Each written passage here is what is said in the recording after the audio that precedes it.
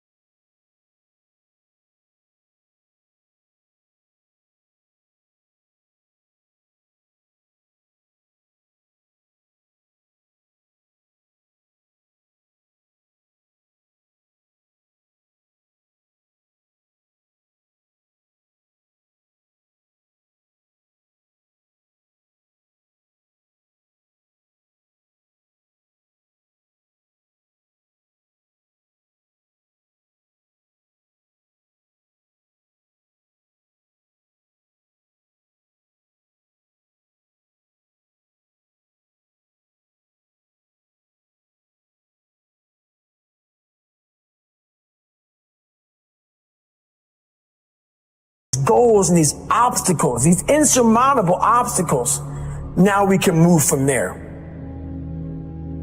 If you look at it as, man, I'm broken and I'm still here, and I'm fighting, and I'm gonna find a way to get through this because I have no other place to go. It gives you a lot of power. And no one really finds themselves without going through trials, tribulations, suffering, accountability.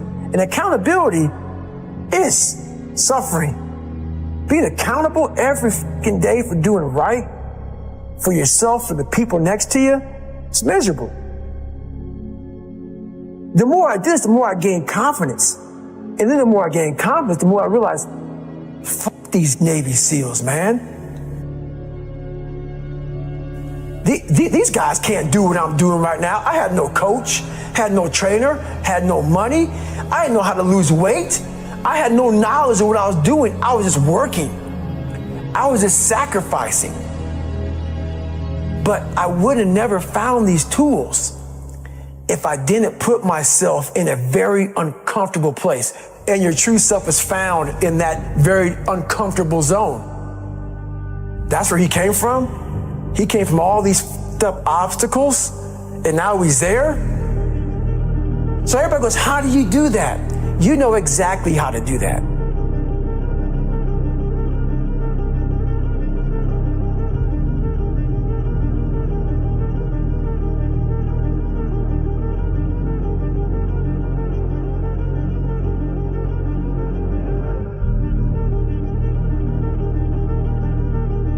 There's a lot of thought behind a person being a born loser, becoming who I am today. You don't just wake up and just rocky the shit. You gotta wake up and think about, there's a process to getting better, and that process is never finished. Like a lot of times, if your back is hurting, it may not be your back. It may be something else in your body that's making your back hurt. For me, I'm like, man, why can't I get past this hurdle? So like I said, I'm always examining myself every day. What is it? What is it? Well, there's only one thing you haven't examined yet, and it's going back to the beast, going back to the demon. All the fucking times that I was like, I'm not going back, and I went back. I'm not going back, and I went back. I'm not going back, and I went back. It showed me even more of what we have as humans, if we're willing to go there and we're willing to push that extra step. A lot of people, man, how do you do what you do? At the end of the day, I ask myself one question: can I take one more step? And usually the answer is yes. So if you can answer that question and not take another step, that is real failure. That is real quitting. So a lot of people can take one more step, but they choose not to. I don't know if you can take two steps. You got to answer that question after you take the first step. But I can always take one more step, so if I choose not to, that's on me. And I got to live with that. I had just climbed a mental wall that was amazing. And I didn't want anybody to take that pain away from me at that point, because that was all confirmation. So for me, this was the new level. You don't need a lot of things. Sometimes the only thing that kept me with that one step forward was one thing. Let's not quit yet, guys. Let's think about your options. Where are you going to end up if you quit this shit? Where are you going to go?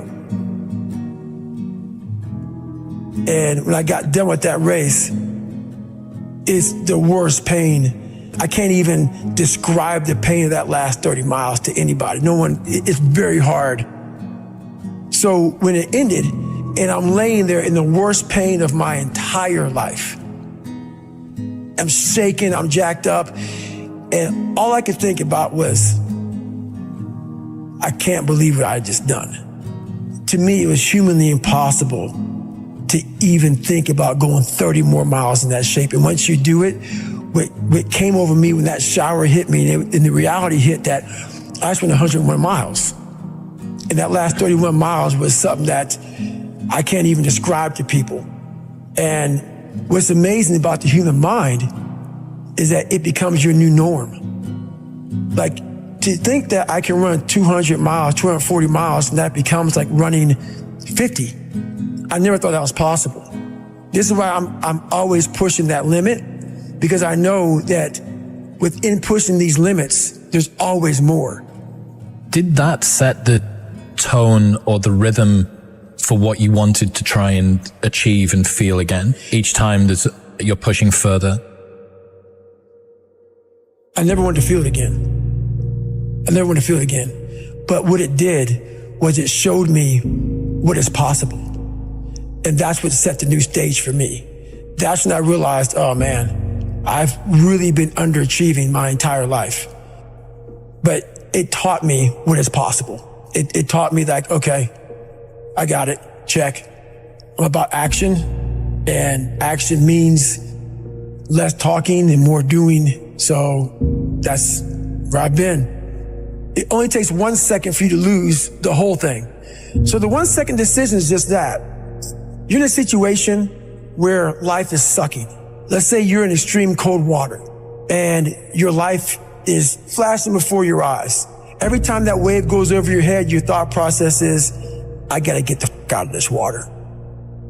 And you're in Hell Week. And you're hour 1 of 130 fucking hours. It's cold, I can't be cold this long. And then this is where that 1 second decision comes in. You forgot every reason why you wanted to be there. You don't care about SEALs. You don't care about any of this. You don't care about fighting for your country. All you want to do is go back home. You want the warmth. You may want something to eat. All those things of comfort are there in that 1 second. And this is where people lose. So what I do in that 1 second, because we all think about quitting when it's hard. But what you have to do in that 1 second is hard to process information during pain. Because that pain takes over and you can't think rationally. You're thinking about fight or flight, save yourself. That's not a rational thought. It's not a thought that's going to get you through hard times. Most people fail that 1 second. So what happens, what I do, I start thinking logically.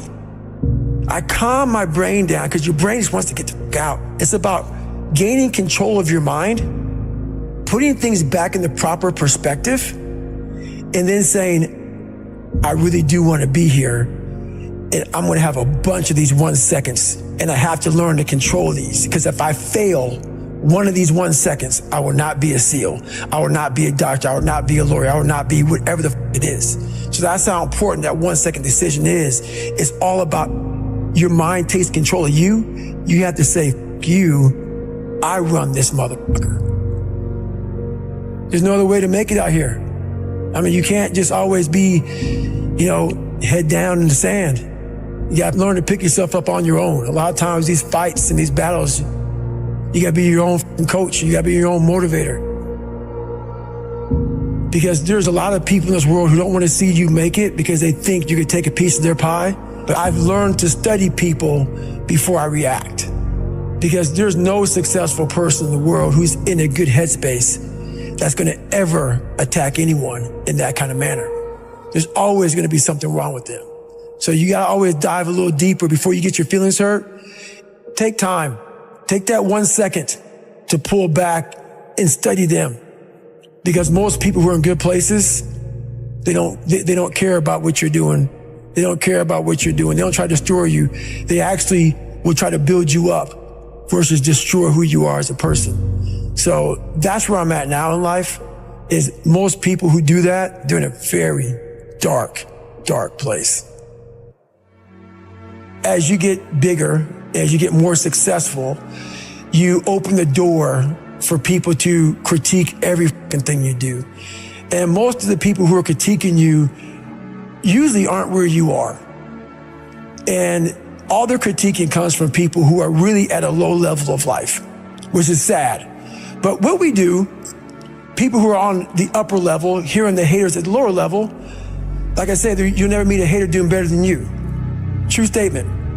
So I started making these mixtapes with all of these hate messages about people talking shit. And it became such a source of fuel that it was amazing, because I know why you hate me. You hate me because you're probably in the bed right now. You're probably an underachiever. You're probably somebody who doesn't want to do anything with your life. So I make you question everything about yourself. So I'm going to continue making you question yourself by coming out here and being even more successful. So what happens is, there's days where I'm like, you know what? I really don't want to do this today. And I'm like, oh, hang on. So I listen to that while I run. I sometimes play it in the house. It's half comical, it's half inspiring. I'm actually inspired by it, because I know I'm gonna get hit in the mouth. There's an art to getting hit in the mouth. And that is why these things are important. You have to wake up and you have to give yourself belief. You have to give yourself confidence. So it starts with that run. Belief is like, there's an after school special belief where the mom says, believe in yourself, and that's all great. But there's also a built belief. How I build belief is through the daunting tasks I put myself through. So that's proof positive that I can. You don't become confident by shouting affirmations in the mirror, but by having a stack of undeniable proof that you are who you say you are. Outwork your self-doubt.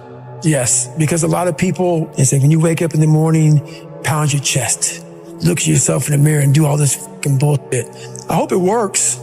What works for me is that everyday resume. The things I know I've accomplished, the things I know I've done, real hard work, the real calluses on my mind, the real calluses on my hands. That's it. You must build belief. You must build confidence and say, I can knock that shit out.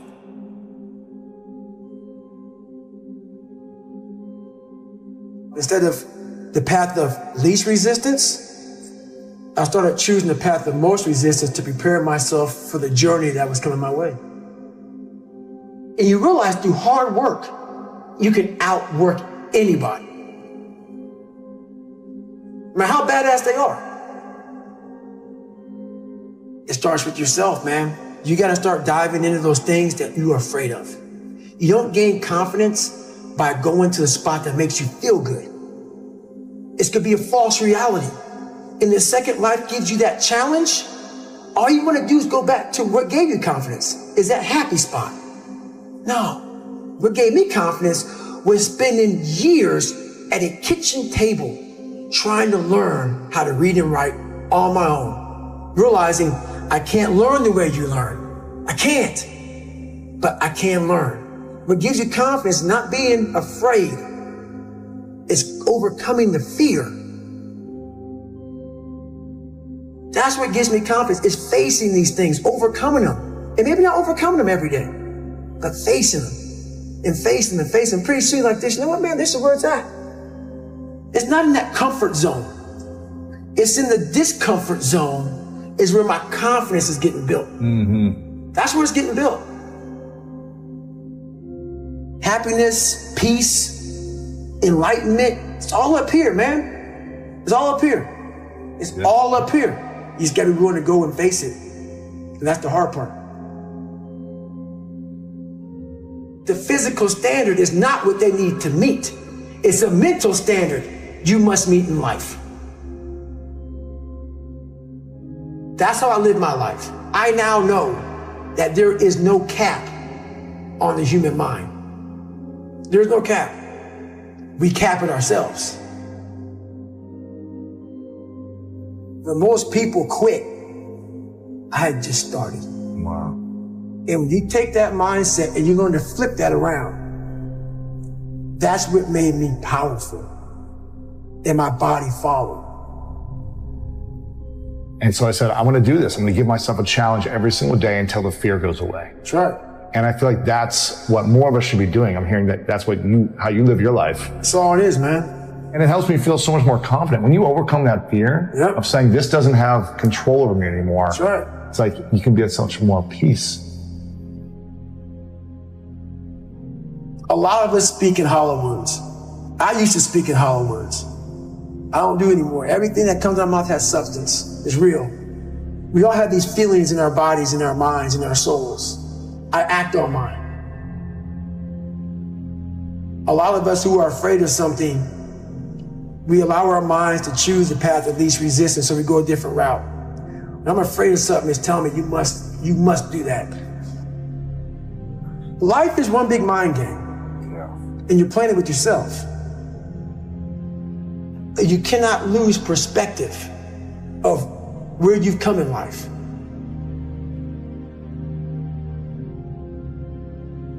I'm trying to give people a different thought process of life, where failure, hell, disappointment, discomfort is a great learning tool. And many people don't understand that, but it's these few moments in life that you have. Like for me, I always talk about it. Rocky 1, round 14. That 1 2-minute and 13-second clip of Rocky getting up when Apollo knocked him down. That one clip, when I was going through a very bad time in my life, I saw what I wanted to be. And it wasn't a guy that won. It wasn't a guy that won everything he did. It was a guy that kept getting up after being knocked down. So I realized if that 2 minutes and 13 seconds changed my life, that's all it was. I saw something that I needed to be in the world I was living in. Maybe my story will give someone the 2 minutes and 13 seconds they need to change their life. Everybody's got a story. We don't share it on social media. We share our nice life on social media. We all have a dungeon. I'm just willing to talk about mine. Mental toughness isn't something that you sample. It's something that you live in every day. Whenever hardness comes, and you don't know what it is, it may be different for you than it is for me, but you go back to your insecurities. And then when you go back to your insecurities, you then look for comfort within those insecurities. And we all look for that cookie that your mom used to give you when you were sad, when you were sick. We look for our wife or our husband. We look for comfort. It's in those moments you must retrain your mind to think differently in help. The mental standard is you must know how far you've come.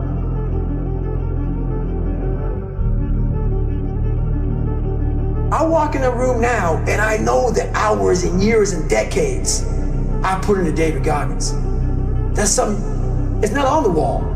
It's not a trophy on the wall. It's not a medal on your neck. I don't care how you perceive David Goggins, because through my journey, I figured out the one piece I was missing. I thought it was cars. I thought it was women. I thought it was money. I thought it was everything. The one piece I was missing was me having the courage to face myself. Where I got my work ethic from was the hours I had to spend learning this. When you sit down and you're not smart, and you have a disability, and you still want to be in the top of your class, I didn't want to just get by. When I realized that I can learn through hard work, and I can beat the valedictorian in school, but I got put in 10 hours more a day than he does. You know what kind of strength comes from that? When you're sitting down, that guy that valedictorian studied for an hour, and you know I caught you I have the work ethic to catch you. That's where David Goggins got really invented. Yeah. Was at a kitchen table with 20 spiral notebooks that were empty, and then they were full. And when you can go through that, I still have them in my storage unit. You go through these spiral notebooks of your life, and you realize, this is how I learned. This is unbelievable. It wasn't until I got real sick and my life got real quiet. I went from running 205 miles in 39 hours to I couldn't get out of bed. My life was taken from me. And that's when I realized I hadn't taken time to think about what I'd done in my life. I'd done all these things, but there was no finish line. I finished a race of life, and I wouldn't even receive my medal. I go on. I get in the car and I go. When I started figuring out life, that I was leaving so much in the tank. Once I realized, my God, man, I was this dumb, fat kid being bullied, and now I'm a 180-pound person, lost 106 pounds in less than 3 months. Learn to read, learn to do this, learn to do that. I was like, I need more. I was fueling my mind with everything. And I never took time to say, my God, you came from this hell, and you're here. I had come 8,000 miles from where I started. But if you never know that, you're still in the $7 a month place. So it's that quiet place. It's that place by yourself. It's those hours and years and decades by yourself in the grip of life.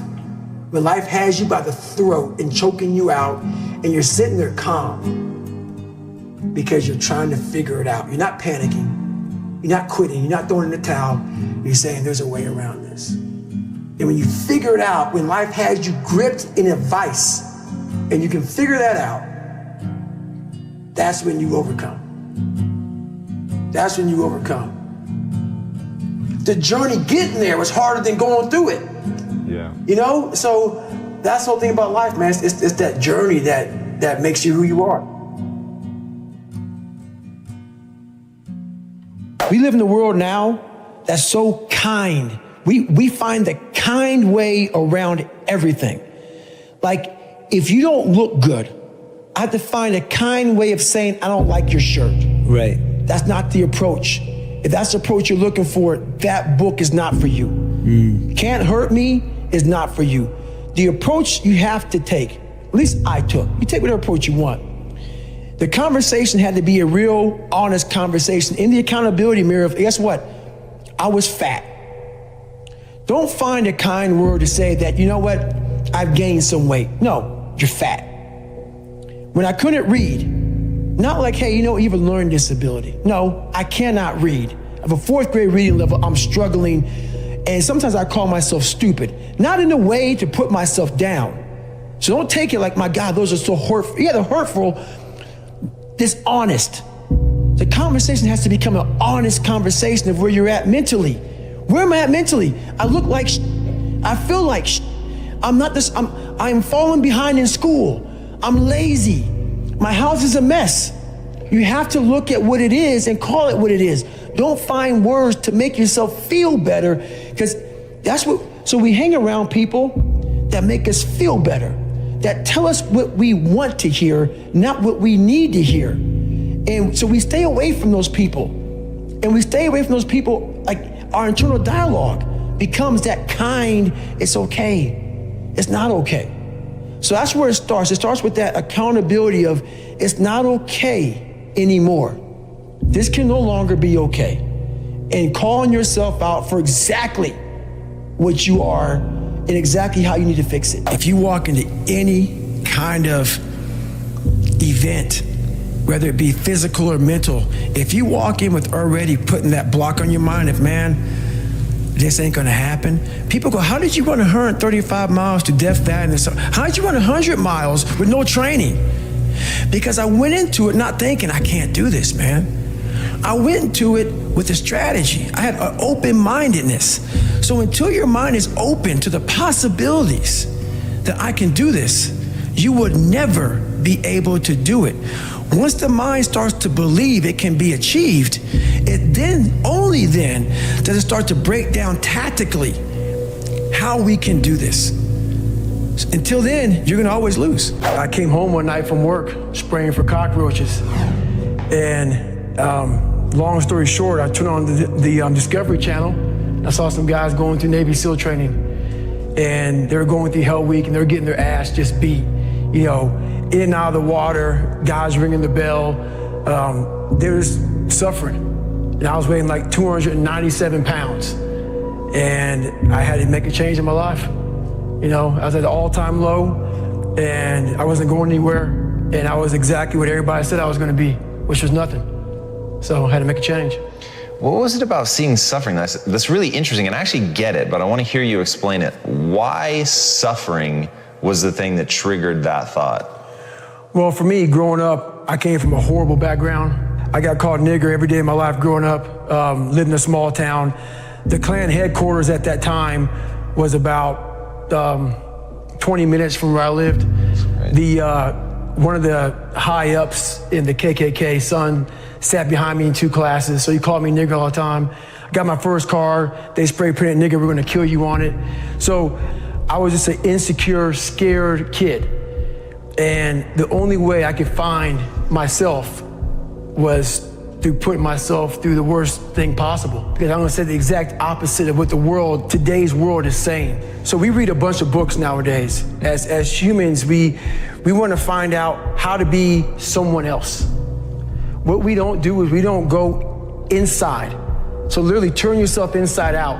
Read the book that's like we're writing a book every day of our lives, but we never read that book. Every day we're seeing who we are as people. When I was growing up, I lied for people to accept me because I didn't accept myself. So I would make up stories so then you would accept me into your world.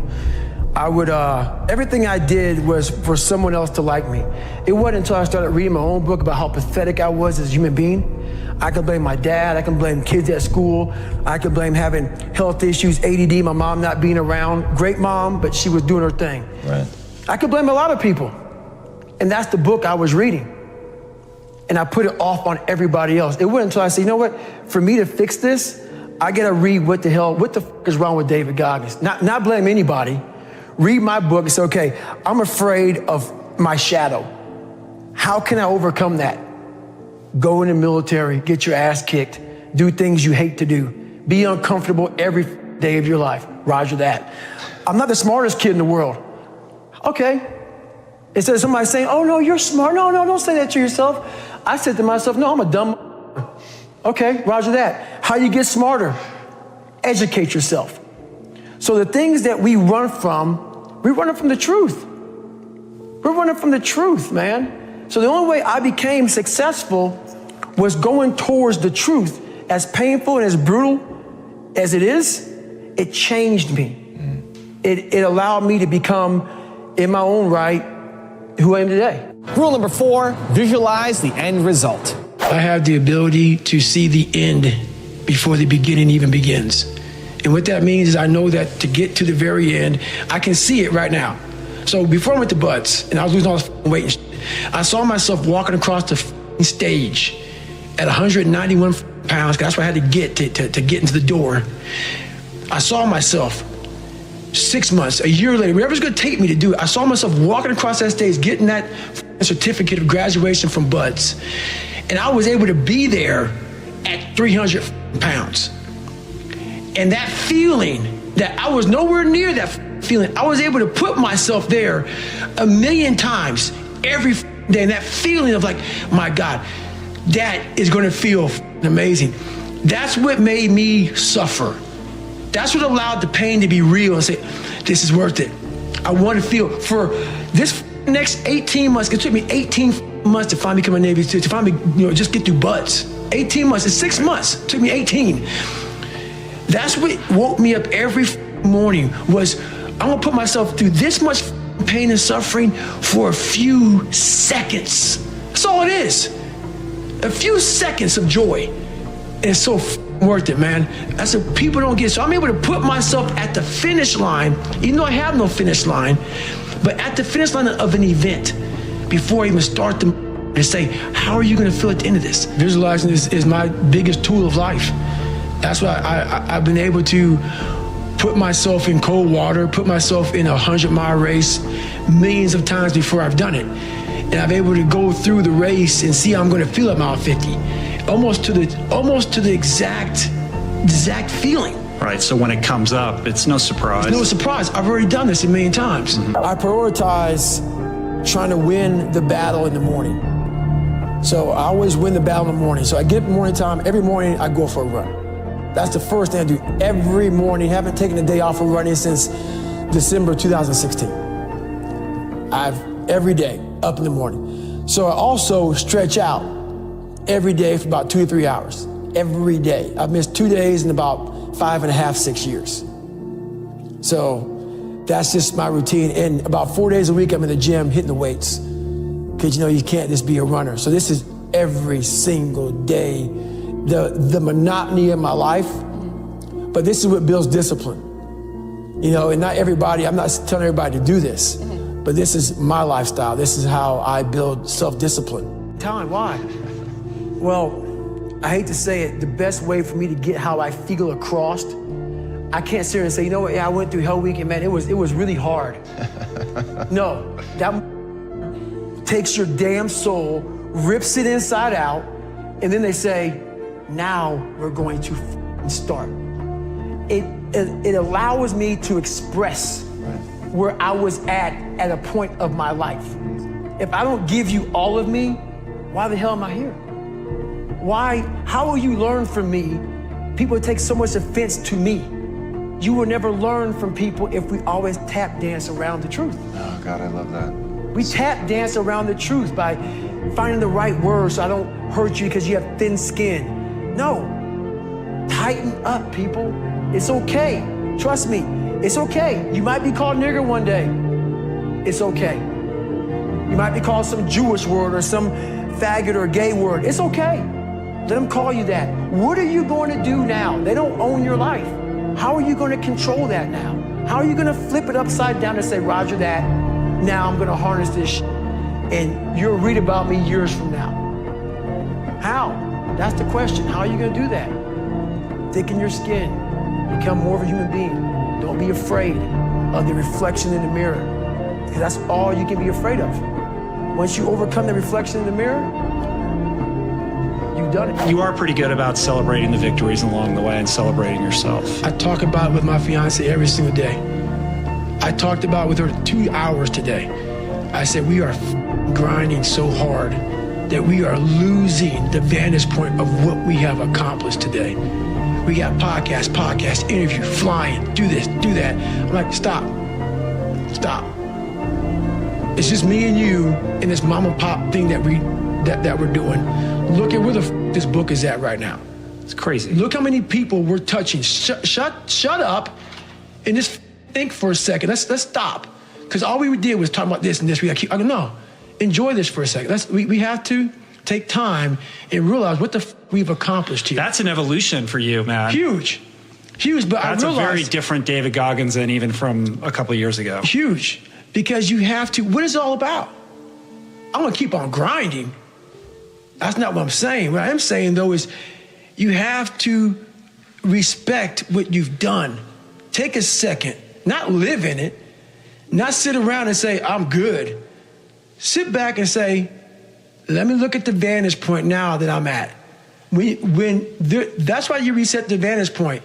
Get the tactical advantage. If you get the tactical advantage too quick and start fighting, you got to take a second to take observation of where I'm at. What have I done? Am I in the right spot? I'm obviously in the right spot right now. Now we can go back to fighting. And rule number 8, the last one before a very special bonus clip, is outwork everyone.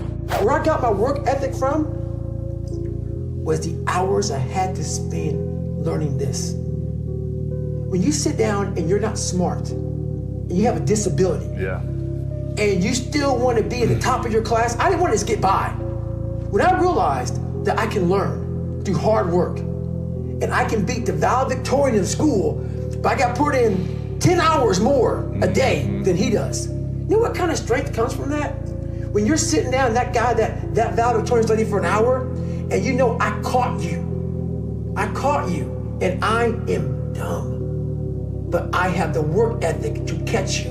That's where David Goggins got really invented. Yeah. Was at a kitchen table with 20 spiral notebooks that were empty. And then 3 months later, they were full. And when you can go through that, I still have them in my storage unit. You go through these spiral notebooks of your life, and you realize, this is how I learned. This is unbelievable. There's no miles. It's not about the miles. It's that, having a discipline every day to say, for me to learn this one math problem, it's gonna take me 10 hours. Wow. And that's where and you realize through hard work, you can outwork anybody, no matter how badass they are. But that's the part people don't want to dive into. So one big thing is the accountability mirror. You have to start with yourself. So what happened in my life was we start to get, I call it like the rucksack. A rucksack is a pack that you carry in the military, and you put all your stuff in it. Your radios, your food, your water, all that stuff you have to carry in the military. That's your rucksack. It's a backpack pretty much. As you're growing up, we all have a backpack. Most of ours, hopefully, is empty, and what we put in it is all the crap we go through in life.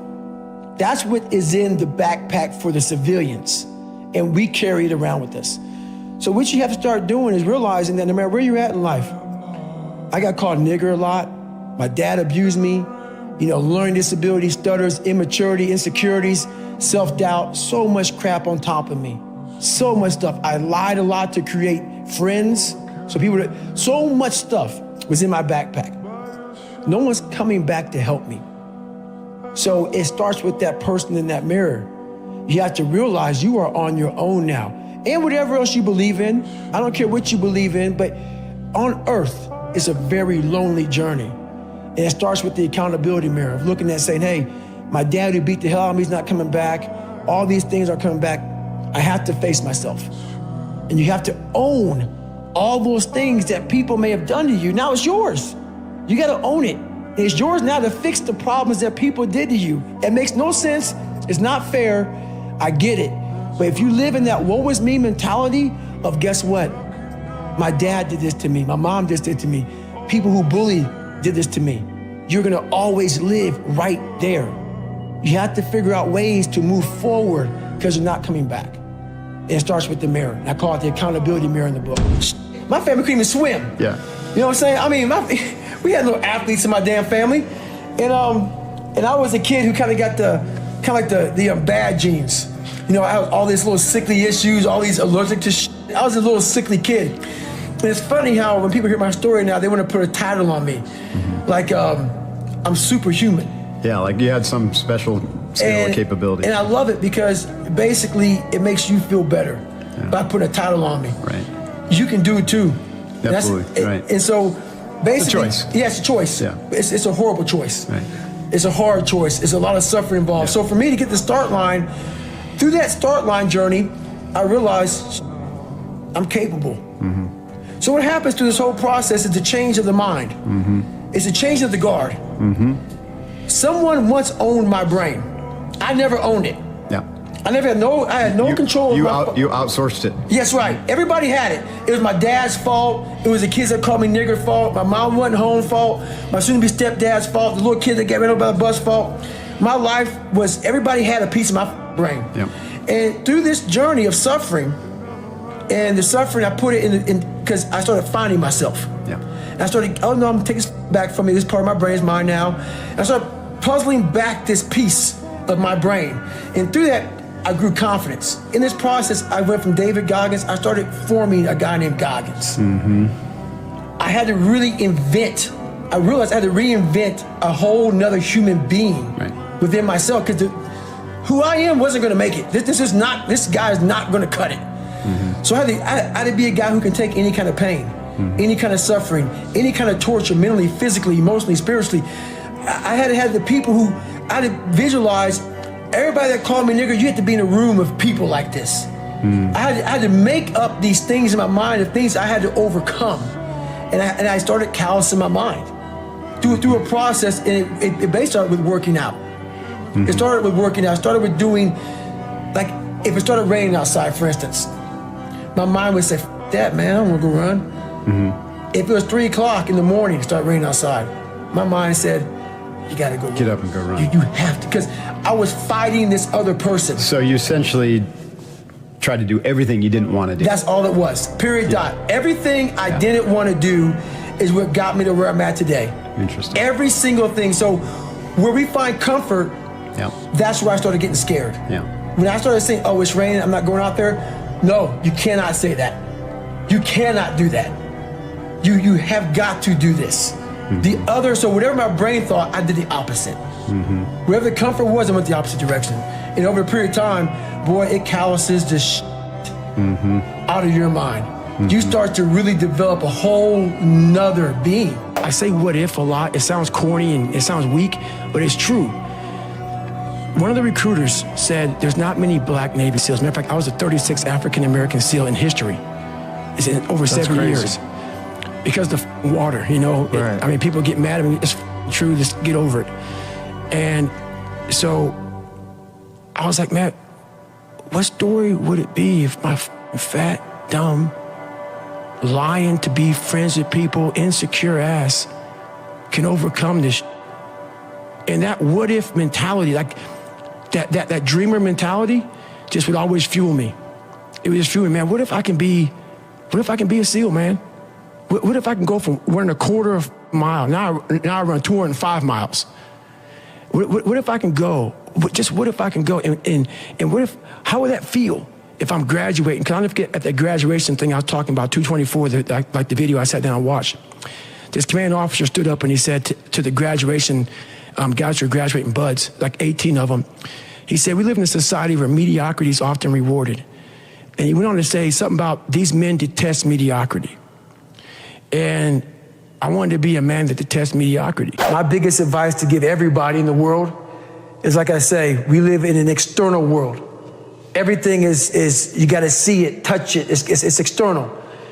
If you can, for the rest of your life, live inside of yourself, stop listening to people who are calling you fat, gay, transsexual, nigger. Everything that is makes no sense. All these insecure people putting their insecurities on you, you gotta flush it out. You gotta just be whoever the hell God or whatever the hell you believe in. If you believe in nothing but yourself, I don't care what it is. You gotta take everything and throw it away. You have to believe in one thing, and that is yourself. And I'm not saying don't believe in God or what you believe in, but right now, for you to find greatness in yourself, you're not gonna find it by looking in a book or by even hearing me. I may give you the spark, but you've got to go inside yourself to find it. And that means you gotta be quiet. Shut the f up, go in a room, stop talking, search your soul, search your mind, search your abilities, and you'll find it. But if you're not looking for it, you won't find it. So you gotta go start your journey. And the journey starts with you finding, why the hell am I here on this planet Earth? Why am I here? And if you don't know that, you will live the rest of your life searching, always asking the question, why? Growing up, being the kid I was, I found strength in different movies. Yeah. So I come home, in one movie I found a lot of strength, and as funny as it may seem, but I visualized this scene. I do it today during the pull-up record. I did 4,030 pull-ups. Yeah. The last time I did it, I actually got it. It took me 3 times. I played one song for 17 hours pretty much. And it's from this movie, Rocky 1, round 14. I related to the person in the movie, but just the one scene when Apollo's beating the shit out of Rocky. He falls in the corner, and everybody, and Rocky, and Apollo turns around, arms up, happy as shit. I got this guy. He turns around not knowing that Rocky's trying to get up off the canvas. Mickey's his trainer saying, stay down. Right. Everybody's saying, you did good. You did good. You went 14 rounds with the champ. Rocky didn't hear shit. He got up, and what sticks in my mind today, and I'm seeing it right now, when he got up, Apollo starts to turn around to see the aftermath of what the he just destroyed. And he did not expect to see what he saw. Right. And what I see out of the whole movie, I see Apollo Creed's face. Yeah, fear crept in. Yes. Yep. And I said to myself as a young kid, I want to be that. I don't need to win. I don't need trophies. I don't need people to like me. I just want what he has. Yeah. A fictional character, whatever the hell it was, I want that. And I visualized that. And I want to become the guy who can get off the canvas and look at somebody who beat the shit out of him. Life. Yeah. I'm talking about life right now. Yeah. In life, even life itself puts their head down toward Says, David "Oh, Goggins. yeah. This is not going to stop. Right. So that mentality became what I wanted. Nice. And that's how it started, with that visualization of the canvas. And all I got to do is just keep getting up. So I would take it like, who would even think about doing this? So I would sit on my couch saying, who at 297, who can't swim that great, who's scared of the water, would have the balls, who had the balls to man up, quit a job, and go and just put everything on himself. So it's how I started talking to myself and putting myself in a whole different category, and that would fuel me the next day, and I just kept using that as fuel. No one would do this. No one would do this. You're the best around. You're the best ever live. And I just kept fueling me with the right kind of message that I needed to hear, that I was never telling myself. And through time, it became reality to myself. So you start out on the first day, and then do you start running again the second day? Yeah, the second day I went right back after it again. But I started realizing I can't run that far. Right. So what I did was I became damn near a professional cyclist with the miles I put on the bike. So whenever I watched TV, I had to be doing something. So I was riding the bike. I rode a bike a lot to lose the first initial kind of weight, because my bones were just hurting so bad. My body was just broken. And I learned to get over that also. And I tried to swim a lot. I wasn't a great swimmer, but putting fins on kind of equalized my body. I wasn't so negative buoyant. So I started finning a whole bunch.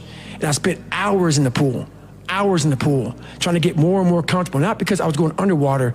I was so scared of the water that I had to live in the water. I had to become one with the water. So going to the pool used to scare me. So I went to the pool an awful lot. And then the bike got easier. I was able to run more. I went from like 1 mile. 1 mile was a great accomplishment.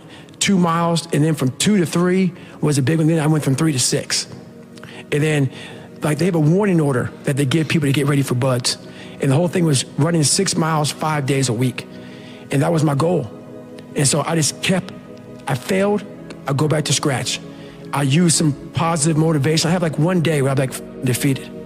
But I started realizing this is part of the process. This is part of the journey. I had to realize this is part of my process versus just saying, like I used to, I'm just not good enough. If I'm not good enough, we always say that I'm just not good enough, and then we try something else. I'm gonna make myself good enough. And that became my mentality. I'm gonna make myself good enough. And so I'm misunderstood a lot, but that's all it came down to. I made myself good enough. And the days I couldn't run that far, the next week, I would do 2 a days. So like on the running, if I ran a quarter of a mile, I wait a couple hours, it'd haunt me, bother me. I try to run a half mile the next time, same day. You can do more than this. If I had to walk, I had to walk. It just became just a process of grinding, and grinding is not even a good word for it. It's not even a good word for it. And just going further and further. And then when I got through running, I go to the bike, I go to the pool. If I got tired somewhere, my legs were tired, I go to the gym. And I developed this crazy workout where I was doing volume, like 200-300 reps of like very lightweight. People always say, how come you don't have any like loose skin? My workout routine in the gym became sick.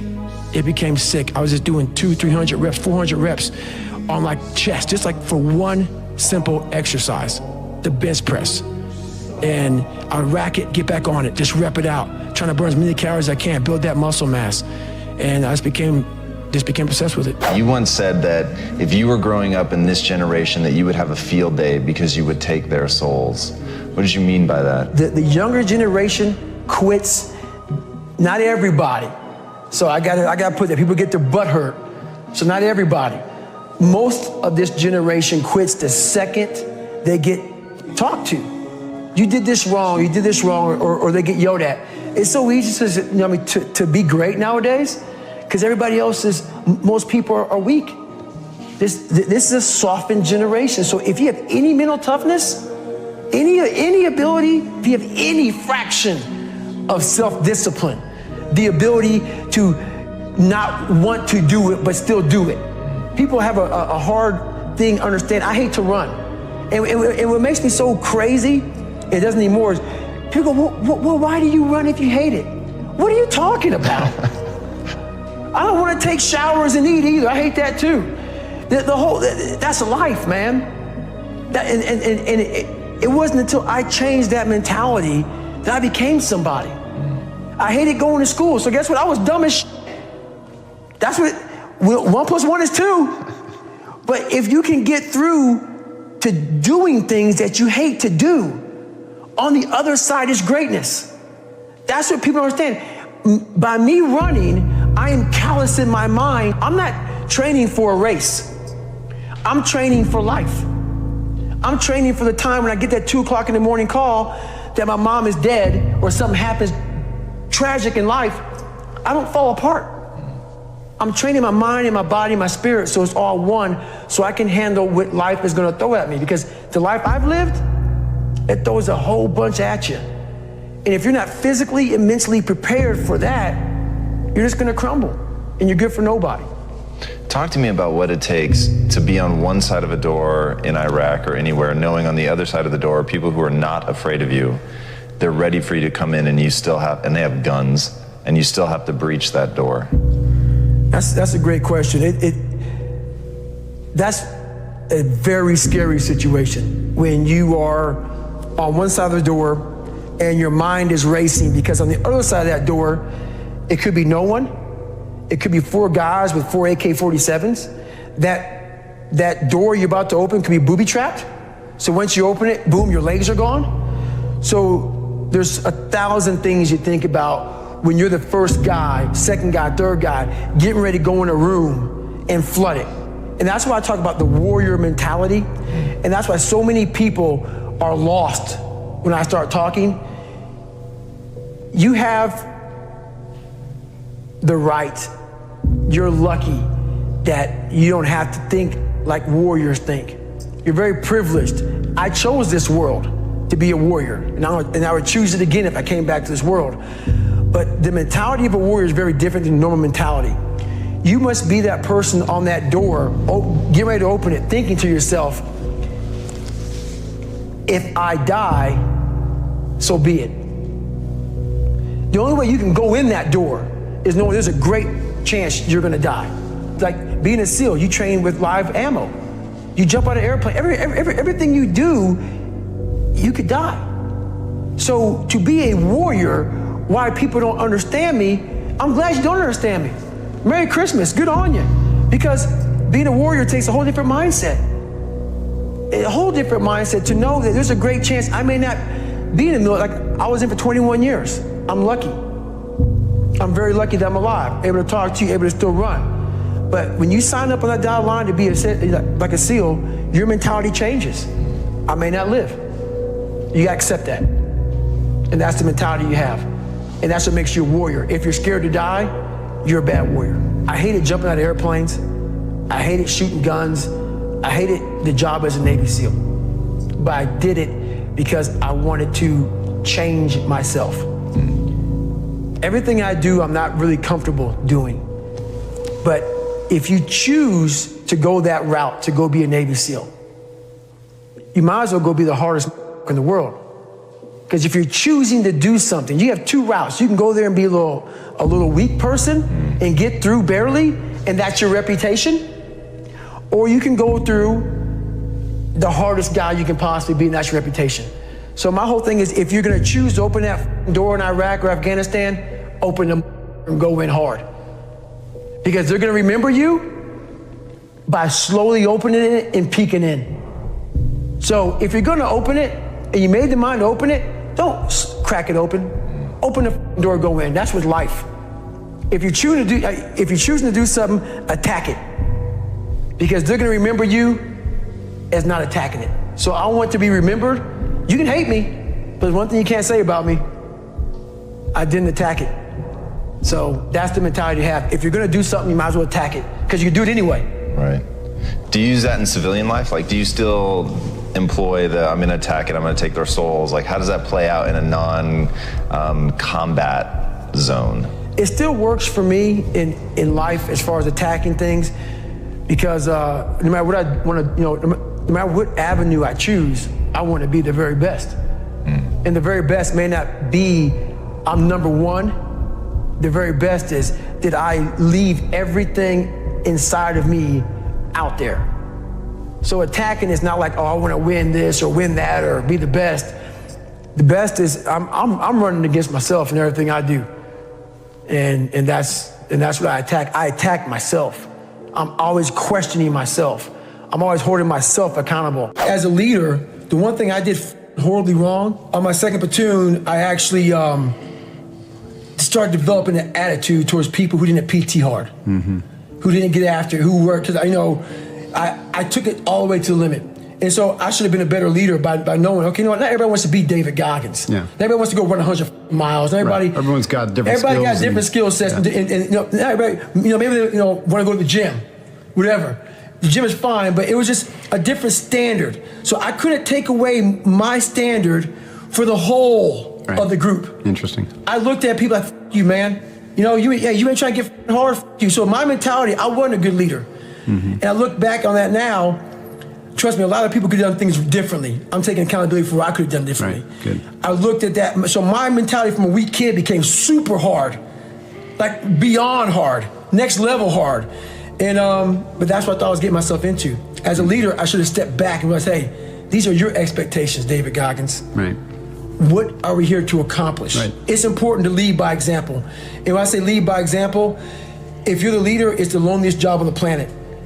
And if you do it, you have to be up early. You have to leave late. You got to do the sucky jobs. At least that's how I look at it.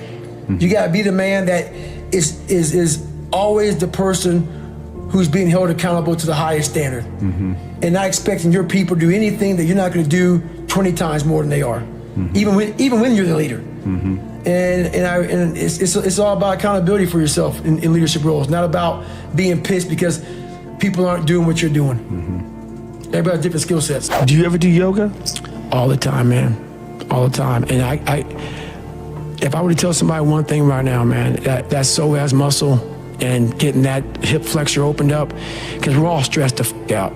It's much worse than others. It changed my life. I'm one of those, I've drone on too much about yoga. I'm like one of those vegans. It's like, you got to do it, man. Right. Just try it. I get annoying, like a born-again Christian or something. It's like, I'm getting that way now, man. I'm getting that way now. For anybody who does anything hard, like, if you do anything like with weightlifting type shit or martial arts type shit, where it's just everything's explosion, it's lifting, it's heavy, it's push. Right. Yoga just will balance your shit out. Yeah, it will. Yeah, it will. It really will, man. And there's all these people that resist it. Like, there was some article recently that was something along the lines of hot yoga is just trendy nonsense. I read that, and then even in the article, it talked about that there might be some benefits in terms of like the strengthening your arteries, and they didn't even mention heat shock proteins. There's a study going on right now. I believe it's at Harvard. Right. One of my friends was telling me about it, where they're trying to find the benefits of 90-minute hot yoga classes, because they think it might mirror the observed benefits of sauna, which they already know for a fact. Has big benefits because of your body producing heat shock proteins to deal with the heat. Right. That's why I put that sauna in here, man. I go in that for all the time. Well, no one can tell me it doesn't work. It's big. It's proof positive. It changed my life. It wasn't a medication or this or a drug. It was stretching. Yeah. It was yoga, stretching, all that stuff combined changed it. So when things hit you in life that you're afraid of or you're not good at, the first thing you're going to say to yourself is, why am I here anyway? This isn't for me. The water's too cold. The sun's too hot. I'm getting up too early. Why am I doing this to myself? That's what the normal mind says. I had to start training my mind to think about how the can I get through this? Not giving myself a way out. Never giving myself, creating a wall around all the ways out in my mind.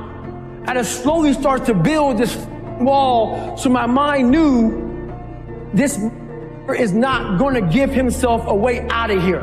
In my first hell week, I had a huge setback. I was broken. My legs were broken. I had double pneumonia. I got rolled back to day 1, week 1 of Navy SEAL training. I got through that second hell week.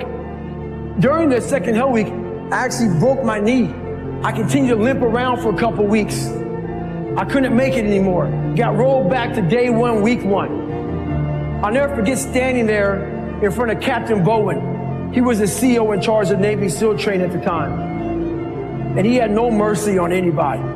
If he believed in managing your expectations, I wouldn't be here today. He challenged me again. I was challenged my whole life, not by the mindset of managing expectations, by exceeding expectations, not by managing them. I'm standing there with crutches. I'm sitting in his office. He looks at me, he goes, Goggins, this is your last time. We're gonna put you through Navy SEAL training. This will be your third hell week in 1 year. We're not gonna put you through a fourth.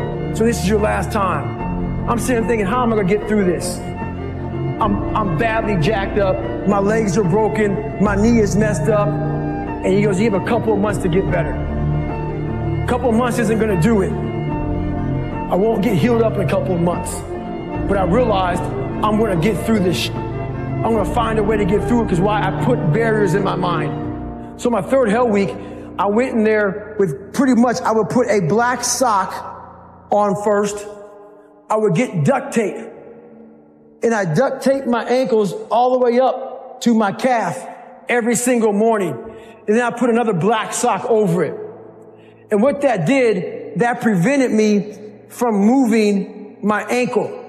So I didn't really, I wasn't flexing my shin as much. And I started running with just my hip flexors. In this hell week, it was a bad hell week. We had a guy die on Thursday morning of hell week. I went on to become a Navy SEAL. Greatness is not something that you meet once.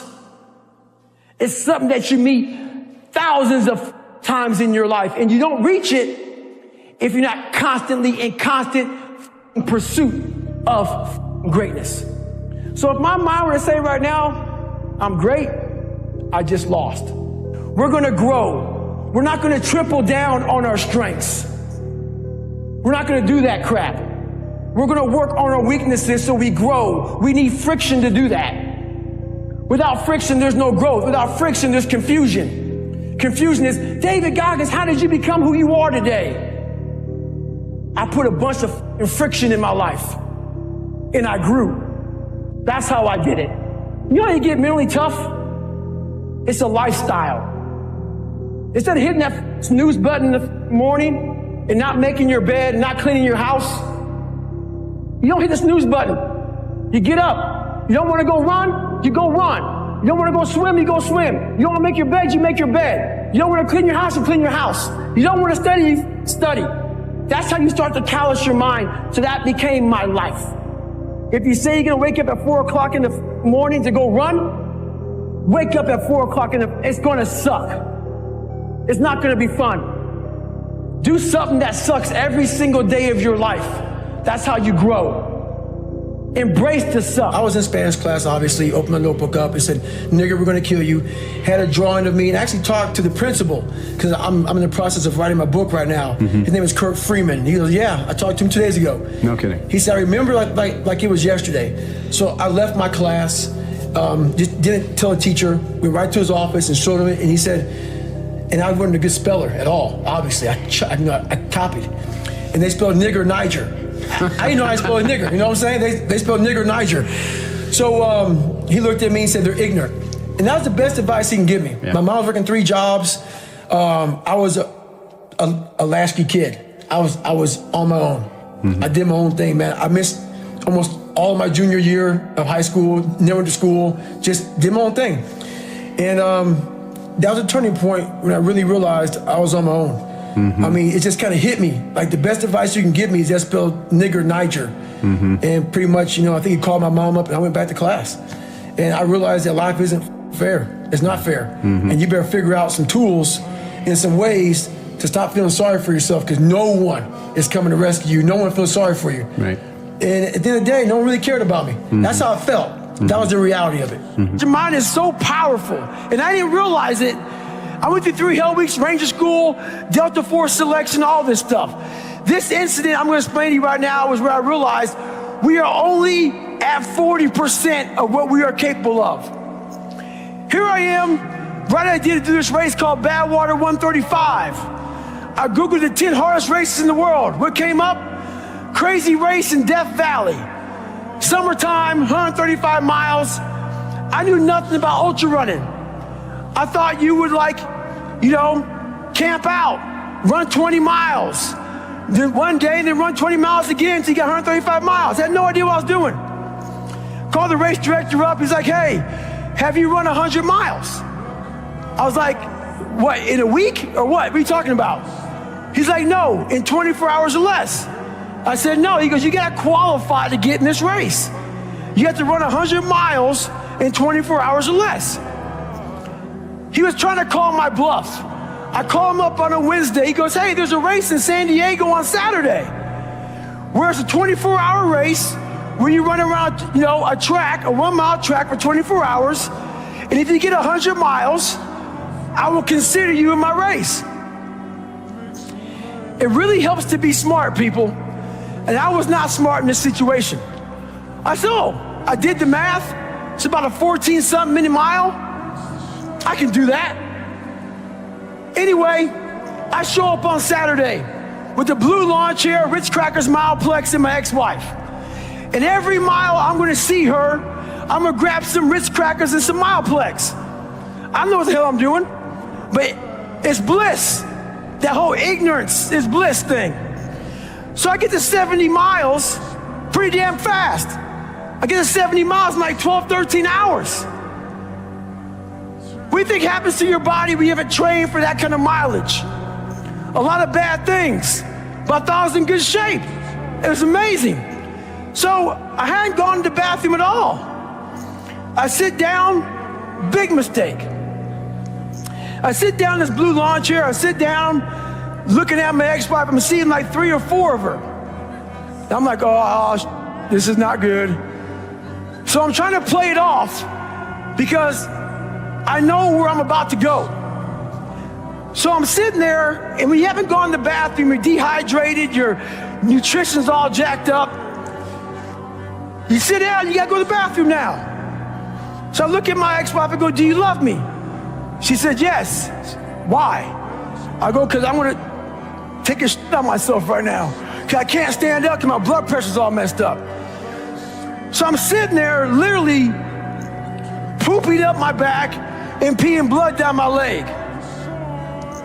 She's a nurse, so she's concerned. And I'm telling you right now, there's one thing you never want to hear as a black person. She said, you're starting to turn white. So I'm sitting there and I'm all jacked up. And I'm like, okay, how in the world am I I got 30 miles to go. I should quit, but I didn't. What I started doing through this whole process was I started to study myself in the dark times. So instead of just quitting real fast, I said, no, I'm going to quit, but not right now. So I sat back for a second and I said, let me get some water, let me hydrate, let me clean myself up a little bit, let me get some nutrition. I wasn't dizzy. It's okay. My feet are all messed up.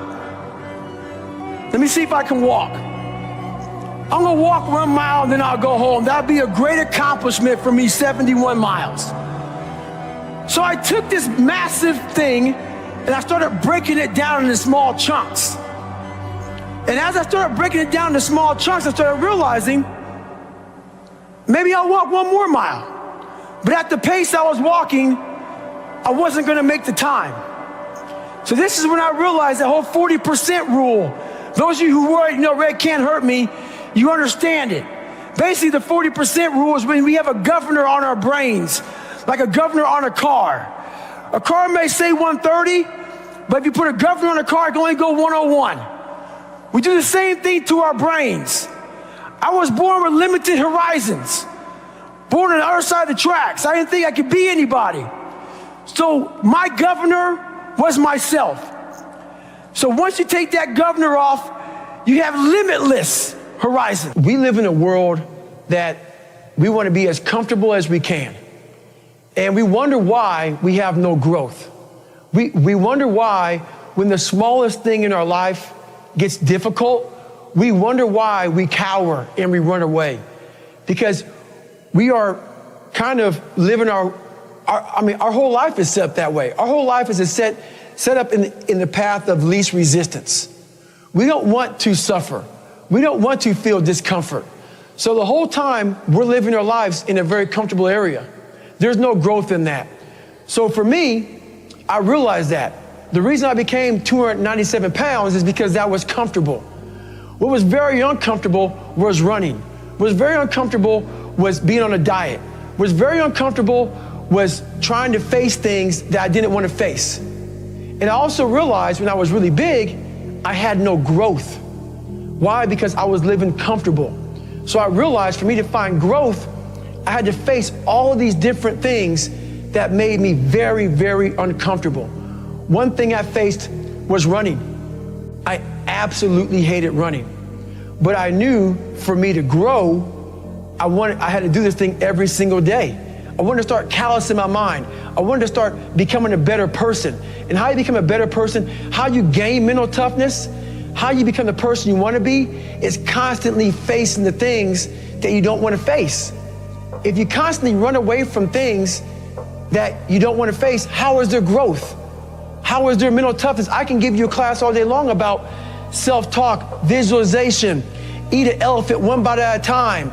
But if you're never putting yourself in a situation to actually practice these things, you're never going to grow. I can't put you out there we're all going through a battle in our mind. A warrior is not a person that carries a gun. The biggest war you ever go through is right between your own ears. It's in your mind. We're all going through a war in our mind, and we have to callous our mind to fight that war and to win that war. When you're suffering, you give up on the very things that you wanted the most. So when the suffering got too much, my dream died. And pretty much I almost died with it.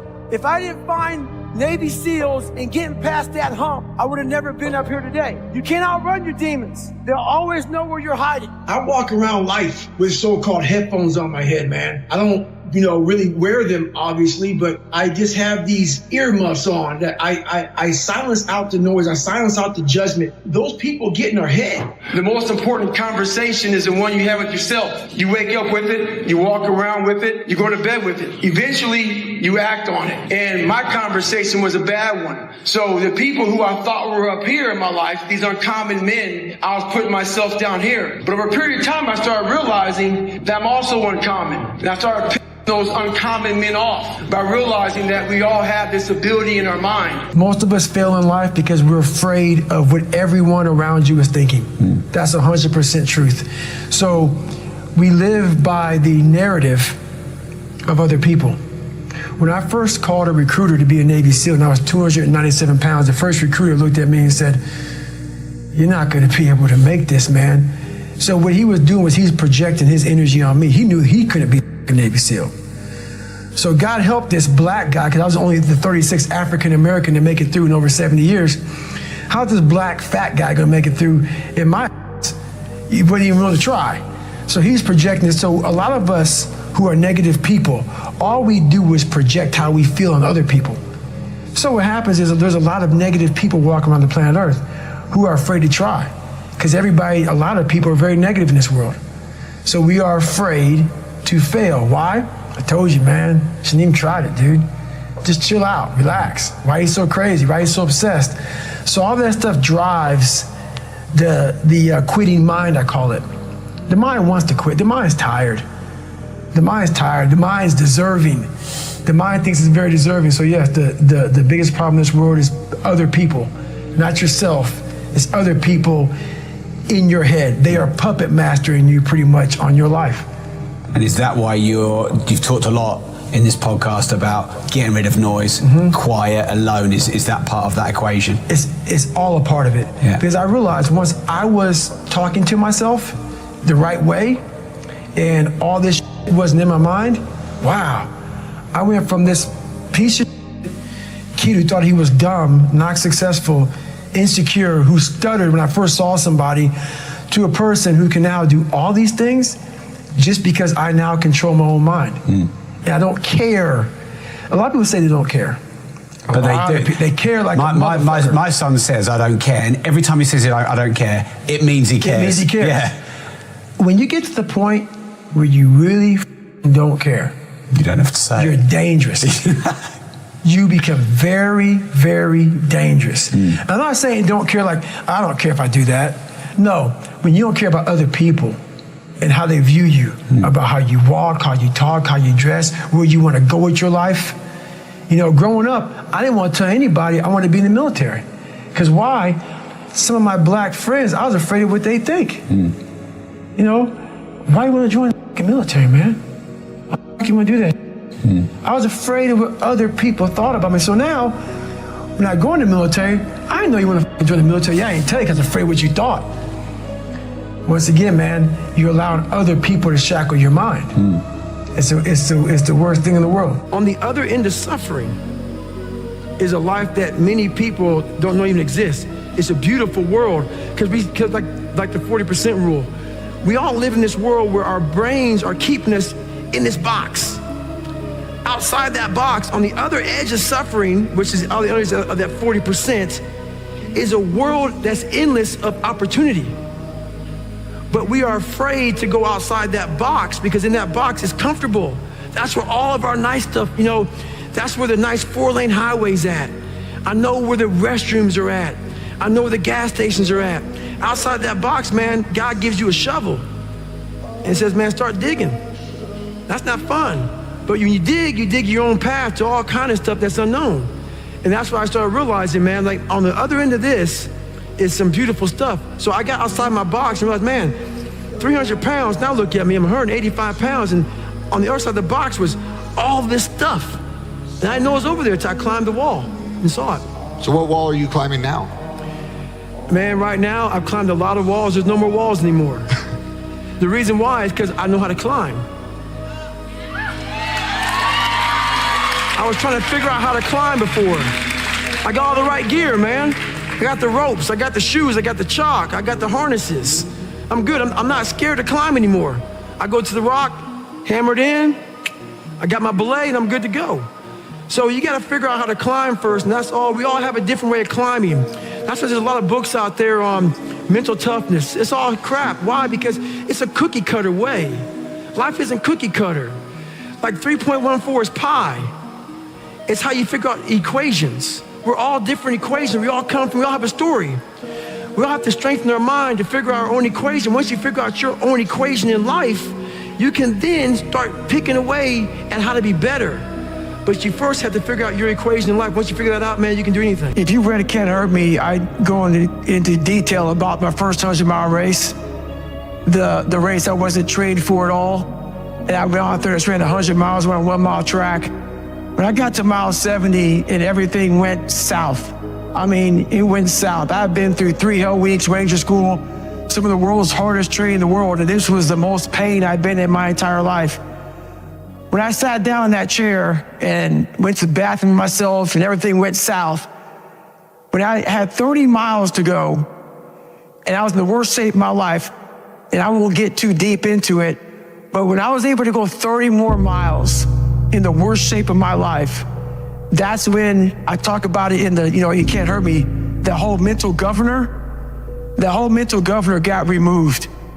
And that's when I realized that a human being is able to do some of the most, horrific things out there. We are built very different. Like a lot of us, we're taught everything, how to read, how to write, how to drive a car, how to cook, how to clean. But very few of us are taught how to survive when the rug gets pulled from underneath us and we have to find more. Very few of us are taught how to fight. And at that moment, that 30 miles was about 10 years of life that I lived in 30 miles. And I learned how to fight in the hardest of times, in the worst shape of my life. Do you want to do this or not? Do you actually want to do this or not? Do you actually want to do this or not? Because if you actually want to do it, what's going to stop you? Nothing. And if you don't really want to do it, what's going to stop you? Just about anything that comes up. Just about any obstacle that gets in your way becomes an excuse. It becomes a reason, it becomes a rationale for not proceeding down that path. Done if you wasn't trying to impress nobody, if you was just being you. I'm thinking like, how many mistakes have we made trying to be what they want us to be? What if we could just be who we were? Like, what would we be doing if we weren't worried about them? So I'm challenging you. When you walk out of this room, I'm challenging you to do you. I'm challenging you to do you. It's not about being perfect. It's about just every day, one step at a time, trying to be better, trying to do more. And I think a lot of people are struggling to find that purpose, but it's okay. You will find it. Do not give up. Keep getting up, just keep saying those things to yourself and you will eventually find it. It's never going to be given to you. Everything's going to be earned. If you don't go out there and put in the work, you don't go out and put in the effort, one, you're not going to get the results. But two, more importantly, you don't deserve it. You didn't earn it. If you love something, if you have a strong passion for something, you would go to the extreme to try to understand or try to get it. I hate losing, but I have to respect losing because losing is a part of winning. And you never just, win. You got to lose to win. How can I do things different? How can I change? But you got to look at yourself in the mirror because that's how things get started. And you got to be willing to change. Dedication, hard work, dedication, hard work. One-man army. The world can go against me. I'm still coming on top. I got God on my side. There's a quote that says, when you know yourself and you know your opponent, there's no need to fear the results of over 100 battles, which means not being naive and saying, oh, I'm better here and I'm better here. You got to know where you suck. Yeah. And you got to know where you're good. Yeah.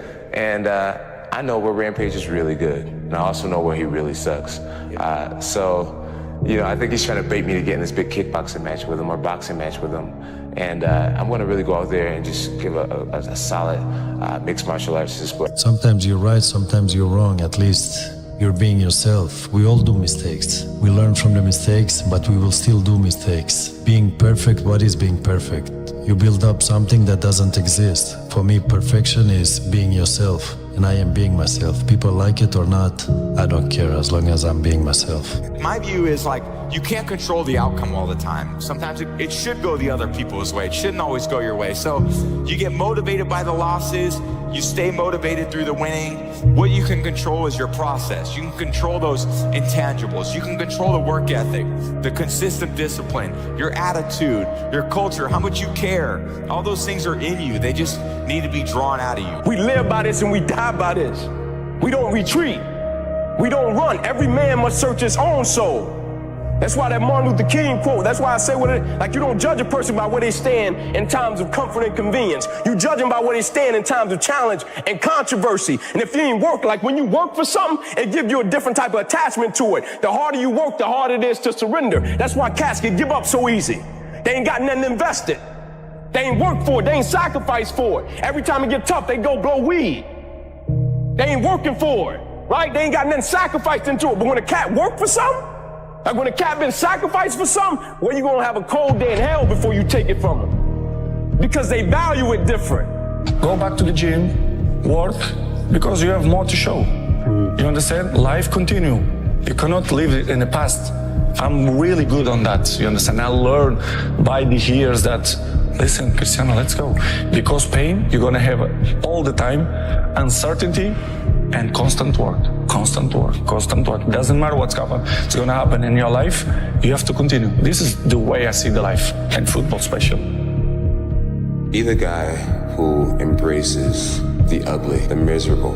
Be the guy who embraces hard work, the grind. Don't be afraid of being hurt. Don't be afraid of sacrificing some blood. John, you should want this fight to be miserable. You should want this to hurt. Be the guy who thrives in that. And I felt like I was that guy tonight. Nothing is easy. Running is running. It sucks. But you have a choice to make. Do you want to sit down and go back to that guy you once were? No. So this is what it takes. The barbaric life that I live, that you have to live, the almost obsession that you must have to be great, you can't put that shit in a fucking book, bro. You can't put it in a book. You can't write about it. Every second of the day, he is trying to extract more from something. He's constantly thinking, he's constantly disciplined, never going off the path. It's a conqueror's mindset. I'm almost 50, and I've been this way for almost 30 years. Stop being driven by outcomes. Stop being driven by, if I get this, I'm gonna do this. Just work. And if you don't get what you thought you were gonna get, show up and still go to work. Because along the process, what's more important, what you acquire or who you become? And a lot of people think what they acquire is the thing that makes them who they are. No, it's who you become in the process of chasing what you want to acquire. You know, hard work pays. I put in a hell of a lot of work all throughout this build-up in the fight. I pumped out more content than anybody, more content than Fox, more content than ESPN, more content than BT Sport, more content than everybody on the Mag Live on my own channels. You know what I mean? I'm a workhorse from all angles, not just in the gym, but I'm building this media empire now myself, and we pumped out the content. I'm very proud of how it went. We consistently, daily movies I was releasing, you know, from like a month ago, every single day. You know what I mean? Nobody's doing that. So I'm very proud of it, and I'm very, like, the work pays, hard work pays, and I put in the fucking work, and that's why I'm sitting at the top. I put it all on the line. I show up, I perform, and I get the results from that. So your brain's amazing. Once you feed it the right conversation, the right mental nutrients, the right mental supplements, the right internal dialogue at the right time, with the right hit, with the right proof of what you've done in the past, and you send it right to the right circuit, dude, you're a fucking beast. A beast. Never repeat your failures. Work with people that are smarter than you. Listen and mentally know you're the best. If you mentally know you're the best, no one can compete with you. I have the ability to see the end before the beginning even begins. And what that means is I know that to get to the very end, I can see it right now. So before I went to Buds and I was losing all this weight and shit, I saw myself walking across the stage at 191 pounds. That's what I had to get to get into the door. I saw myself 6 months, a year later, whatever's gonna take me to do it, I saw myself walking across that stage, getting that certificate of graduation from Buds. And I was able to be there at 300 pounds. And that feeling, that I was nowhere near that feeling, I was able to put myself there 1,000,000 times every day. And that feeling of like, my God, that is gonna feel amazing. That's what made me suffer.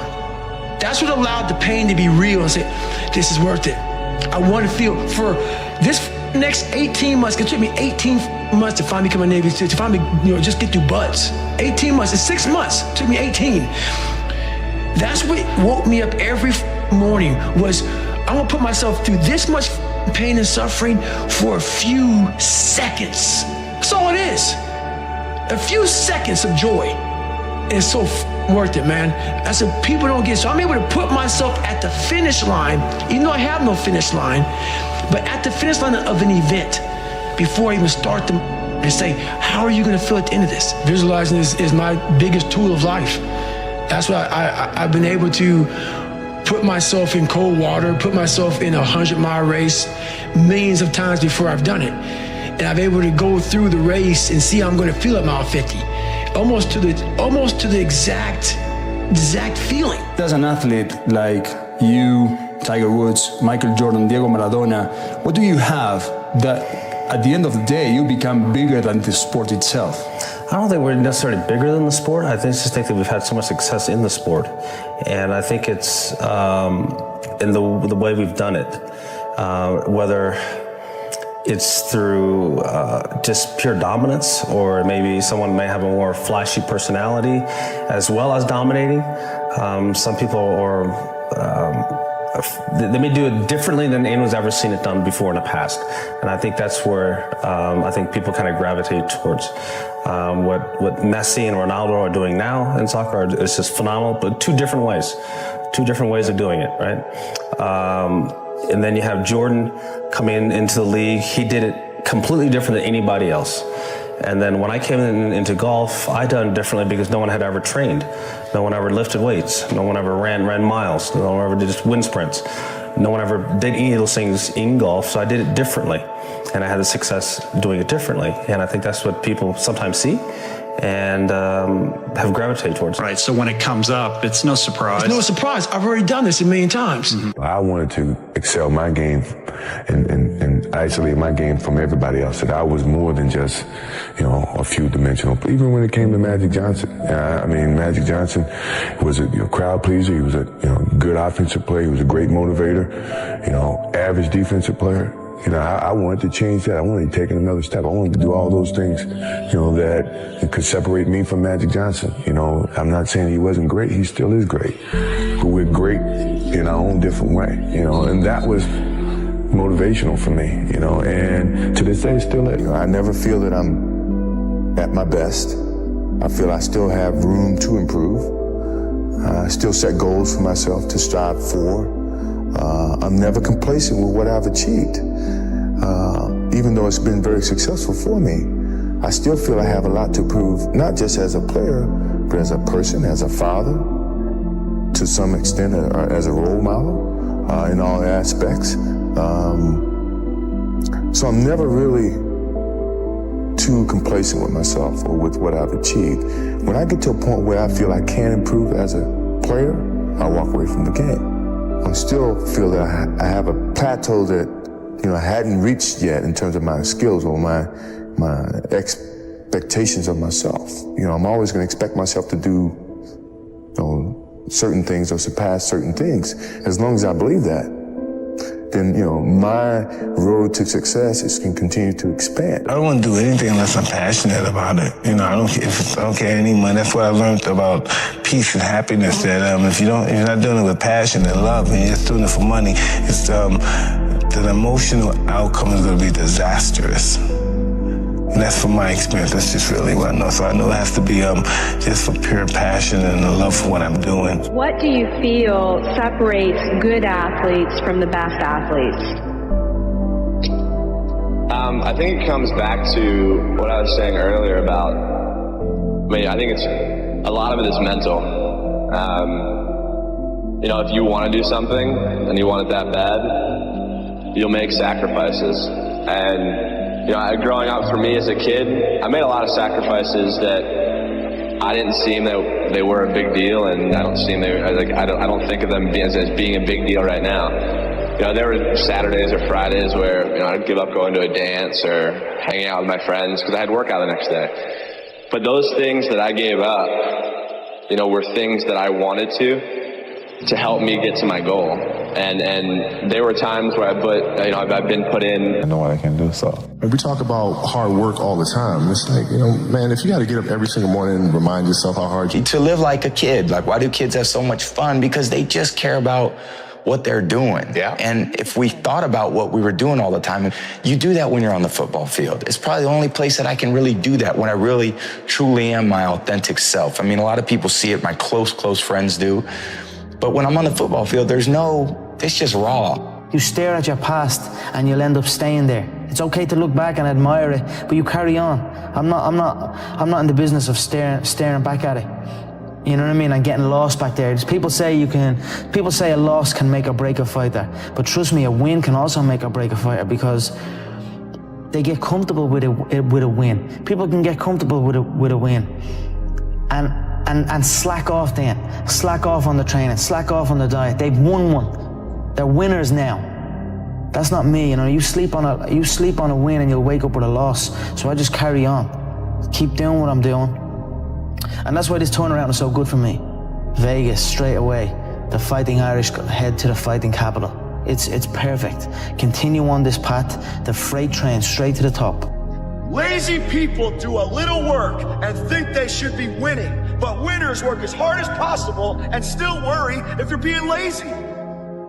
So if you're a winner, you ain't comfortable. What separates the best ones with the other ones, with the average ones, it's the consistency.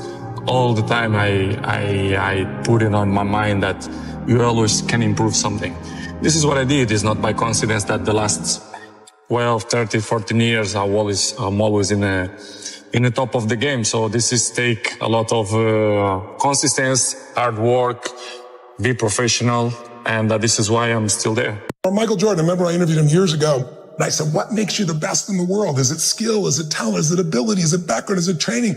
And he was so awesome. He said, Tony, I can tell you the truth and it won't sound like hyperbole or false modesty. He said, I didn't even make the high school basketball team my sophomore year. I was cut. He said, what it is every day I demand more from myself than anybody else could possibly expect. I don't compete with other people. I compete with what I'm capable of. I went 5 straight years without missing a single day of workout, 365 days a year. Every single day I was in the water. There are days you're not going to want to do it. I mean, everybody has those days. But it's what you do on those days that help you move forward. Winning is in all of us. Everybody wants the end result, but what you have to endure to win, no one wants to talk about. If you know that you were destined for something, and then you can withstand the setbacks, the difficulties, the bullshit, criticism, and all the other things. You know, everybody can compete when they're feeling good, happy, excited, but it's the best people who can overcome when they're tired, sore. Mental power that the greatest athletes have can push all the pain aside.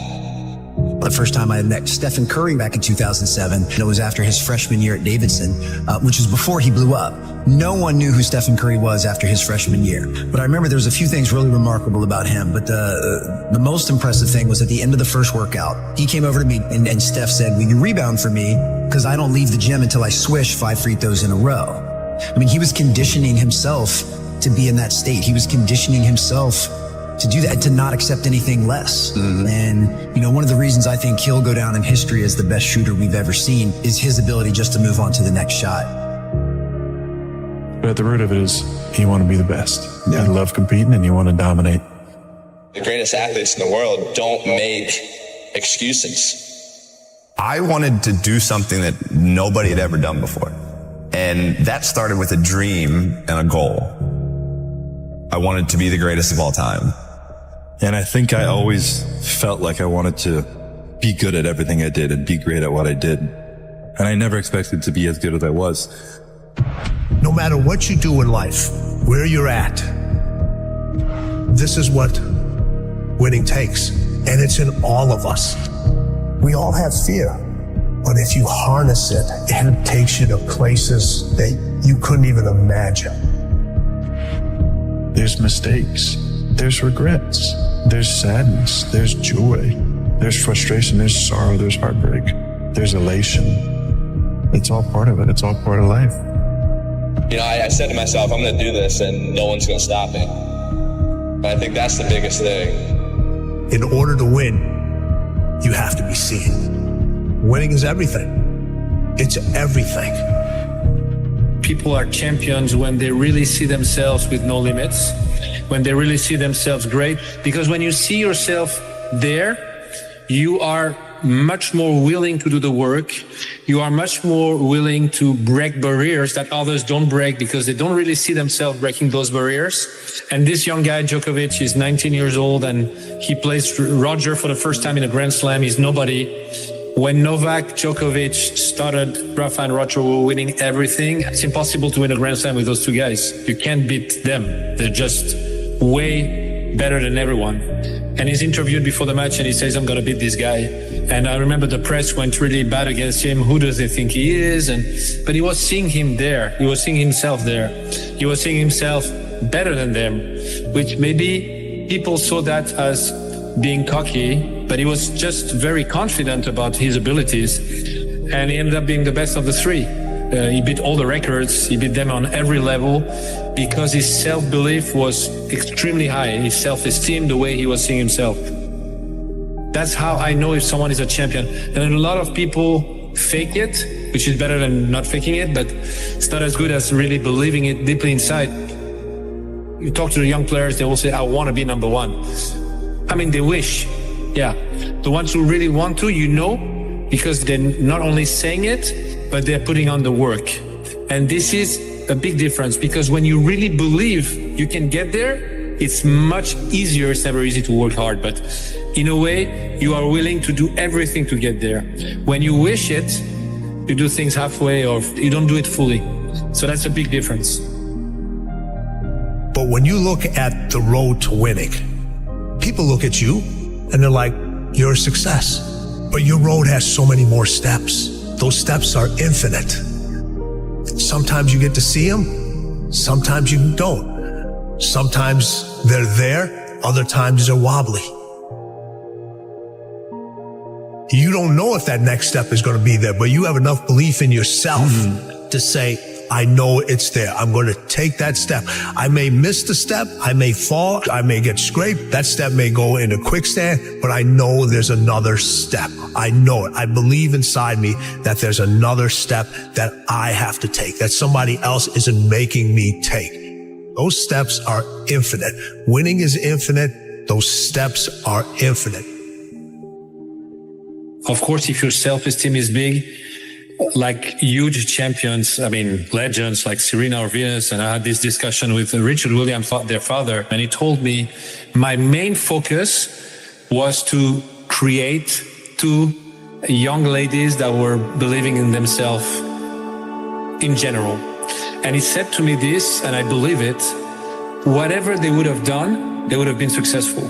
We chose tennis, but if they would have wanted to be runners or singers or whatever, they would have succeeded because they had this incredible self-esteem that they have. And you'll see that whatever they're going to do after tennis, they're going to be successful.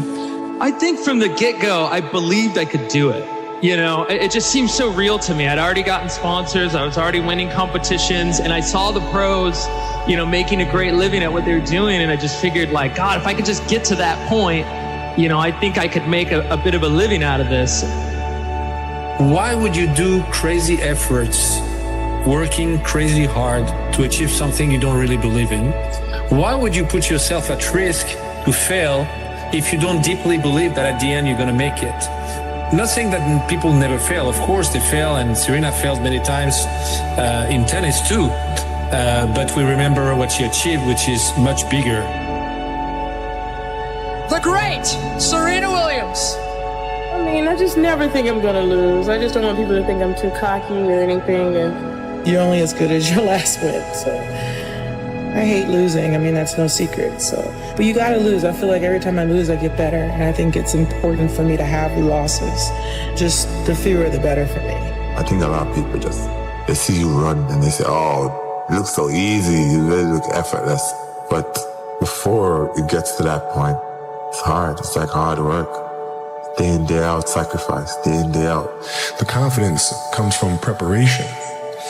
You know, so when the game's on the line, I'm not asking myself to do something that I haven't done thousands of times before. When I'm prepared, I know what I'm capable of doing, I know what I'm comfortable doing, and I know what I'm not comfortable doing. You know, and so in those moments, if it looks like I'm ice cold or not nervous, it's because I've done it thousands of times before, so it's one more time.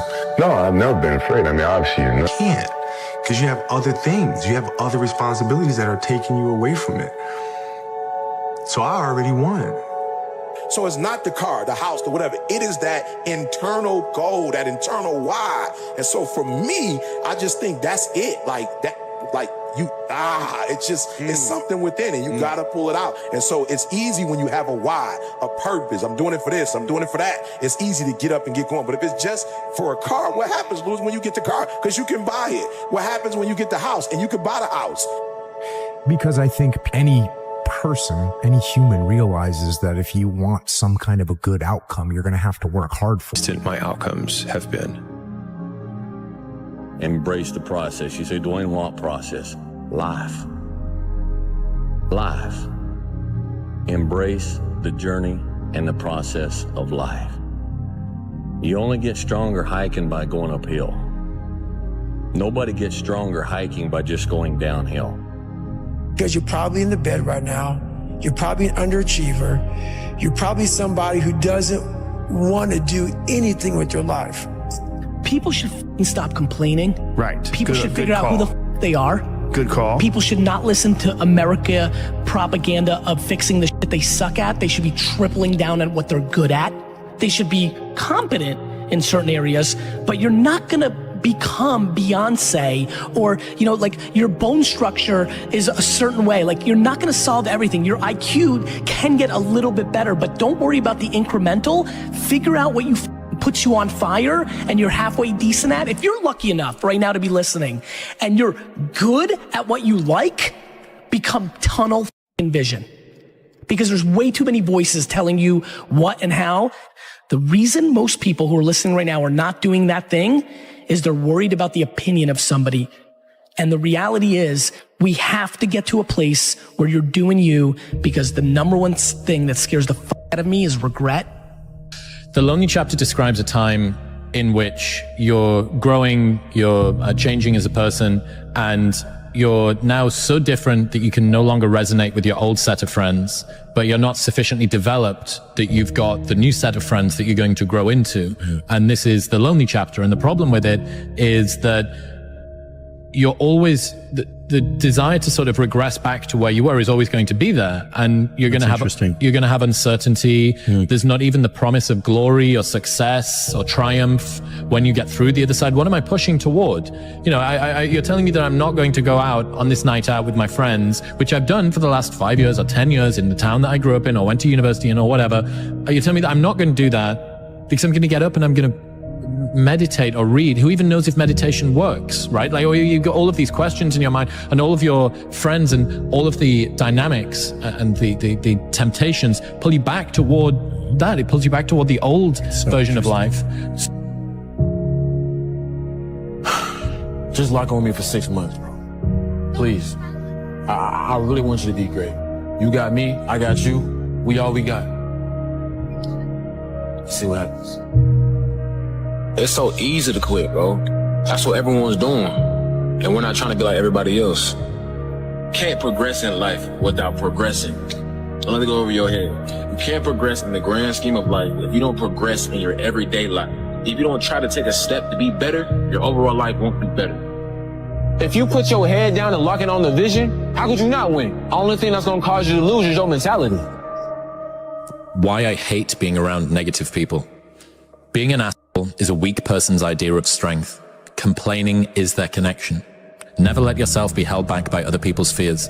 People criticize what they were afraid to do themselves because bold action reminds them of their own inaction.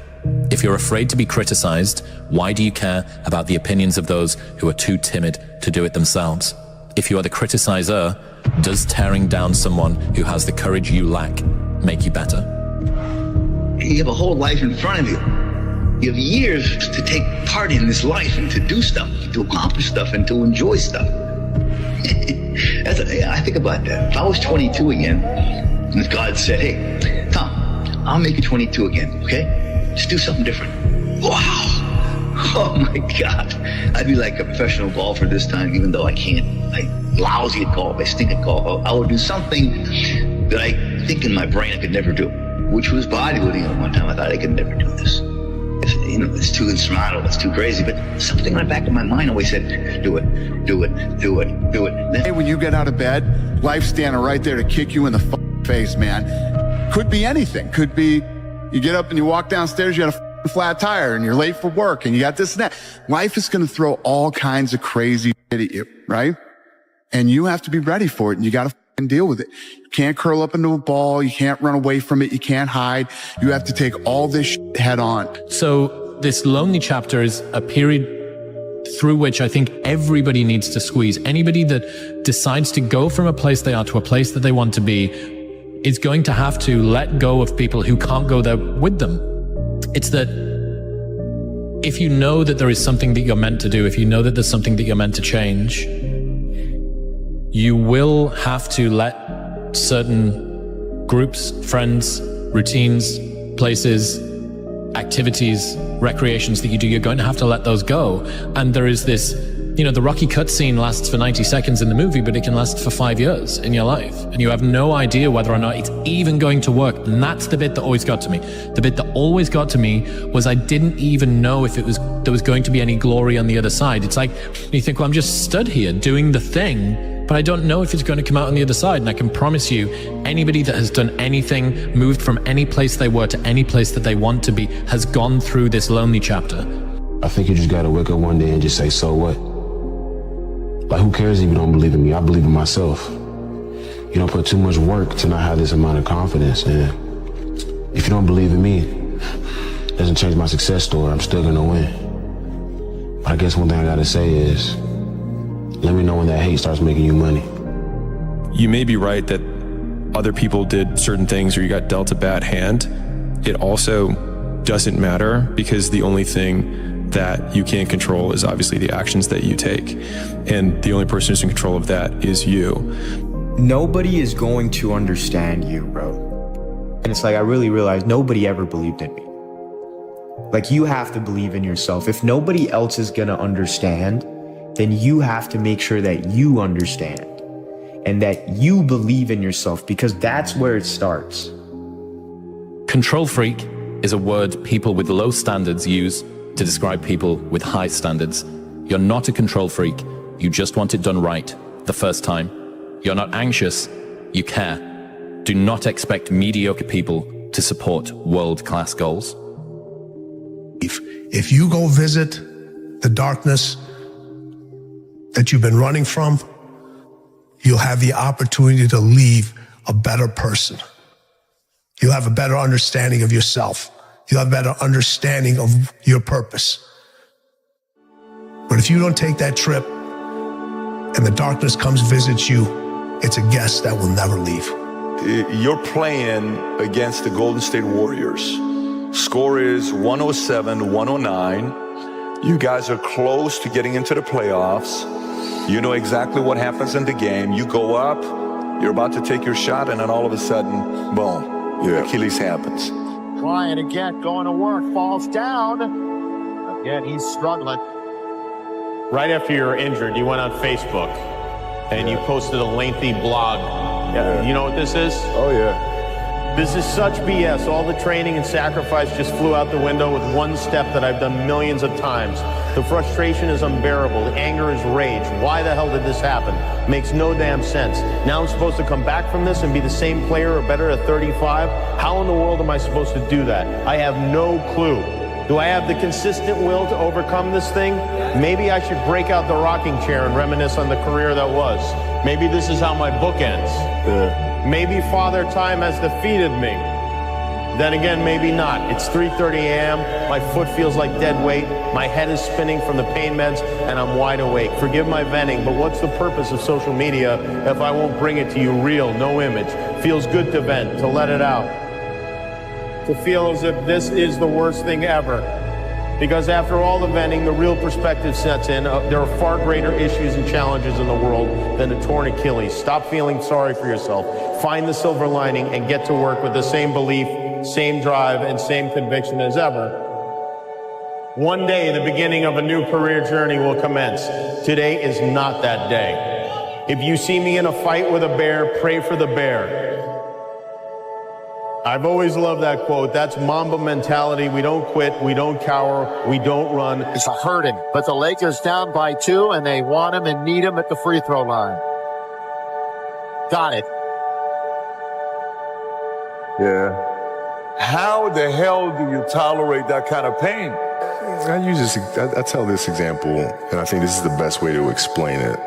Your kids are upstairs, wife is wherever she may be, it's going down, all right? I'm willing to bet that you're gonna forget about your hamstring, you're gonna sprint upstairs, you're gonna grab your kids, you'll make sure your wife's good, you're getting out of that house, right? Hamstring be damned. You're not gonna feel your hamstring. Right? This is another obstacle. This obstacle cannot define me. It's not gonna cripple me. It's not gonna be responsible for me stepping away for the game that I love. I'm gonna step away on my own terms. And that's when the decision was made that, you know what? I'm doing it. I'm doing it. Disgust. Disgust. Disgust is a negative emotion, but it can have a very positive, powerful effect. Disgust says, I've had it. What an important day that could be. Most people will not understand your obsession, your drive, and your determination. Success is a lonely journey. That's just a reality. And most people are not going to understand why you're so driven, why you're so obsessed. And if you and I definitely don't want to give 100%. And I can cheat. I can kind of half-ass it. I can. But if I don't, and I get through it, when that time is up, and the lady says namaste, and everybody gets up, I'm like, man, I made it. You know, I lost 15 pounds. My yoga mat is drenched to the point where I could literally wring it out and fill a jug up with water. But through that struggle, I will now have a better day, and I better do it again tomorrow. Why you need to go all in. The main reason you need to go all in is because you have nothing to lose, bro. When you think about it, guys, you're already broke, okay? And we know that you're not gonna save yourself rich, okay? And we know that if somebody else is all in and you only have half of your foot in to the water and you're not ready to jump, that guy's gonna beat you every single time. If your job is to try to be the best basketball player you can be, right? To do that, you have to practice, you have to train, right? You wanna train as much as you can, as often as you can. So if you get up at 10 in the morning, train at 11, right? 12, say 12, train at 12, train for 2 hours, 12 to 2. You have to let your body recover. So you eat, recover, whatever. You get back out, you train, start training again at 6. Train from 6 to 8, right? And now you go home, you shower, you eat dinner, you go to bed, you wake up, you do it again, right? Those are 2 sessions, right? Now imagine you wake up at 3, you train at 4, you go 4 to 6, come home, breakfast, relax, blah, blah, blah. Now you're back at it again, 9 to 11, right? You relax, and now all of a sudden you're back at it again, 2 to 4, and now you're back at it again, 7 to 9. Look how much more training I have done by simply starting at 4, right? And so now you do that, and as the years go on, the separation that you have with your competitors and your peers just grows larger and larger and larger and larger and larger. And by year 5 or 6, doesn't matter what kind of work they do in the summer, they're never going to catch up. But I think that's good advice. Don't be a follower, be a student, right? Take advice, but not orders. Take information, but don't let somebody, order your life. Make sure what you do is the product of your own conclusion. Make sure what you do is the product of your own conclusion. Not to do what someone else says. Take what someone else says, process it, think about it, ponder it. If it makes you wonder, if it makes you think, then it's valuable. Then when you go take action, make sure that the action is not what somebody told you to do. Make sure the action is the product of your own conclusion. The biggest difference between people who win and people who lose is that winners expect to win. Winners are not surprised when they win. Like when I win, I don't overly celebrate because I expected that to be the outcome. Amateurs, when they win, they're surprised and then they over-celebrate. And like I said, when they over-celebrate, they become ineffective because they're taking their eye off the game for way too long, right? I won the week this week. And then they talk about that 1 week for the next 6 weeks. And the next 6 weeks, the guy who expected to win is still going just as hard. So it's an expectation. That's the difference between winners and losers that I think in terms of not so much their self-talk, but just their attitude. You're gonna know what it's gonna be like to make it personal. Because I'm gonna make it personal. Because it's always been personal to me. You identify with this gift. We all got the gift because it's something that we've all been blessed with.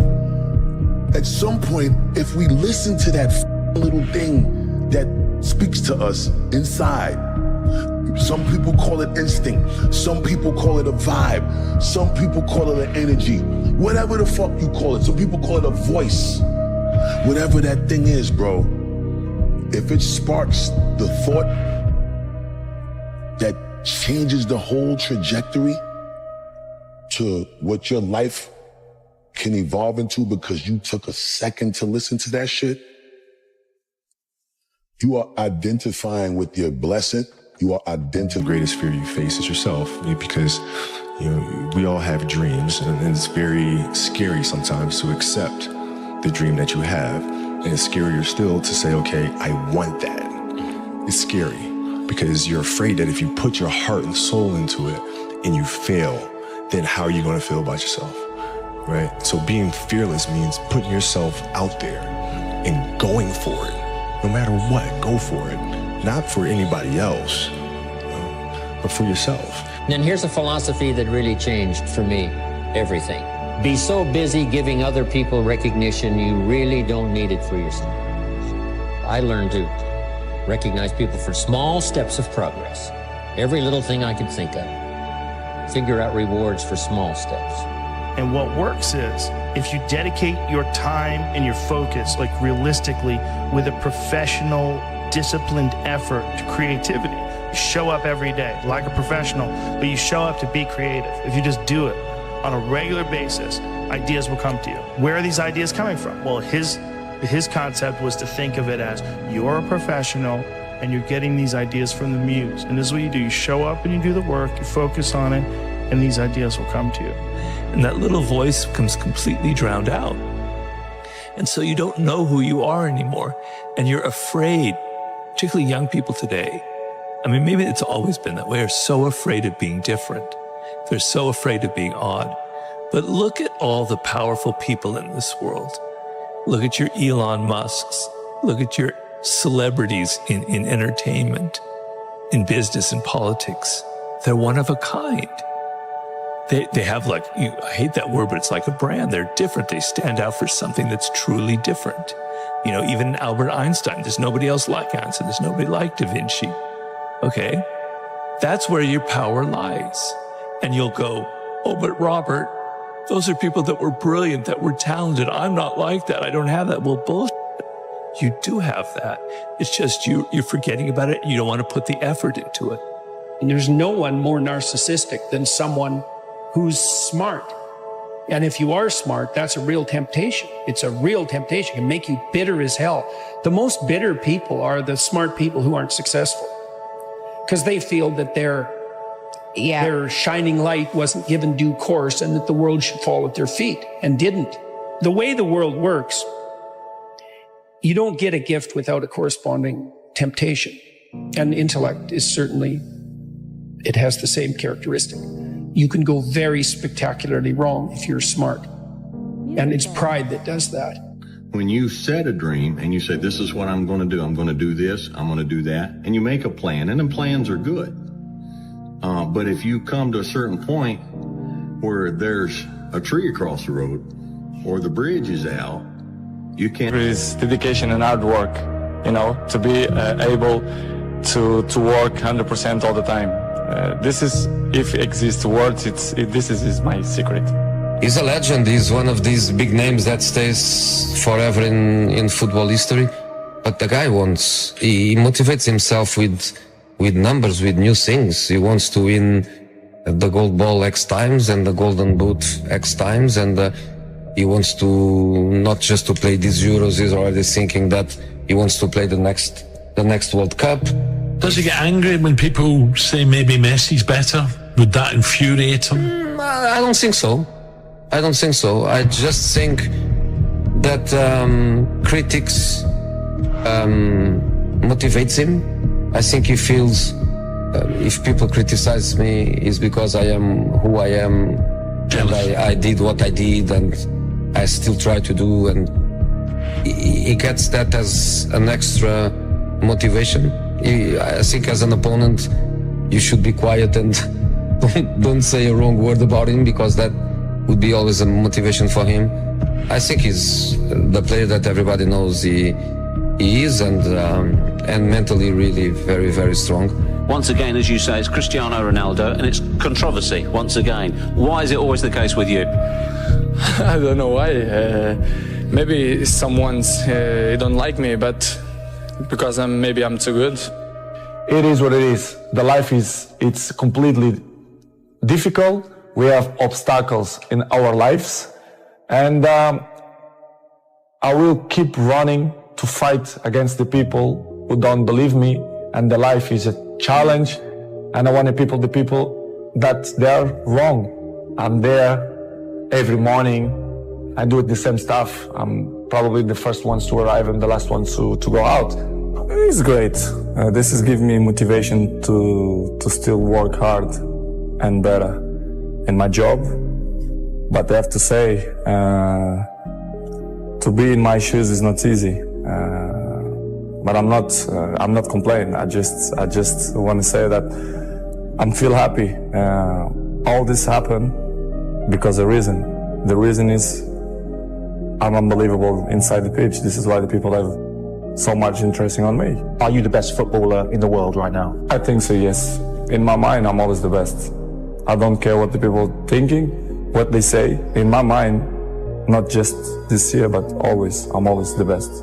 I'm always going to say that because I think we have to thinking we are the best in our area. So in my area, I think I'm the best.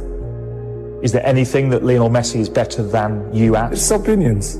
I respect the opinions. Maybe in your opinion, Messi is better than me, but in my mind, I'm better than him. So it's simple. Is that rivalry a good thing? For me, rival don't exist. The meaning of this word is not, don't exist. Rivals is in a war. This is it. We have rivals. In football, no, it's just a game. I think the numbers, they say everything. I don't need to say, I'm a minister of football, I'm a legend. The numbers say everything. So this is, I'm very comfortable. Cristiano Ronaldo, those two just keep pushing each other on, pushing the boundaries of greatness. Exactly, and would they have been able, that's the question that I always ask myself, would they have been able to do this and keep this up, the relentlessness that they've shown without each other? If they was out on their own, no one else around, would they continue to have done this? That's the question. No, I think they probably do add to the motivation. Yeah, 100%. I think all the great sportsmen in the world have always had that someone else to feed off. And I think this is another great rivalry in football. They don't talk about it. Seems like there's a bit of a respect between them. They don't ever mention each other really, but they're just phenomenal to watch. And that people try and make comparisons of who's better, etc. Just enjoy them, man. How much has Lionel Messi pushed you to become a better player? I'm pushed to myself. I don't need other players to push myself. I just work since I was in sporting, so I push myself all the time to be the best. As I say many times, in my opinion, I'm the best because I think we have to think like that, not just in my job, but you have to think in your job you are the best reporter. And I'm thinking like that. If I'm not thinking like that, I'm not going to be stronger than I think I am. But you also love individual awards. They matter to you. It's part of my sacrifice, my obsession to win, to have success. You know, when I say success, it's I work for that. Talent is not enough. I dedicate myself so much that this is part of me. Records is part of me. I don't follow the records. The records follow me, which is different. Are you addicted to winning? Yes, I am. I'm addicted to the success. Because that's the thing that really drives you. Yes, I think so. And I think it's not something bad. I think it's good. It motivates me. If something not motivated, it's better, to stop. We shared this stage 15 years, me and him. I don't know if it's ever happened in football. The same two guys in the same stage all the time. So it's not easy, as you know. And of course we have a good relationship. We have that battle the last 15 years, which is good. He pushed me and I push him as well. So it's good to be part of history of football. I'm there, and of course he's there as well. When I was at Manchester United, and you think, who was that person who had a massive impact on the club while they were there? And you can't look no further than Cristiano. And you talk about mindset. I don't know a stronger, more determined, obsessed player that I'd share the changing room with, because he was just phenomenal. Why we don't believe that we can do it better? You have to believe, you have to be positive to try to change the things. They only give up to the guys who is weak mentally. This is why I mentioned in the beginning, you here, you have to implant that in your mind that we are capable to change things. Well, my best words is dedication and hard work. To achieve this kind of things, you need to work hard and, be a great professional, be serious in your job. And this is what I try to do. Been a great debate over the last few years with him and Messi. But I think over the last 6 months, I think he's gone on to another level. I think he's out there on his own. The way he started the World Cup, the way he finished last season.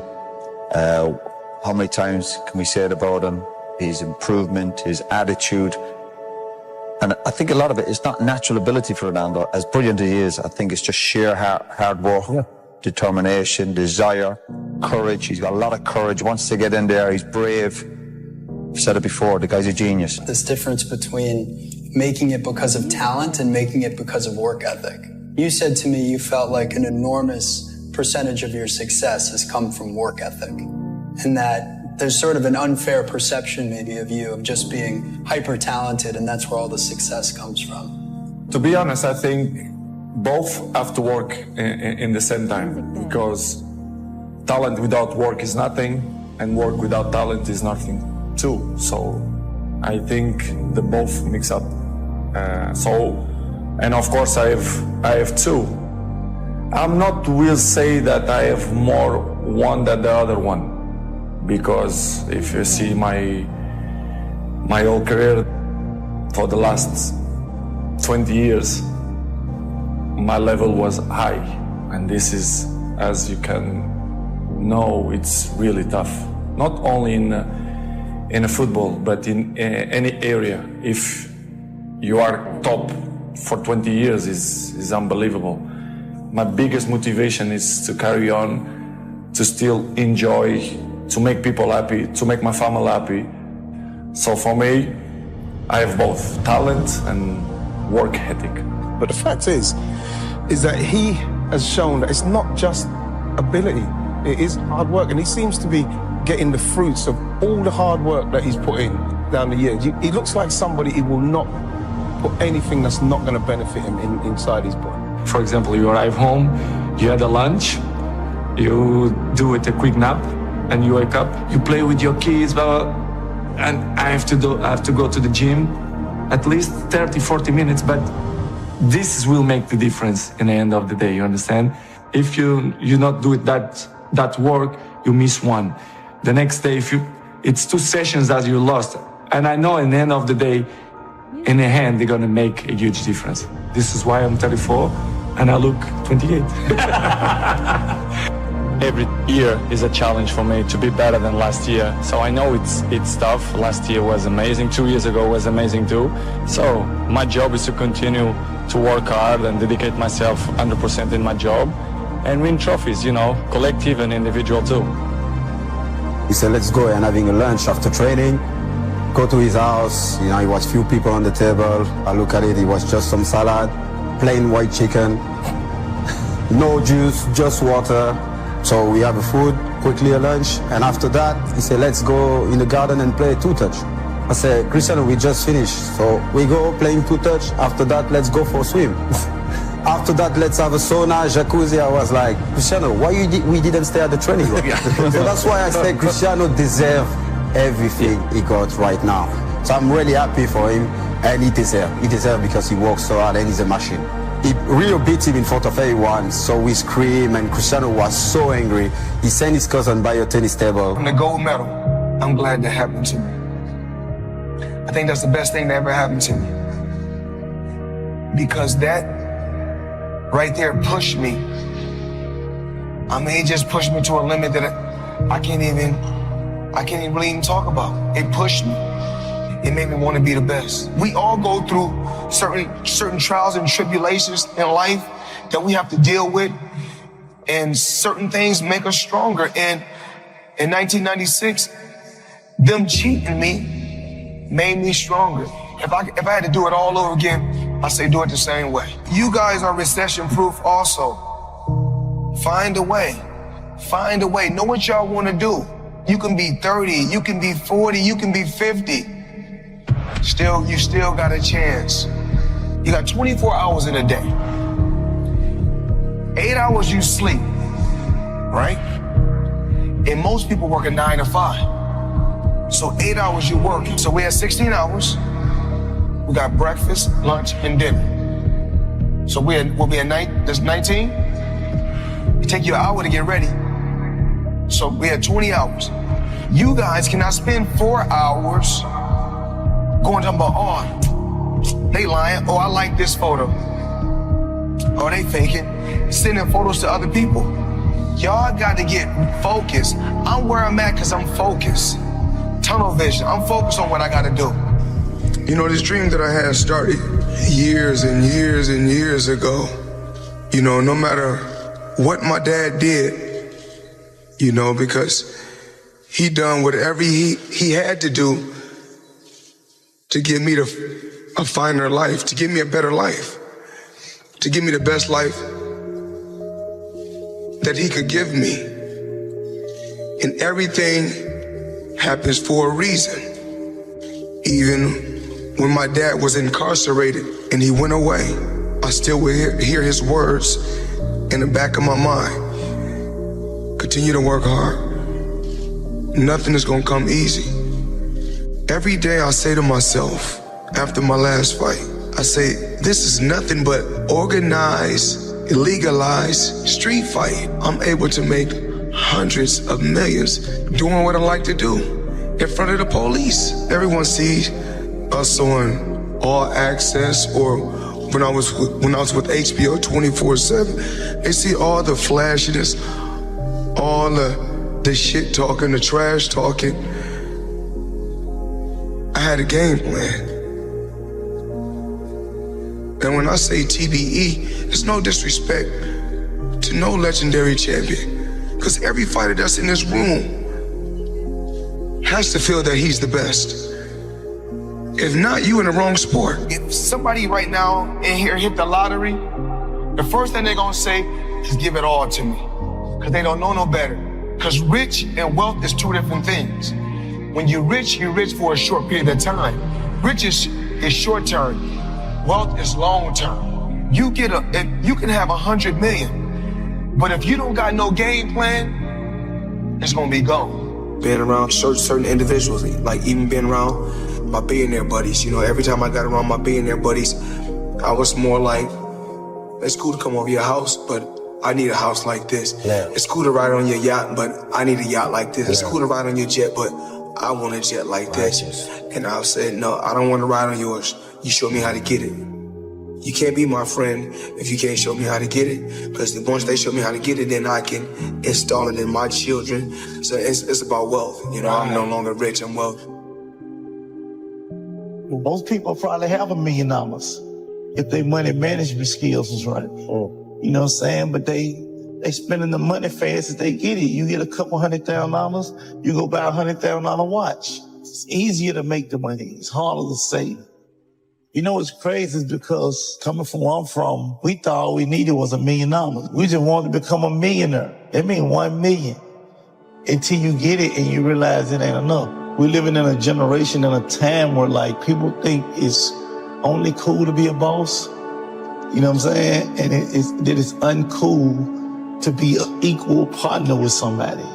I just think boss a 4-letter word. Like, what does it mean outside of the action? If you're not doing boss shit, why you want to be a boss? Do you even know what being a good soldier is? Because some people, again, they offended by the idea of being a soldier, not me. You know what I'm saying? Like, I can step into soldier role and back into boss role at any moment. I play every role.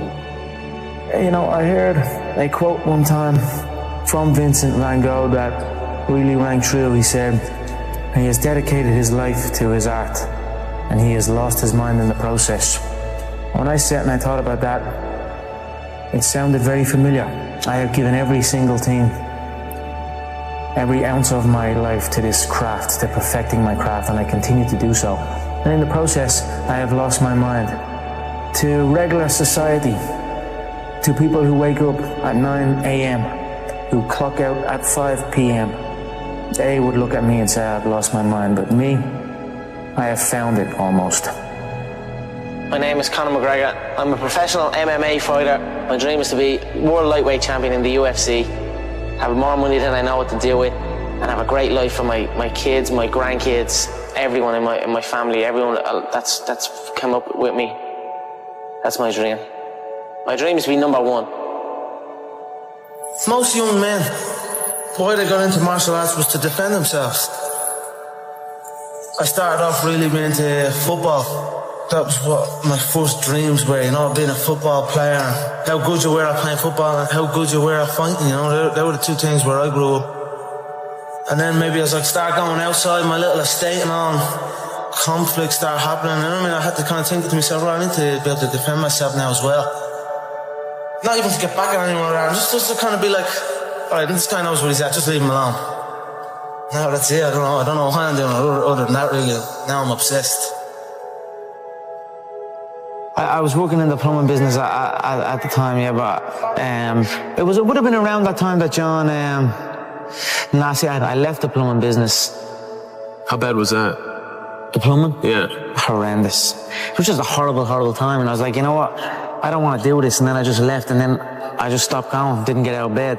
Then my dad would come in and try and bait me out of bed, and we'd have fights, and literally, for a good while I didn't really speak to my dad. We just kind of stayed away from each other. Anytime I come across my dad, anytime we did speak was to fight. Why did he get to that point, to where he was that mad? Because I was doing absolutely nothing. I was out getting into trouble. Yeah, basically felt like I was doing fuck all. I was a waster, you know, I was a waster.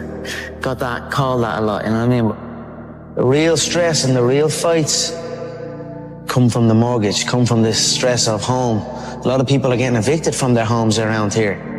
So that's something that I grew up with. That was a big stress in my family. It caused a lot of stress. So I just wanted to give it back and help out and just do that. And my mother and father are still young. Now they have their feet up. They can relax. They are in a new place. So it's good. That's something I always dreamed of. I always visualized what giving would feel like. Given to people who have given to me, what that would feel like. I always dreamed of just showing up one day and be like, here. I always visualized good things, success, abundance. I visualized it all, and it's all happening. If you have a clear picture in your head of something is going to happen, a clear belief in that it will happen no matter what, then nothing can stop it. You know what I mean? It is destined to happen, and that's what happens. You know what I mean? It's perfect.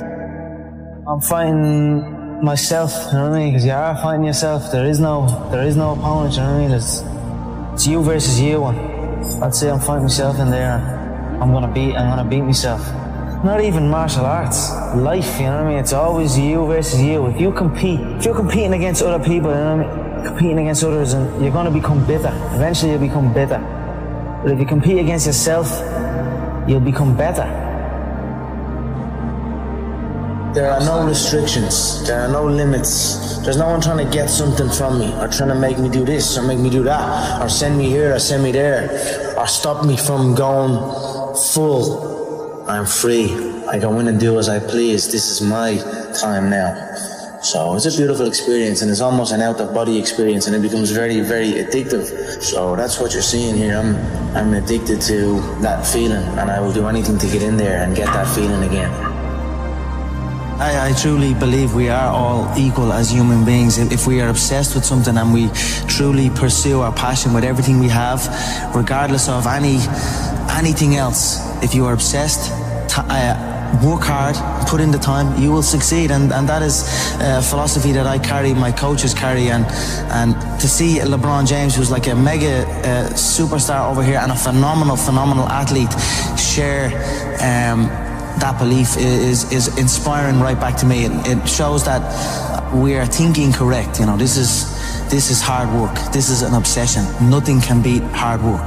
If you're doing something and you're not interested or you have no passion for it, you should truly follow your passion. I'm not doing this for this. I'm not doing this for fake acting and pretending I can, you know what I mean? Trying to give emotion to some guy that wants emotion from me for a shot. I can't do that. I don't do this for that. But I understand that it's a double-edged sword and you must do that. I do it for the competition, to step foot inside that octagon, to have that feeling of freedom. So that is why I say I don't feel pressure in there. I do not. I feel free in there. Sounds like you were the last person that would ever give an excuse why you lost. No, there is no excuse. You know what I mean? It's like I've been beat before. You know what I mean? I've lost MMA fights, I've lost boxing fights, I've lost so many fights in the gym, you know, I lose all the time, you know what I mean? So it is what it is. If you, any true martial artist will know, in order to succeed at this game, you must lose a fucking shitload of times, you know what I mean? You must lose many times, you know what I mean? So it is what it is. We all have we all have the same emotions. We have all won and we have all lost. It's a sport. It is what it is, you know. Just get on with it. Look to learn from it, you know. The day you stop trying to learn is the day you start losing, you know what I mean? So I'm always going to learn regardless of what regardless of the result. You know what I mean? Win or lose, I will take something from it all. And you know the way people say you learn more from your losses and things like that. That is true. You learn a lot from your losses, but as well as that, you learn from your wins. People can say, let's say you beat a guy, and you're at the beating that guy. You're a winner now. You know what I mean? You're a winner. So now I get to take the foot off the pedal. I don't need to learn so much. I'm at the beating this guy. I'm a winner. You know what I mean? That's gonna stop you. That can take over people, especially in this game. When you're signed to the UFC and there's all media things going on and there's people looking for pictures and shit. That can take over. That can make you feel like you're bigger than you are. You know what I mean? That happens to guys. You ever see guys that I see guys all the time coming in that are around this company since day one. Their performances just stay the same. They stagnate. Their performances stagnate. Then they get even worse. You know, they arrive for the fight out of shape, not looking in shape, barely made weight, sluggish. You know what I mean? That's not going to be me. I stay ready. I'm always in shape. You know what I mean? You're not going to catch me out of shape. Win or lose, I'm going to be ready to go. No ego. You know, you can't have an ego in this game. We've all won. We've all lost. It is what it is. Just keep going, keep doing your thing, keep working hard. I'm a cocky motherfucker, but if you come in and you get me, I'll stand before you and I'll stand before everyone and say, you got me. I'll get you next time. And that's it. Every human being, everyone in here at some stage, we face loss. We've all lost something. You know, we all know how a loser on the night feels because we have all lost at one point or other in our lives. You need to stop putting your hand out. Everyone wants handouts. Everyone wants things for free. Or everyone, you know what I'm saying? You've got to put in the work. You've got to grind. You've got to go through the struggle. And you've got to get it. If you deserve it, go get it. You know, don't complain. Don't cry. Get the fucking work and go get it. I've been listening to laughter all my career. I've been listening to them laugh my whole career. They've been laughing. What? An Irishman win a Cage Warriors world title? Hell no. You serious? An Irishman? An Irishman win a fight in the UFC? Hell no. Laughs all around. Okay, you gotta win. Now he wants to win a world title? Hell no, he's all talk, he's all hype, he's a joke. Laughter all around at the Joker. Then the Joker goes and wins the world title. Now he wants to win a second world title. More laughter.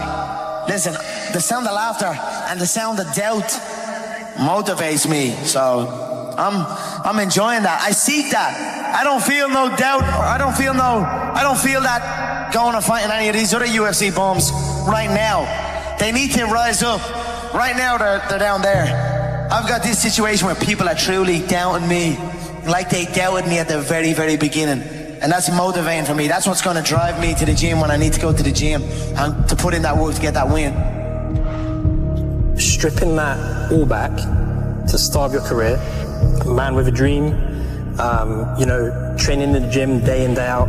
If somebody said to you, you'll have or you'll be as successful as you are now, what would you had said back then? I believe you. That's what I would have said. Because I did believe. Yes. I believed in it. I had very few people who told me that. I had a small group of people that would tell me something like that. Other than that, it was just me telling myself. Yep. So if someone came up to me and told me that all the way back then, I'd say you're right. I was a waster. Got that, called that a lot, you know what I mean? But like, and then when I start getting that focus and realize, no, I'm gonna make this happen. And then now that has happened, I'm making it happen. It's depressing times for a lot of people, and there's a lot of bad stuff going on in the country. A lot of people are struggling. Everybody's struggling. But now since them seeing me chase this dream, it's giving them an energy, and I see a new lease of life in them. And that alone spurs me on even more. So it's all just a perfect storm that's happening for me.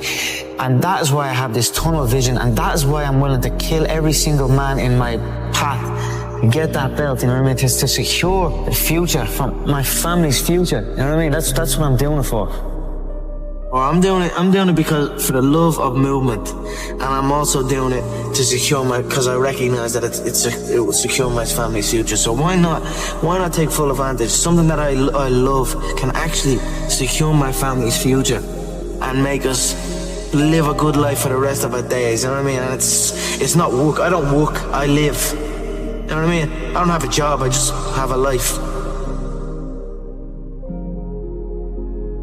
No matter what was going on, some deep situations, I always had the belief that I was going to get here. I was going to get to the UFC. I was going to get, because I just knew I was different. I know I'm different than these people.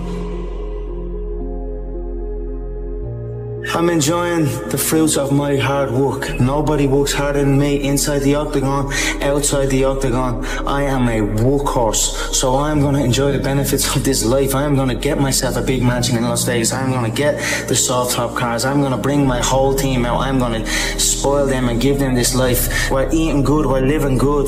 It's human nature. Some people will sit and take positivity from that. They will look at that and take inspiration and inspire. It will inspire them to go and push for that.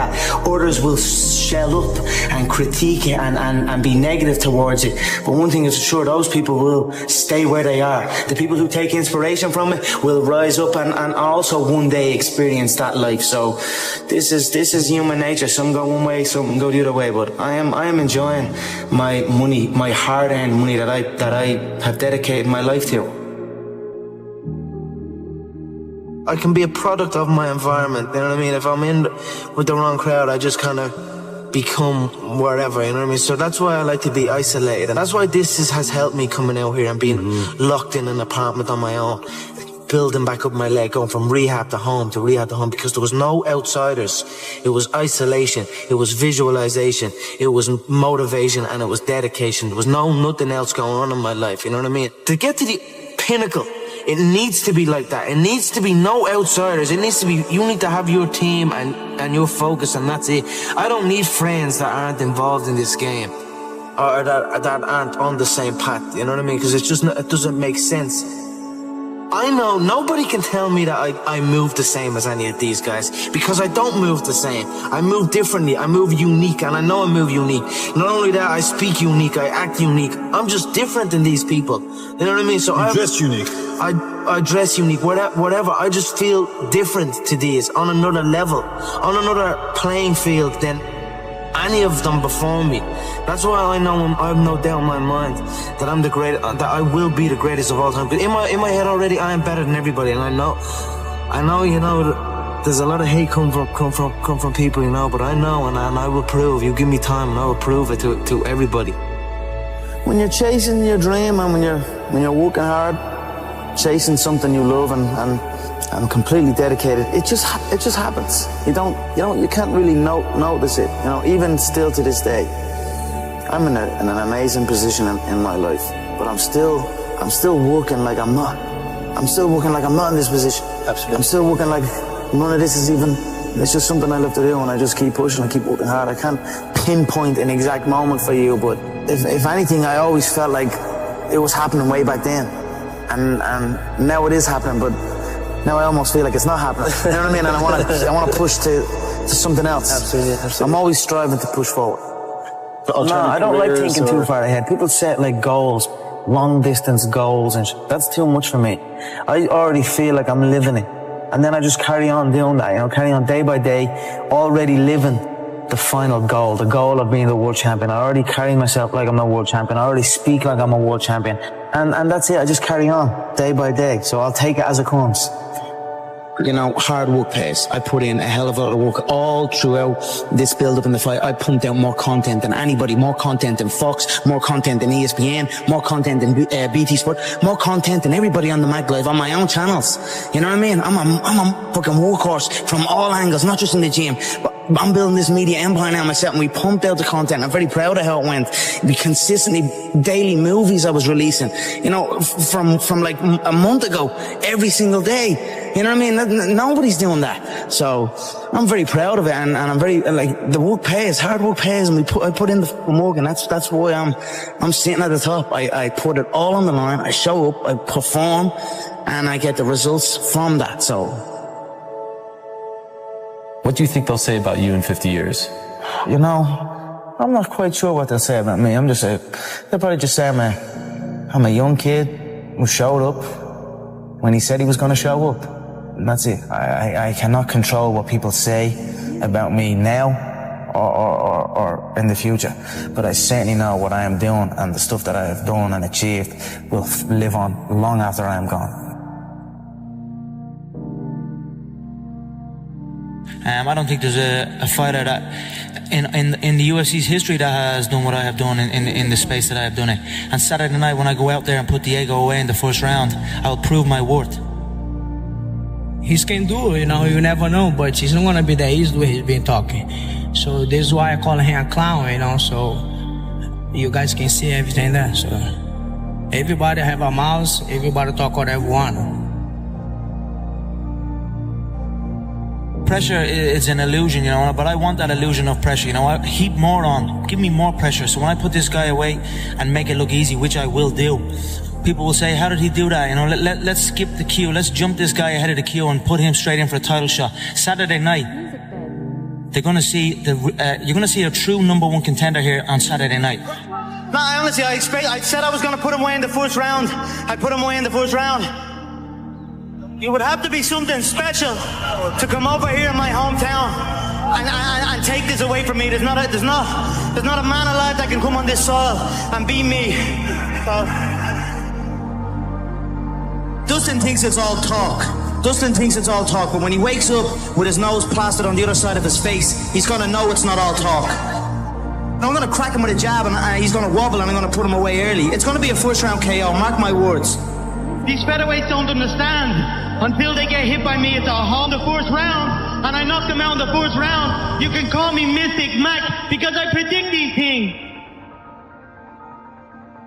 It's the old age, this is the new age. I wanted to come over here to America and show the American public the new era of the fighting Irish, and I brought my whole country with me.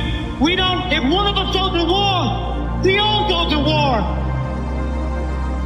Well, this was a huge victory for you. This is your first victory over a top 10 contender. What's next? You know what's next. That world title is next. I'm going to fly to Brazil, and if they want, I'll eliminate Chad Mini Mendez and step in and give the fans what they want. Aldo versus McGregor. This is on. Conor, you've been known to make predictions. You're known as Mystic Mac. What's your prediction for UFC 205? Like I said, he's chinny.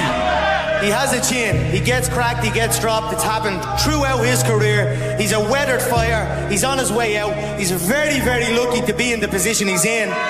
One round it will take me to knock him out. The gold belt is what I want. The 2 gold belts. I was a 2-way world champion in the previous organization. Now I'm on the big stage at the UFC. I want that featherweight belt and I want that lightweight belt. That's my goal. The money is going to come with that. Don't get me wrong. It's prize fighting. I'm after the money as well. But the money comes with the belt. And the belt is what I'm focused on. I don't care about fame. I'm gonna wrap one on one shoulder, I'm gonna wrap the other on the other shoulder, and you're gonna need a fucking army to come take them belts off me.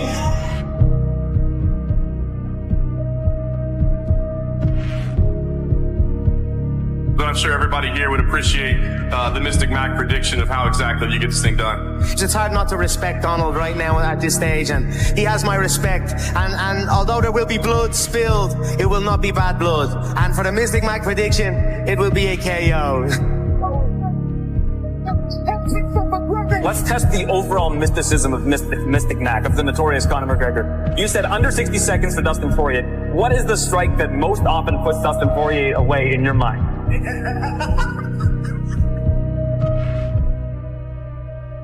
Are you the best point guard ever? Yes. Steph Curry transformed from a skinny, undersized high school kid to a basketball legend. He completely revolutionized the game, just like Michael Jordan. He's the modern MJ, Steph is a 4-time NBA champion, 2-time MVP, 10-time All-Star, and arguably the greatest shooter of all time. I'm wondering, is it time to start putting him as the best player of all time? Let's take a look and listen to what NBA players and legends think of Stephen Curry. 08, 09, or whenever that little light-skinned came in the league, that's in Golden State. He single-handedly changed the no lead is safe. When it comes to influence, since I've been watching the game, the most influence on the game, and obviously we know what Mike did for the game, Steph and Allen Iverson are the 2 biggest influential guys in our game since I've been watching and covering it. Kids felt like they could be them. They were guys that was not always counted on. They were small in stature, and they just defied the odds. And now you have Steph who's shooting over the Empire State Building.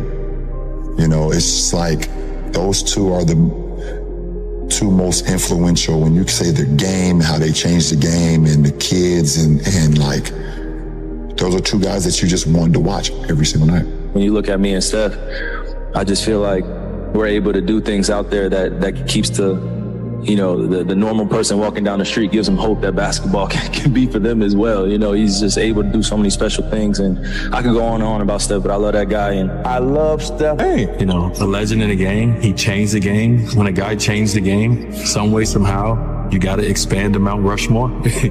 You know what I mean? Like, who says it only could be this many people? Like, Steph Curry changed the game. His face needs to be up there in the Mount Rushmore. Steph Curry is messing the game up. I'm on the internet now, see a bunch of little kids dribbling, shooting 100-footers. To get warm, to start the game. But he's doing something for them. He's giving them a chance. You know, Steph, it probably is the most influential player when it comes to little people. Yes. Right? Because I see a lot of little guards, like little kids. I'm going to these tournaments, they're doing stuff I can't even do. Right. Mm-hmm. And it's good and bad. I love Steph, man. I mean, the guy has completely revolutionized the game. He messed up the game in a good way, you know? Like, you think he messed it up in a good way? Yeah, I think he hurt the youth because the youth just loves threes.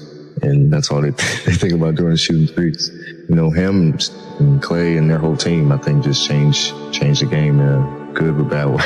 Each other on the golf court. You didn't know what was coming. You didn't, because you'd never seen it before. I was there when he broke the record, right? The first record. And you didn't think, like, I think it was like 250 maybe or something threes.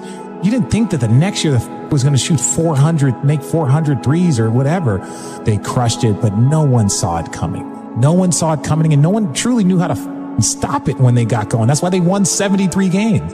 When you came to the Garden and I let Raymond Felton's pride get in the way and he had 50, I feel like that's when you decided you was just gonna rape the league. Bro, you know what? I ain't mad at you. That was the moment? Bro, I think so. Bro, Raymond said, Chump, no, like, stop letting dude do this, but he really be doing this to us. I'm like, the confidence is changing, G. He going back to Davidson on us, bro. Nah, you feel me? I'm like, he doing the shit that we was like, you can't do that in the league. He started doing it. Yeah, you going too fast shooting that jumper now. That's too much. You ain't even holding it up no more. He was falling and shit. No, bro. Now he talking to the crowd. He pointing at fans. I'm like, Steph don't even do that. I really felt like in my heart, like we are birthing an animal, bro. Yeah. I really think of that moment. I'm like, bro, I think we ignited that confidence that came, because after that game, bro, he got very disrespectful. Yeah, he took off. He got disrespectful. He started trying shit. And then the next game, we play the Warriors at home, and this is 2015-16. And my first matchup is Steph. And I'm like, bro. Your man in front of you from the perimeter, bringing a big man away. And Curry hits a 40-footer. You know me. I walk in, I chest him up as soon as I get in the game on the inbound. I'm just pushing him. I'm like, yeah, you're not doing that tonight. Not on me, brother. About 36 minutes later, and 42 Steph points later. That happens to a lot of people too. Yeah. I'm in the locker room like, nah, this can't be what it's like. I'm taking my stuff out like this. Nah, this ain't it. And Steph Curry, I'm going to bed at 8 o'clock. Mom, don't call me. My girl, don't call me. I'm locked in right now. Every night. Yeah. It's honestly hell. Be honest with you, I'm not gonna lie to you. I mean, the way he moves without the ball is the worst part. But just the way he moves without the ball, it's honestly their system too. It fits him to perfection. You literally can't ever relax. And I remember game 1 and 2, chasing him and Clay around, and I couldn't make a shot. Everybody's looking at me like, why can't you make a shot? I'm like, I ain't got no legs. But his approach to the game too is special. Just the way that he, sees the game and the way he goes about the game. It was a lot of fun to play them. Obviously happy we won. But it's hell to guard him.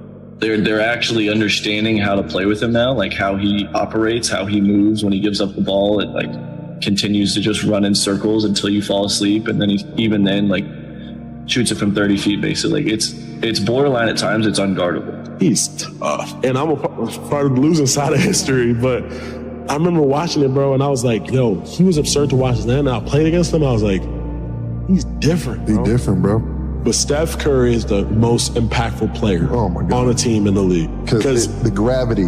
Bro, the gravity. You have to guard him as well on the ball as you do off.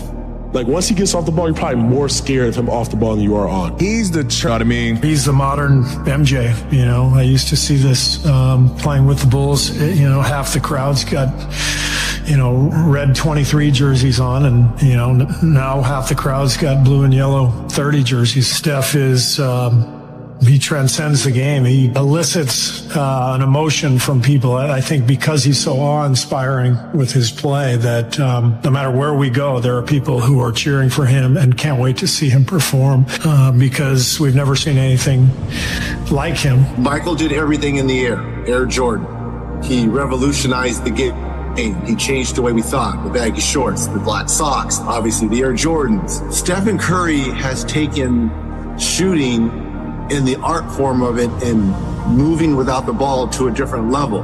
The first thing kids do, they know they can't dunk and fly like Michael Jordan, but they all believe they can shoot like Stephen Curry. And that's the first thing they do is start hoisting up threes to try and be like their hero, Stephen Curry. So you have heroes to most in Michael Jordan, and you have a lot of heroes in Stephen Curry. I see the comparison. And it's like, that's how we feel with you.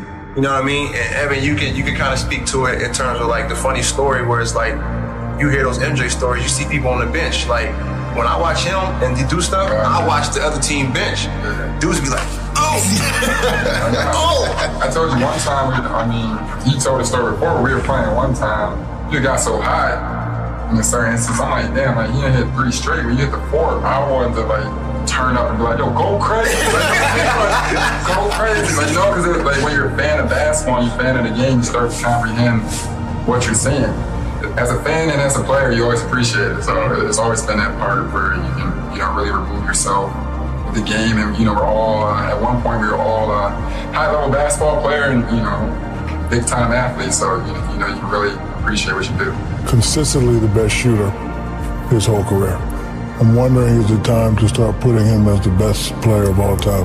Best player? I'm gonna say. Oh, you put him over you? In the conversation. I'm asking you. Yes. You put him over you. You yourself Way put better. Steph Curry over you. Yeah, this is why he's my favorite player. Cause I'm not saying favorite. He might be my favorite too. I played 20 years, watched 20 years before that. I've never seen a guy like him, and he's doing it consistently, and he has championships. You know, for all the chitter-chatter, is it time to just put him in the conversation? I think he's a... I'm asking the fans, is it time to, you know, start putting him in the conversation as one of the best players ever? When it's all said, but really, he shoots those shots of the game. Yeah. This is a great time to practice. While we all stretching, like he's gonna get unlimited of them. We stretching, we get loose. He's chucking it from half court. He's making them, and it's like, all right. So when he gets to the half court with 0.3, and he's asking for it, he makes it. It's like it's no surprise. So like seeing his preparation made me really want to be like, all right, I can shoot from anywhere.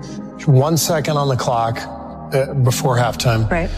We have the ball out under our own basket, 94 feet away. He looks at the defense. He catches it, and he flings a shot 90 feet that actually comes kind of close, goes against him in the scoreboard. Yeah. That's a missed three, right? He takes these shots every game. When I played, and like most players, you get that ball, it's like, maybe you take a dribble, like, oh, I don't think you know. Big move. Throw a grenade every once. This guy shoots every one of those shots. And I think part of it is he's one of the greatest showmen, like, that I've ever seen. Like, and you love to do something that nobody else does. And it took me a while to learn that, like, you know, our first year together, like, you were taking some of those threes, and, you know, I had the voice of every coach I ever had saying, that's a terrible shot, that's a terrible shot, right? And then I realized, like, that's part of your superpowers, that you love to put on a show. It also wins. This is not like just doing crazy stuff for the hell. This helps us win. Greatest shooter we've ever seen, hands down. The shots that he makes is by far some of the toughest shots I've ever seen taken. Wow. Let alone crossing, made. Let alone made. Exactly. Crossing over behind the back, just letting it go, turning around, just running the other way, and then ain't nothing else to be said. When I let this thing go, don't go for the rebound. We need to get back. And that's extreme. I mean, not only is it extreme confidence, but that's a talent, man. That's a talent to have. His dad is obviously arguably one of the top 15, 20, depending on what are you going by as shooters.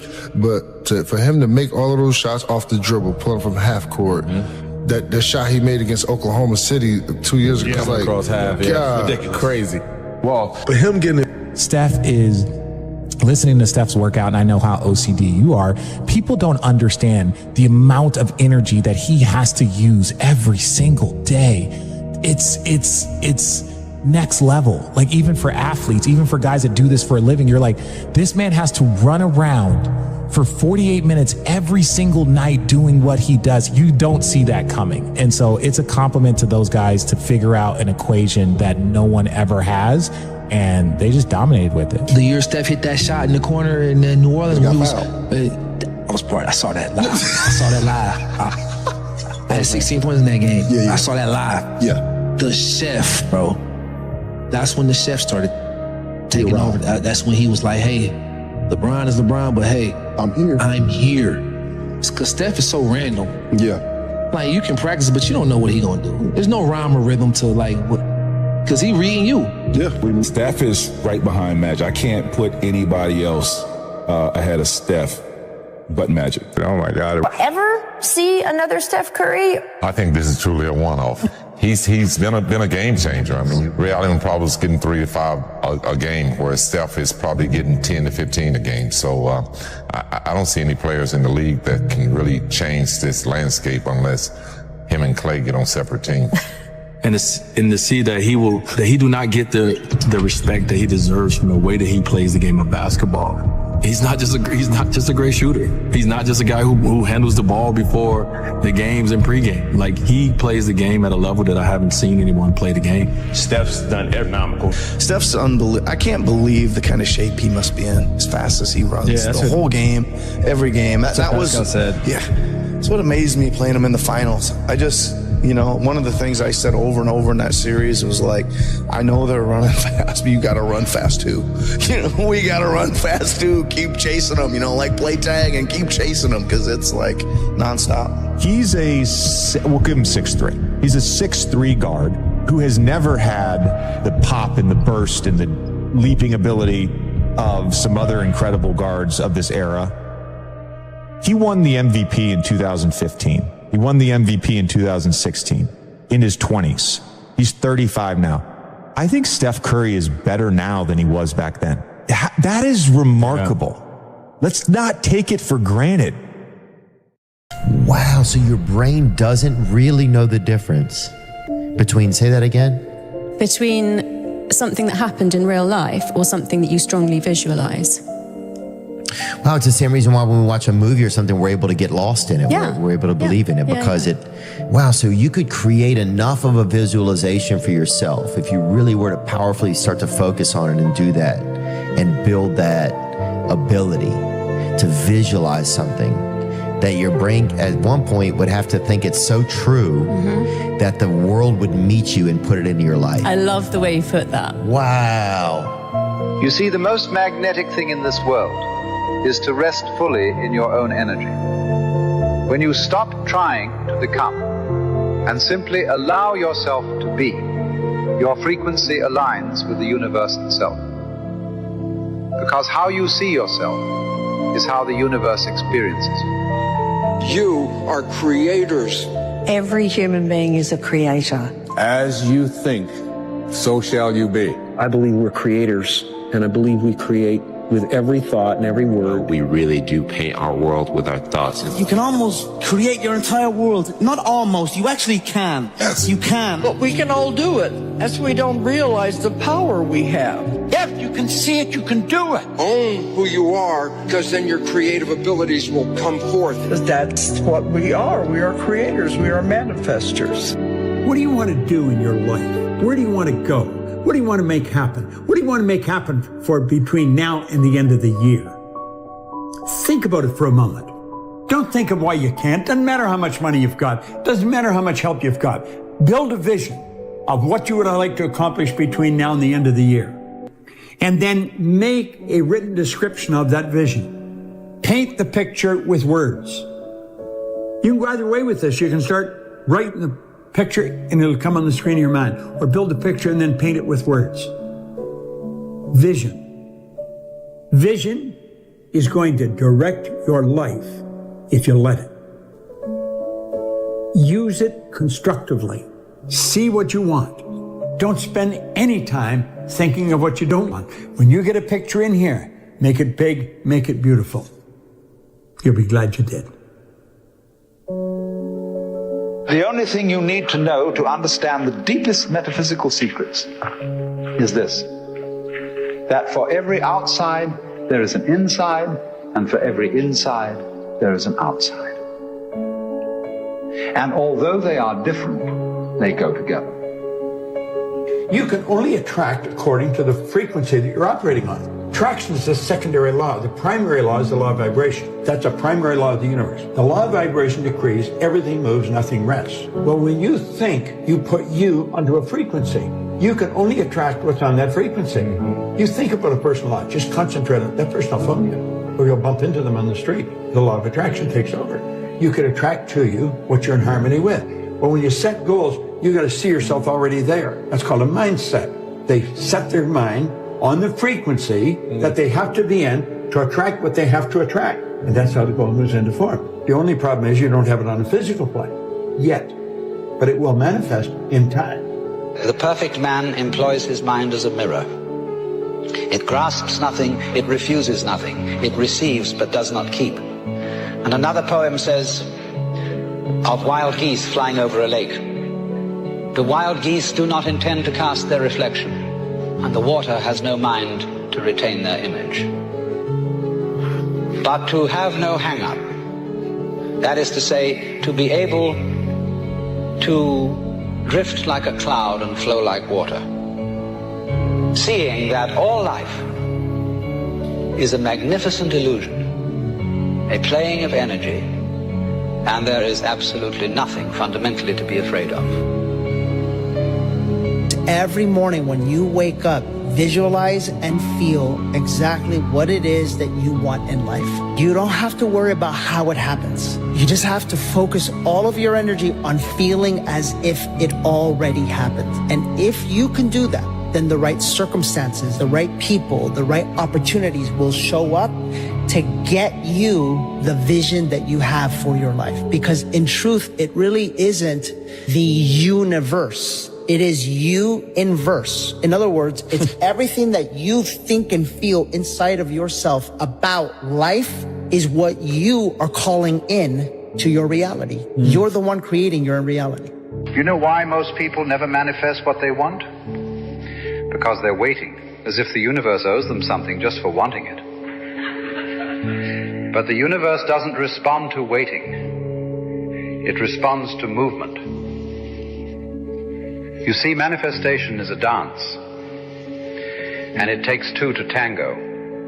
The moment you begin, the universe begins with you, not before. You are the catalyst, the initiator, the one who must step into the unknown first. No one is coming to save you, because you were never meant to be saved. You were meant to awaken. So make the move,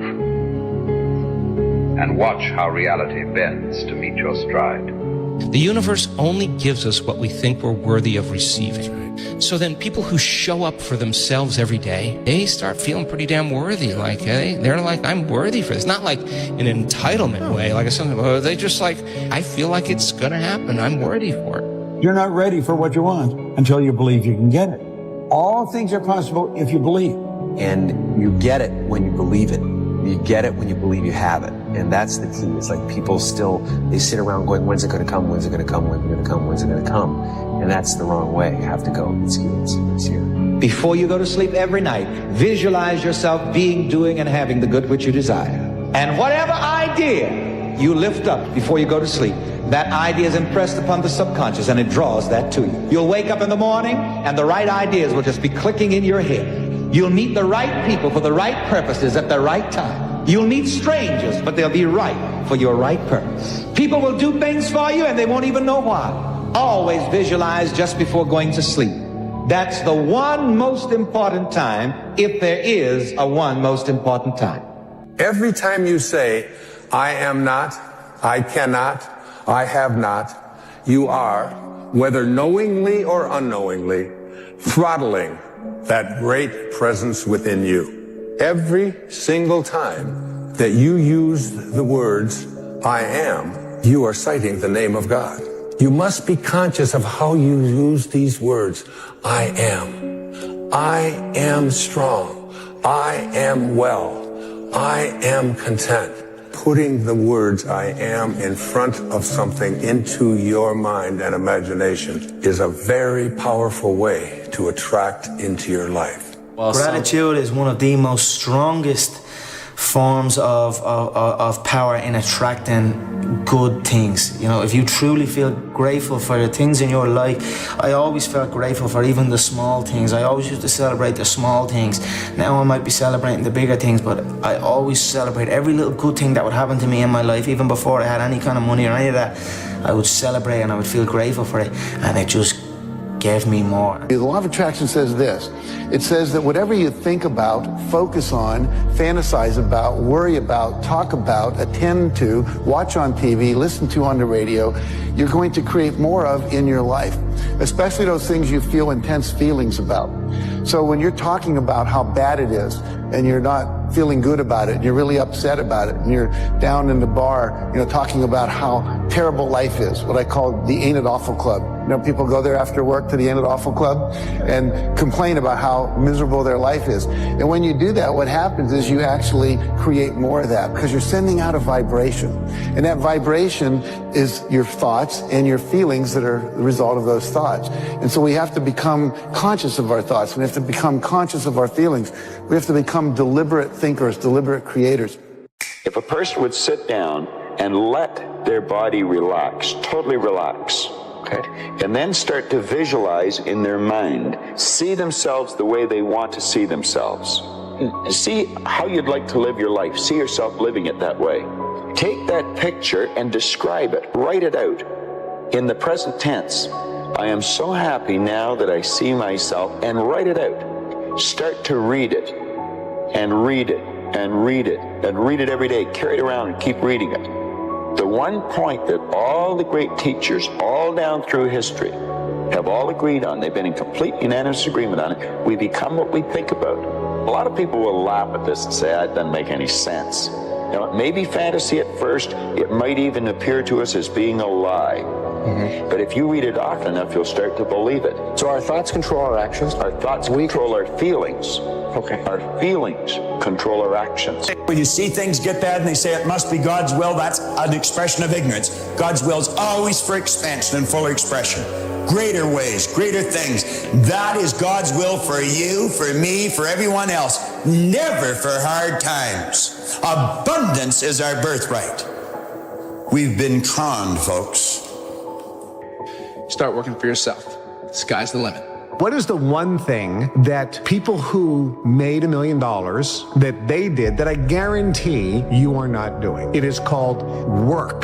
They worked 12 to 14 to 16 hours a day, 7 days a week on making money. They had an obsession with making money. That's all they thought about. They had singular focus. They had singleness of purpose. And I guarantee you don't do that because you want to live a balanced life. Well, I'm sorry, but people who succeed in life don't live a balanced life. It is a fantasy. It is a myth. If you say, I want to live a balanced life and make millions, welcome to Fantasy Island. Is there any better feeling than being locked in? No. Like when you are locked in and you are, you're taking, and you're in a rhythm and you every day you're knocking it down, you never miss a step. Like you go to bed feeling great, you wake up feeling inspired, you go in the gym with energy, right? Like that's the best way to live it. But I promise you, bro, you have so much potential. If you literally just took it and put it in one place, you could literally change your life. truly believe that if you put your 100% effort into something, then you can't lose. God knows if you deserve the results, and if you truly try, you truly commit yourself 100% to something, I don't see how you can fail it. But I don't think you can. That I completely refuse. You can't fail at it. You said you were going to do it this year, but you didn't. So what's going to be different about this year? What kind of person are you going to actually become in order to achieve what the you want to achieve? It is easier to make money than ever before. You can make more money faster today than ever before in history. Why aren't more people making money? Wealthy people show initiative. Broke people don't. The faster you are, the more money you will make. Your bank account is actually a reflection of how fast you move. I was sitting with one of my mentors, Bill Perkins. I asked him, Bill, you're worth a lot of money. You've made hundreds of millions of dollars. Why do you think you've been so successful? And he kind of looked at me and he thought for a second, and he said, I move really fast. By the time somebody else has thought about an idea, taken it to investment committee, I've already started, made 3 mistakes, and found a better way. Now, y'all look money hungry, and that's good. Anybody tells you money's the root of all evil doesn't have any. A broke person thinks that there's a limit to opportunity and a limit to the amount of money out there, that there's a finite resource of money. They think, I just don't have opportunities. I've missed the opportunities. There's this limiting belief around money that poor or broke people have. Rich people, on the other hand, understand this, that money is a renewable resource, which means if they lose all their money today, it's no problem. They can create more. Do you understand this? Do you think that you can create as much money as you want? You don't, do you? Working jobs we hate so we can buy shit we don't need.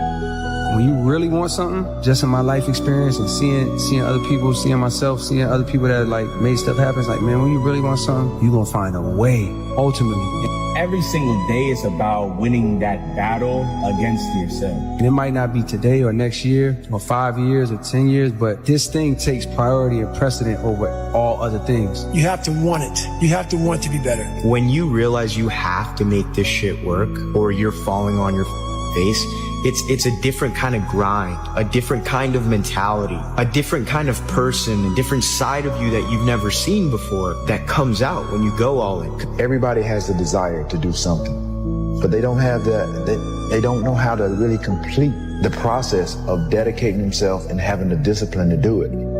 This shit is worth more money than anything ever because you can make so much money off of this, bro. Look at me crazy, call me crazy in the beginning, but once I'm making millions of dollars, playing video games, having fun. We are creative beings, and we can create money. Not that we can, we actually do. That's how money manifests in people's life. They create it. And when you have this mindset, the universe will then present to you and have bubble up ideas about how to make money. Let's consider money butterflies. So let's say you want to catch butterflies. Butterflies equate to dollars. There's 2 ways that you can gather butterflies. The first way is build a net. Right? Build a massive net. It doesn't matter how optimized the net is. It doesn't matter how sophisticated it is. You always have to swing in order to catch butterflies. That's most people hustling. That's where most people start. But you need to develop a second skill set, which is how to attract butterflies. How do you attract butterflies? By building a garden. Changing your psychology around money changes absolutely everything. Do you want to become a billionaire? Then you have to think like a billionaire. There is all the money that everybody needs and wants waiting there for them. The way you feel about money is highly uncorrelated to how much you've got in the bank. You have to change the way you think. The number one thing that's keeping you poor is your mouth, what you say. You see, what you say is what you get. Your tongue is a creative force. Words have power, more power than you could ever imagine. Every word that comes out of your mouth has 100 to 1,000 times more power than a thought. If you believe that what you say will happen, you will get whatever you say. Listen to me. Rich people think differently. So what I'm going to put in your head today is a rich people concept so you can get to understand it. The only difference between successful people and not is just how they think. Rich people think different. Quit letting people tell you got to get qualified in another program. You don't need another program to be successful. You need to change the way you think. How would an abundant person think? Write it down, dude, and fire and wire those thoughts in your brain and install the hardware. Keep doing it with attention and intention. It becomes the new voice in your head. It becomes a software program. Then say, okay, how am I going to be in my life today? What would an abundant person, how would they behave?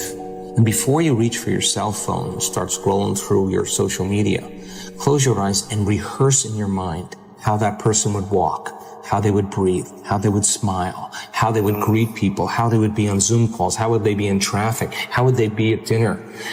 And the act of closing your eyes and mentally rehearsing the act, if you're truly present, the brain does not know the difference between the real life experience and what you're imagining. Say no to the paycheck.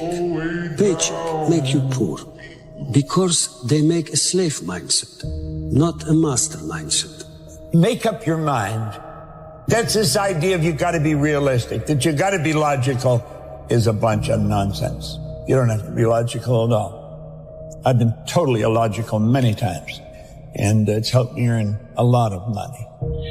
When you speak of your poverty and lack of education, you are simply directing your mind power to attract these undesirable circumstances. Because it is true that whatever your mind feeds upon, your mind attracts to you.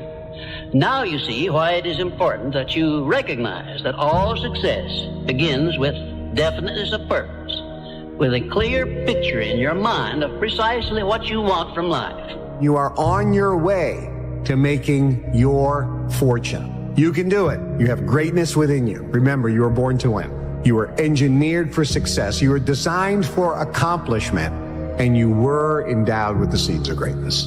Do you want to become a billionaire? Then you have to think like a billionaire. Billionaires do not think about pennies and cents and dollars. They think big, and they think of ways of getting there, not of ways of not getting there. There is all the money that everybody needs and wants waiting there for them. And there's only one reason it's not in their lives, and that's because they're stopping it from coming into their lives. Really? Oh, yeah. How are we stopping it? By thinking we don't have enough, by thinking we don't deserve it, by maybe being programmed the way you were, that my family didn't have very much, you know, I'm destined to not have very much, kind of born on the wrong side of the tracks kind of thing, or all of those thoughts. To believe that we only get money through our job. If you believe that that's the only way you're going to get money, that's the only way that you're going to get money. But you can get money from unbelievable, unlimited different ways. If you decide you want to be rich, all you gotta do is start. Why not? Who gonna stop you? Unless you tell it to the wrong person. Mama, listen to me. I'm going to be rich. Ain't nobody rich in this family. Go in there and sit down somewhere. Get yourself a good job. Oh, mama, you must be right. No, mama could be wrong. Because what you have in your imagination, God didn't show it to your mama. I'm sorry. He showed it to you. Know what you want and believe that you can and will get it. Give expressions of gratitude many times daily for having received that which you want, even before you actually get physical possession of it. Possession starts first in the mind, but please remember this. Remember, there can be no application of applied faith without action. When overtaken by defeat, as you may be many times, remember that man's faith is tested many times before he is crowned with final victory. And accept your defeat as nothing more than a challenge to keep on trying. But I'm starting to realize, bro, when you dance to your own rhythm, when you play by your own rules, and you living through your vision, that's a perfect indication you're doing it correctly. Because they literally don't see what you see. They don't see it. They don't see what you see. They don't see as far as you see. And they don't understand why you see what you see. They don't even understand where it's coming from internally. They don't. I didn't get that back then. I just knew I had the desire for more. I knew I had a vision that I couldn't ignore. There is no end to what you're capable of doing. Once you get into this vibration, you'll start attracting things. Opportunities are just going to pop up everywhere you go. delayed gratification, which means putting off enjoying the fruits of your labor for a period of time. It's temporary so that you're focused in on what you're doing. This is the one thing that people always did that people that are not successful don't do. They're obsessed with making money. They're obsessed with their mission, their purpose, their idea, their project, and it's all they do. It's all they think about. They eat, drink, and sleep this obsession. They work on it, but it's not work to them. They absolutely love the journey because they understand the journey is actually the reward. What would be the outcome?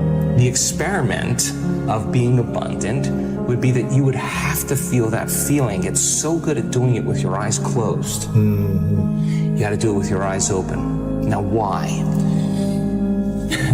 Because if you're feeling the feelings of your emotions, of your future, you're no longer looking for them. You can do whatever you make up your mind to do. Believe, and you shall receive. Will you please remember that your life is exactly what you make it by your own mental attitude. Listen to this. You do not have to be the smartest cat in town to earn a lot of money. As a matter of fact, you can be pretty dumb and earn a lot of money. I was pretty dumb and I was earning a lot of money. So when people tell me you got to be smart to earn a lot of money, I know that's not true because I knew I wasn't very smart and I was earning a lot of money. If you complain about money, if you judge people who have it, if you rush when you're in lack, if you cheat when you don't have what you need, an abundant person doesn't do that. You got to look at that and say, I got to break these habits. Yes. Oh my God, if I truly want to be abundant, I can't act this way. Now here's the big one. If I truly want to be a new personality that's in a new personal reality, I can't take lack with me. I can't take unworthiness. I can't take the story that goes along with it with my parents or my grandparents or my ex or whatever. That story has to end. When people look at the money that they're making and then the amount of effort that it takes them to make that money, they're like, you know what, at least I worked hard for my money. Bro, money gets printed out of thin air. You need to figure out how to make as much of it for the least amount of effort as possible. Why? Because there's dudes out there that are printing it. I don't think you understand. They're literally printing it. Printing it, and you're out here working for it, slaving away. So you need to ask yourself, how can I get as much money as possible for the least amount of effort? So you need to start a business. You need to be able to understand how to arbitrage. You need to learn how to sell. You need to learn how to market. These basic skills, because the assumption that you're going to find security in a job is a fallacy. They can fire you for any of a million reasons tomorrow. Your skills are what's going to determine if you stay afloat or not, if you have the ability to make money. The job doesn't count. The idea of having a side hustle that you're not actually fully invested doesn't count. You need to be focused on making money. Money is the name of the game. You have to take care of it. A lot of you niggas gonna spend your whole life waiting on a handout, waiting on somebody to come and put you on, waiting for some money to fall in your lap, waiting for somebody to come and save you. No, ain't nobody coming to save you, bro. Once you understand you're gonna have to do this shit on your own, you're gonna have to have your own motion, you're gonna have to have your own grind, you move different, you talk different, you apply pressure to shit different. It's different when you know nobody's coming. No more around. You want your life to be better? I can't help you. Lee can't help you. Joe Rogan can't help you. Ari can't help you. Only you could help you. Grab your balls, get a notebook, and write down what the you're gonna do this year. And this is it. You're not gonna have these problems. The drugs, cigarettes, it all starts today, all right? No more excuses. This is the year of the soldier. We're getting back what belongs to us, and that's it. You chase something that you believe you deserve until you get it. And it doesn't matter what happens to you. It doesn't matter how many times you've been fired. It doesn't matter how many people don't believe in you. You just go until you get it. That's the point. Are you tired yet?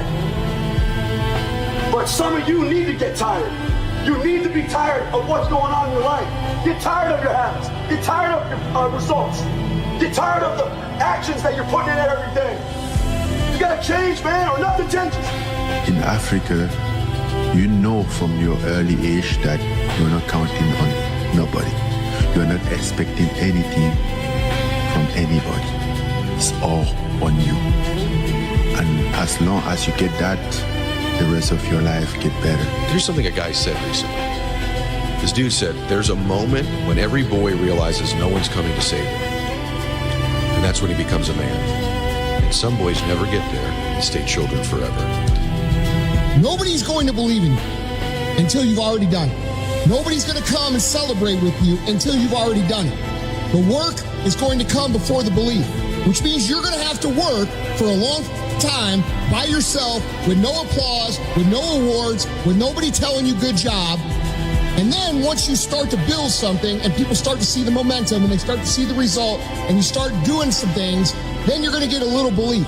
Unless you understand that you've got to parent yourself, you got to push yourself, you're not going to make your dreams come true. You're just not. You had nobody anyway, mother. So see how I'm talking myself right now? That's me. That shit fires me the f*** up. That shit makes me nuts. You had nobody anyway, motherfucker. Look around you. There was no team. It was you. What's your most brutal life lesson? Nobody's coming to save you. It's also the best one. The best day of your life is when you realize nobody's coming to save you. And when you can realize that, and you can kind of cynically smile because you know you want the ball in your court, then you're well on your way to being successful. When you take full responsibility of everything, good or bad, even if you don't do the actual task, if you take responsibility fully, you're free. There's a tremendous amount of liberation that comes when you accept the fact that you're always going to need to give yourself a push. The first two words of getting out of poverty are my fault. And the thing is it doesn't actually matter if it is your fault, but it is your problem. You have to solve it because no one else will. That allows you to actually do something about it. Until you win, effort always goes unnoticed. Get used to it. No one roots for you until everyone roots for you. That's just how it works. You're going to lose sleep. You'll doubt whether it'll work. You'll stress to make ends meet. You won't finish your to-do list. You'll wonder whether you made the right call and have no way to know for years. This is what hard feels like. Everything worth doing is hard. And the more worth doing it is, the harder it is. The greater the payoff, the greater the hardship. If it's hard, good. It means no one else will do it. More for you. At some point, everything's going to go south on you. Everything's going to go south, and you're going to say, this is it. This is how I end. Now, you can either accept that, or you can get to work. That's all it is. You just begin. You do the math. You solve one problem, then you solve the next one. The bottom line is, no one's coming. No one. No one's coming to push you. No one's coming to tell you to turn the TV off. No one's coming to tell you to get out the door and exercise. Nobody's coming to tell you to apply for that job that you've always dreamt about. Nobody's coming to write the business plan for you. It's up to you. There is no perfect time to start. You gotta start now with changing your life. You gotta do your best work when you're the least motivated. So those days you don't want to do it, guess what you gotta do? You gotta second the up to do it. Stay hard. I just don't see the point. This idea you have that there's a way to be safe, it's childish and cowardly. It stops you from experiencing anything, including anything good. Once you've already won, people are like, he's amazing, he's so good. But like, that's the time when you need it the least. You always have to be the person who roots for you before everyone else does. And it's usually a single clap in the auditorium for a very long period of time. It is a slow clap that's just you. The difference between should and must is reasons. Reasons come first, answers come second. If you got strong enough reasons, if you got a big enough why, you can figure out how to do anything. Why the don't you want to be in better shape? Why don't you want to be more successful? Maybe you can't find your why because you're lazy. Maybe you can't find your why because you have zero in ambition. Regardless, you need to go out here and find it. If the why is powerful, the how is easy. But if the why isn't strong, if your goals aren't powerful, if the vision isn't clear, the old prophet said, without a vision we die, without a vision we perish, without a dream we're nothing. What's the chance of you making $1 million this year? Give me numbers. And everyone's like 0%, 0%, 0%, 1%. There's always 1%. It's like 5. And that's like the most it'll get to. And I said, okay, I'm going to give you the most extreme example, but I just want to see what happens. Okay. What's the percentage chance of you making $1 million this year legally? And if you don't, everyone that you love dies. And everyone's like 100%, 100%, 1,000%. I said, what changed? The goal didn't change. The time frame didn't change. Why you're doing it changed. Would you wake up in the morning if everyone that you love's life depended on it and be like, yeah, well, maybe I should scroll on TikTok for a little while? No, you'd be like, I'm going to take action immediately. And so it doesn't need to be like a fear of losing everybody, but what's really behind that is like, why? So you never wanted a regular type life, right? The f- is that, barbecues and ball games? Yeah. If you want to feel like your life has meaning, if you want to go to bed and sleep with a clear conscience, if you want to wake up in the morning looking forward to the day, purpose is a more meaningful, more reliable category than happiness. How do I know? A lot of people, when they think of the phrase, how do I know, they always want to put the what behind it. How do I know what I'm supposed to do? The question that you really should ask is, how do I know why I'm here? Because when you know your why, your what becomes more clear and more impactful. In order to be successful, you need to have a powerful why. Why do you want to be successful? Why do you want to achieve great things? Why are you doing the shit that you're doing on a daily basis? Why? I ask people this on a daily basis and everybody gives me these generic answers. Because I want to help people. Because I want to give back. Because I want to live a happier life. Why?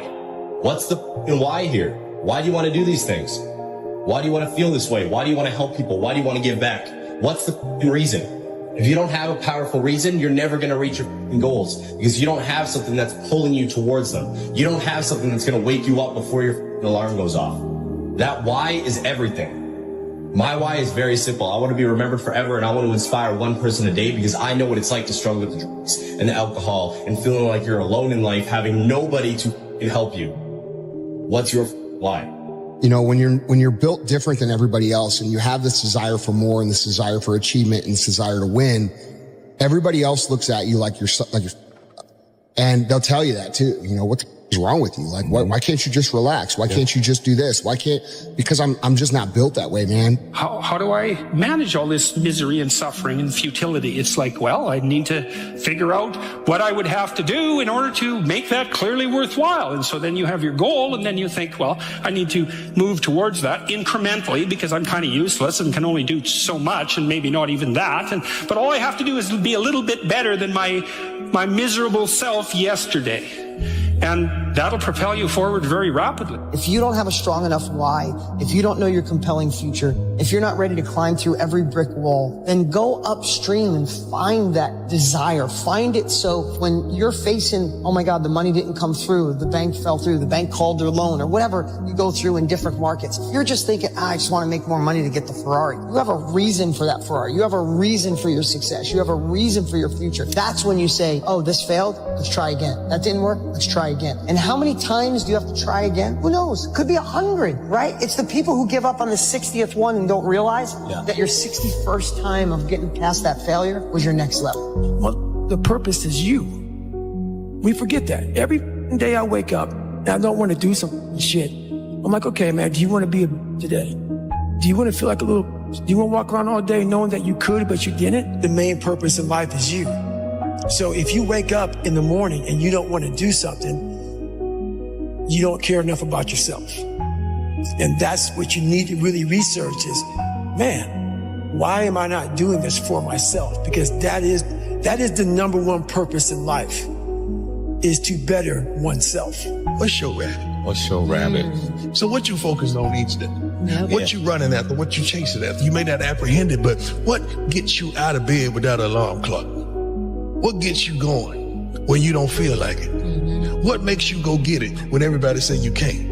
If you don't know where you want to go or who you want to be, you eventually just float around and you will eventually crash. Most people walk around with no goals, no ambition. They don't know where they're going. It's like a ship with no destination. If you don't know where you're going, you'll never get there. Once you know where you want to go, then you direct your time, your energy, and your attention to the execution and the achievement of that goal. It's all about intention. But most people walk around in life thinking that life is just a big fat lottery. And it's just not that case. Those that live by the lottery of life most likely end up losing. Make up your own mission statement. What do you want to be in life?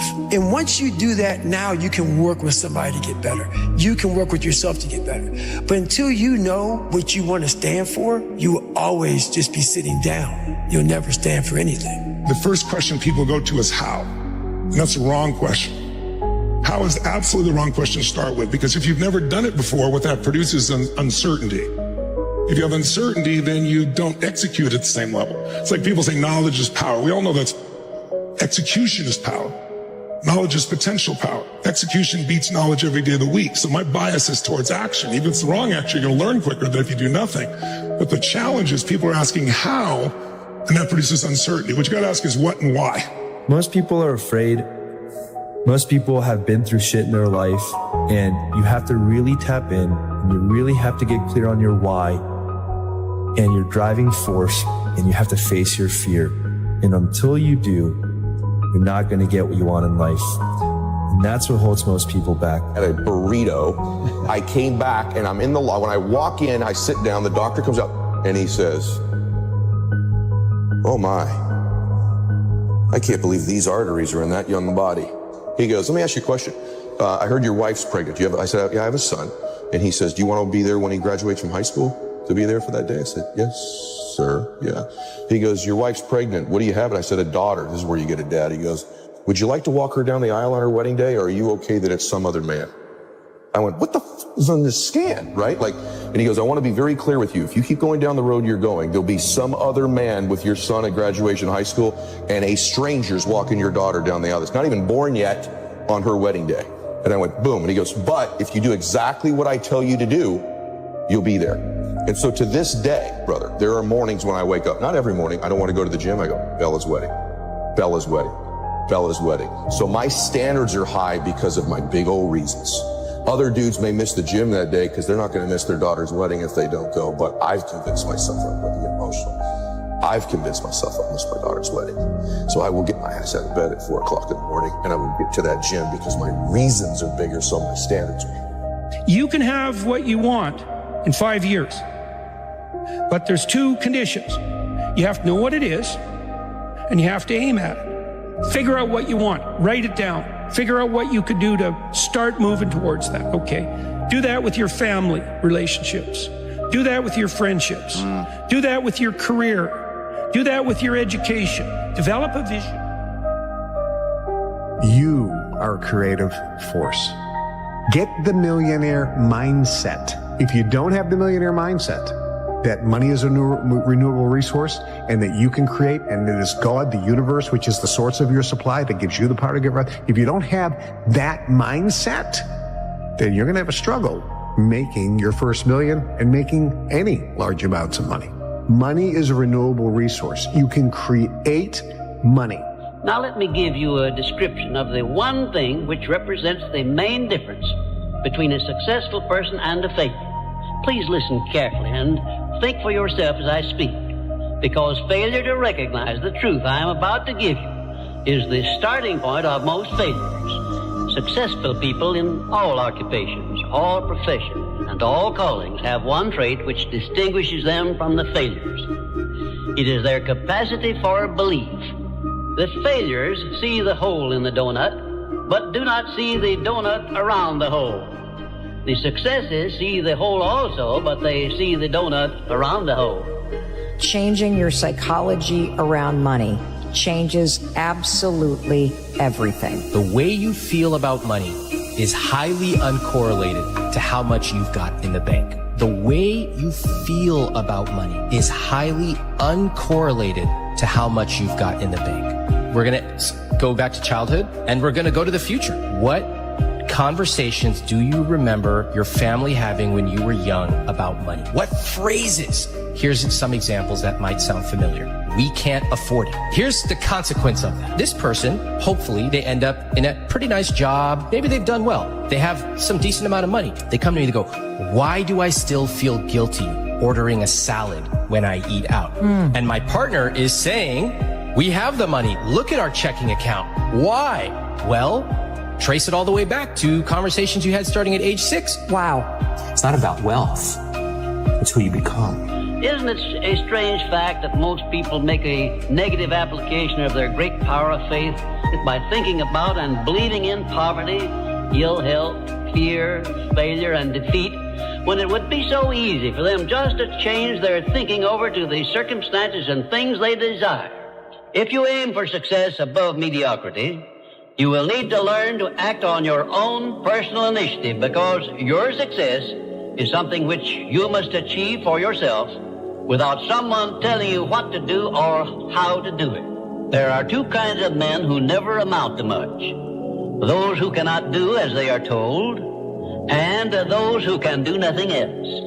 Most people learn how to fail and not to succeed. It's a mindset. It's a mindset. When they developed Tesla, everybody thought, not a new idea. But they were persistent, they were convincing, and they could see something that most people did not see. The same thing with Google, the same thing with Apple. They were providing something that people were looking for, but they did not know how to put it together. So if you want to be a billionaire, you have to start thinking what will work and not only what will fail. Billionaires look at their experience and say, this did not work, what can I learn from it? You have to change the way you think. Think about it. There's been many periods in my life that I've had internal growth, which was this: work, work, work, work, work, no results, but I'm a little bit better. Work, work, work, work, work, work, work, work, work, no results, but I'm a little bit better. Work, work, work, work, work, no results, I'm a little bit better. Work, boom, just got paid. I just got paid. And it looks like overnight success. Yeah. It's like, oh, man, it happened in a year. No, bro, it doesn't. Because if you do all those things, even if nothing happens and you know you're doing the right thing and you're on track, overnight success becomes this easy thing because you were internally growing and then the bubble popped. And then boom, it looks like you were doing it all along. You want to make money? The key to making money is serving the most amount of people. The more people you serve, the more money you make. People always say, athletes make so much money. Doctors should make more money than athletes. But I'm like, wait, how many patients you got? How many patients you got? The doctor got 30 patients. Well, you got 30 patient money. But how many people are enjoying watching LeBron play? Hundreds of millions. So he gets hundreds of millions of dollars. I said, dude, don't ever get it twisted. You serve more people, you get more props, you get more money. Another way to get wealth is through servanthood. Listen very carefully. The more people you serve, the richer you become. The more people that you can serve and the more needs you can meet, the more successful you become. If you're going to put your effort into something and you're going to work on something, you cannot afford the luxury of a negative thought. I'm going to write a book. I can't afford to think that it won't sell. I'm going to build a business. I can't afford to think that I'm not going to get any clients. Do not accept from life or anyone else anything you do not desire. And remember that Mahatma Gandhi proved himself to be more powerful than the great British military forces by this simple method of passive resistance. Keep your mind eternally engaged in thinking of that which you desire most, your major purpose in life, so no time will be left for you to waste on thinking of that which you do not want. The more I listen to this, the better my life gets. If they don't have what you want, don't listen to what they say. There's no greater waste of time than justifying your actions to people who have a life you don't want. Write out this sentence and paste it in a prominent place where you work and on a mirror where you see yourself in your home. Whatever the mind can conceive and believe, the mind can achieve. Remember also that you are the only person who can provide you with a positive mental attitude. What are you going to do about it? On your answer to this question rests your entire future. Opportunities in life are like trains. There's always another one coming. There's not like this is the last opportunity that will ever present itself to you in this lifetime. No, there are an abundance of opportunities, tons of opportunities. There's huge amounts. And if you don't take advantage of this because of various conditions and circumstances that you can't, there'll be another one down the road. This is the confidence or knowingness that you can and will have tons of opportunities in this lifetime. You can't take advantage of every single one. Take advantage advantage of the ones you want. Bro, it's so easy to bank money. You know this. Online, anybody can go out and make 10 grand a month. Literally. I was talking with a guy in Singapore, probably worth a couple $1 billion. I was having a conversation with him. And he's like, you know what the biggest issue is between the elite and people that make no money? I'm like, what? Financial literacy. He said, most people are financially illiterate. And it's a language. And I'm like, what do you mean it's a language? He's like, yes, finance is the language of the elite. Self-education will never betray you. Self-education will never betray you. You have to sit down. You don't like to read books. Nobody gives a the marketplace doesn't care. In order for us to change a belief or perception about ourselves and our lives, we have to make a decision with such firm intention that the amplitude of that decision carries a level of energy that's greater than the hardwired programs in your brain and the emotional conditioning in your body. And your body literally has to respond to your mind. Examine your personality and examine your personal reality. Change your personality, change your personal reality. Don't make it be about abundance. Make it about becoming abundant by overcoming the person who's not abundant. There's a moment when every boy realizes no one's coming to save him. And that's when he becomes a man. And some boys never get there and stay children forever. The winner never quits, and a quitter never wins. Definiteness of purpose. By now you should know what you want most from life, and you should have a plan for minds capable of mastering all of their problems. Just remember this about adversities. Nothing is ever so bad or so unpleasant that it may not yield some benefit if we keep a positive mental attitude toward the experience and make it a habit to look for that seed of an equivalent benefit. What is money? Define it. What is money? You go in, you give your time, your energy, your attention towards a task, and you get paid. What is those 15 pounds that you're getting for that hour worth? Your time? No, not your time. What is it worth? Where does it come from? Who gives that thing value? It has no value. That money isn't real. So what you need to do is you need to create money, and you create money by elevating the way that you think about finances, the way that you think about business, the way that you think about working. You don't work in order to get a paycheck. You work in order to build things that create money. Your body is so objective that it's believing it's living in that reality where you are abundant. And as long as you feel that emotion, you're not separate from it any longer. You're no longer in lack. You're no longer looking for it to occur. Say, why hasn't it happened yet? If you're feeling abundant, why would you look? The longer you're conscious of that energy, the more you draw that future to you. Nothing changes in your life until you change. Every family deserves to have a winner. I think it should be you. But you also have to disconnect, unplug your umbilical cord from the belly button of average and plug yourself into the mindset of a winner, which is a winner does more than expected every single time, no matter how they feel, no matter the circumstances. A winner shows up 10x times more than the average person. A winner has these unreasonable expectations of himself. A winner knows that he's destined for greatness. And no matter how many people around him tell him to slow down, be careful, watch out, that's too risky. You don't have the genetics, the DNA, the money, the mind, the brain power for that. A winner locks onto their goals and keeps going. This is the millionaire mindset. It's just money. It's made up. Pieces of paper with pictures on it so we don't have to kill each other just to get something to eat. Rich people's mindset, the millionaire mindset, the real, most important millionaire mindset is this. You think and you know and you have complete confidence in your own ability to create. You know that you have the ability to create money. You have confidence that you have the ability to create money anytime you need, with the help of the universe. There's nothing wrong with being broke, homie. It's only wrong with someone being poor, because poor is a mindset. Broke is just a temporary situation, just use fix. But being poor, that's a mind state. Let me tell you something. There is no nobility in poverty. I've been a rich man and I have been a poor man, and I choose rich every time. Poor thinking habits keeps most people poor. Not poor working habits. Most people work hard, but they don't think hard. And Shope taught me that the mind is like a factory, a mental factory. And whatever you think about all day long pours ingredients into this mental factory.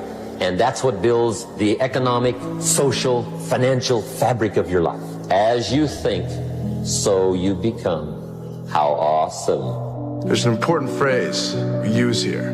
I think it's time you all learned it. Act as if. You understand what that means?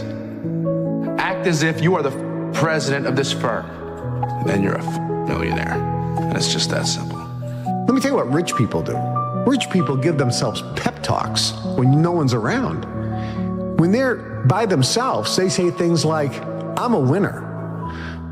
I am sick and tired of being sick and tired, and I am going to win. I'm going to make this happen. Look at all those people down there. Do they follow the rules for what? They're letting fear lead them. What happens if I don't? Life's simple. You make choices and you don't look back. Stay small enough, long enough, you'll be big enough soon enough. See you at the top because the bottom is too crowded, but we never look down on anybody unless we're willing to help them up. Believing that you can is way more profitable than believing that you can't. Successful people are always too busy doing what the other guys are still talking about. Successful people are always willing to do what the other guys are not willing to do. Your friends are shit. They tell me you made 25 grand last month. They're not gonna believe you. F them. Parents don't like the life you lead? You, mom and dad. See how it feels when you're making their excess payments. Set a goal to become a millionaire. Here's why. For what it will make of you to achieve it. Set a goal that'll make you stretch that far. For what it will make of you to achieve it. Today, it's easier to make money than ever before. You are on your way to having your first $1 million in the bank and all of your bills paid. Think and grow rich. Think and grow rich. Success is something you attract, not something you pursue. Success is looking for a good place to stay. So instead of going after it, you work on yourself. Personal development. Why is it that people are successful? It's simply this. The rich get richer, the poor get poorer. Why?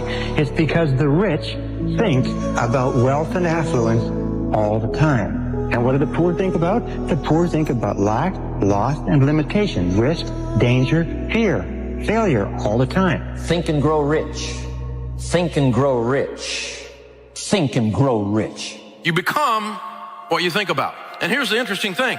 You can choose. Choose what you think about. Choose. With your business, choose what you're aiming at. With your leadership, choose what you're aiming at. With your team, choose. Help them choose. The act of intentionality is so freaking powerful. It's unbelievable. Henry Ford said, if you think you can, or you think you can't, you're right. I am amazed at the things we don't do because we have this little tiny bit of fear that offsets all the other data and all the other evidence in our life that causes us to not go do something. Because we just don't believe. And it's weird. When you start to believe, you become what you think about. Never say you can't do it. Say, I haven't done it yet. I haven't done it yet. And that's true with everything. It's like, there's nothing that you can't do. You may not have done it yet. We don't know if you can do it or not until you really practice. And then you find out if you can do it or not, or how well you can do it. Money is not our issue. The mindset of money is our issue. If you don't have a mindset for money, then trading stocks and options wouldn't be the game for you because you're not going to know how to manage your risk. You're not going to have the discipline to be able to stay out of the market when necessary. You're not understanding money in its totality. So when you got the mindset of money coupled with the skill of making money, this is what equals a wealthy person. This is what allows a person to be able to build wealth throughout their generations. You cannot have what you're not willing to become vibrationally. If you do get it, you'll lose it. This is why people that win the lottery, they lose everything. They'll get a modicum of success but can't hold on to it because inside they weren't vibrationally aligned. They really hadn't become it. So you can temporarily manipulate and get things, but to have it completely, you have to lift your vibration and become that. You can have more than you've got because you can become more than you are. And of course, the other side of the coin reads, unless you change how you you are, you'll always have what you got. I have found in my experience that income does not far exceed personal development. Now, sometimes income takes a lucky jump, but sure enough, unless you grow out where it is, it'll usually come back where you are. Life has strange ways. If somebody hands you $1 million, best you become a millionaire quickly, so you get to keep the money. Otherwise, sure enough, it'll disappear. Somebody once said, if you took all the money in the world, divided it up equally among everybody, it would soon all be back in the same pockets. Incredible. Money does not exist. Did you know that? I learned that years ago from a very wealthy man. I was free from money that day. He says money is an idea. It's in your head. It's an idea.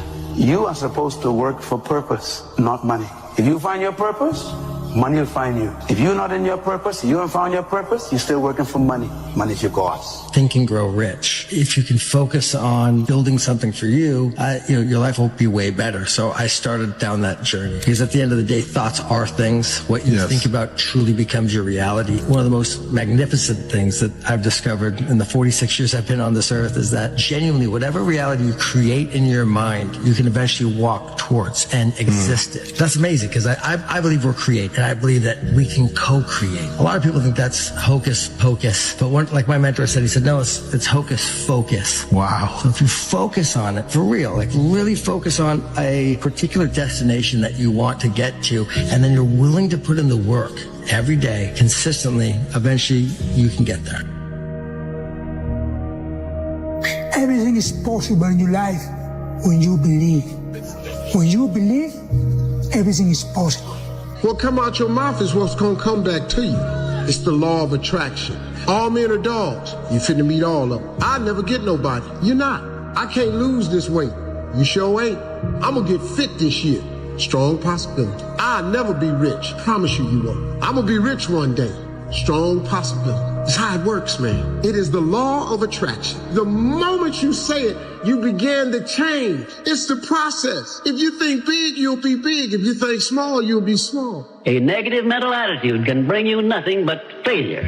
Remember always, you are where you are and what you are because of your mental attitude in which you relate yourself to other people. Remember also, your mental attitude is the one and the only thing over which you have complete control. Success is something which has to be planned. And success is something which has to be earned. Anything that you can hold in your mind on a continuing basis, you can be, have, or do. You will become what you think about. Your only job is to make a very, very clear decision about the person you want to be, the things that you want to have, the goals that you want to accomplish, and then make sure that you feed your mind continuously, day by day, week by week, hour by hour, with words, pictures, images, ideas, thoughts, and information consistent with your goals and your ideals. You cannot have wealth in your material world until you first visualize the wealth in your mind. If you get a picture of what you really want, then it's just a matter of time until you have it. They keep reminding yourself that you have tremendous reservoirs of potential within you, and therefore you are quite capable of doing anything you set your mind to. You really can. So all you must do is figure out how you can do it, not whether you can or not. About 5 years ago, I met a wise and wealthy man who had spent his entire life studying success. And he'd reached a clear conclusion concerning the reason for success in life and especially in business. He's dead now, but I'll never forget what he told me. He said the key to success was to set a goal and then to stay with it until you achieve success in at least one important thing. He said that your subconscious mind will then accept that success experience and store it as a pattern, like a template. And then from then on, your subconscious will drive you and direct you and guide you to repeat the pattern of success in other things that you attempt. Another way of saying it is that nothing succeeds like success. Psychologists have demonstrated that achievement brings you a natural high. Once you've experienced your first great success, then not only are you unconsciously programmed to repeat it, but nothing else will ever give you the same wonderful sense of satisfaction. Don't ever let somebody tell you you can't do something. Not even me. You got a dream, you got to protect it. People can't do something themselves. They want to tell you you can't do it. You want something, go get it. Period. When you realize how powerful your mind is, you can create anything you want. This is the goal, the main thing of being alive is learning how to create. And now when the veil is thinning, we're moving into this new earth, we're into the shifting, we're bringing all these abilities back. This is what you're supposed to learn how to do. This is your movie. So you are the producer, director, and actor in your own play. You're also the script writer, but the script isn't written. It's written as you go along. You can change it any time you want. You can create anything. You know the only difference in steam and ice is the state of vibration of the water or the H2O. Do you know the only difference in where you are versus where you want to go is your state of vibration? Do you know that everything to get you there is already here, and it always has been? You know, when you take an idea and you impregnate it over and over again, you impregnate that idea into one cell. When you impregnate that idea into the cell, that cell is dividing 1 into 2, 2 into 4, 4 into 8, and the process goes on at the rate of 50,000 cells per second. And the more and more you act on it, even though you don't feel good about it, but you work with the idea, you start to develop this change in vibration. But what is really happening is you're impregnating the cells with the characteristic or the idea. What we need to do is we need to constantly think about where we're going, what we want to do, and we start to increase our level of thinking by vibration, and we begin to attract thoughts of a like nature that'll move us in that direction. How badly do you want what you want? How badly do you want it? Or do you want it at all? You see, there's an awful lot of people who want an awful lot of things. But how badly do they want it? If you want it so badly, if you want it with tremendous intensity of desire, there's really nothing in the world that can stop you from getting it. There's an interesting story was told about Socrates, and Socrates was talking to one of his students, and the student said, I am hungry for knowledge. What can I do to increase my knowledge?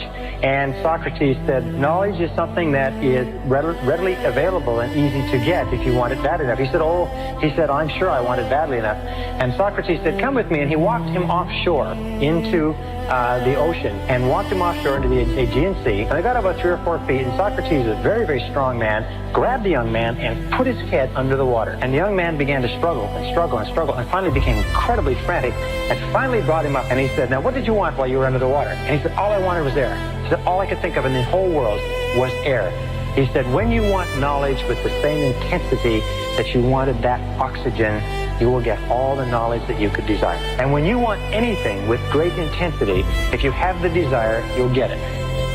This is the millionaire mindset. Your subconscious mind hears what you tell it to hear and sees what you make it see. For example, if you're constantly thinking, I'm tired of being broke, your subconscious mind will prove you right. It hears, I'm tired and broke, and it works all day and night to make it true. Your words are spells. That's why you spell words. They're magical. Your tongue can slay you. Hold it if you don't know how to use it. Stay small enough long enough, you'll be big enough soon enough. See you at the top because the bottom is too crowded, but we never look down on anybody unless we're willing to help them up.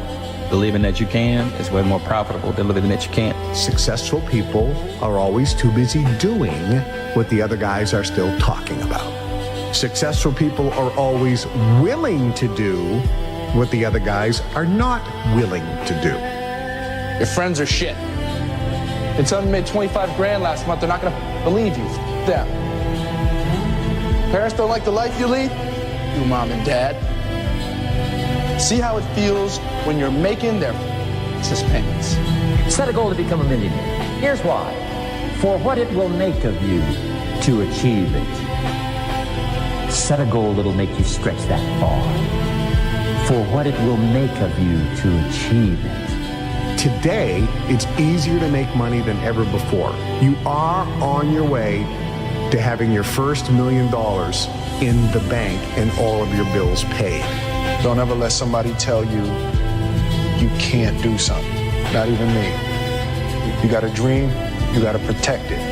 People can't do something themselves. They want to tell you you can't do it. You want something, go get it. Period. Start working for yourself. Sky's the limit. What is the one thing that people who made $1 million that they did that I guarantee you are not doing? It is called work.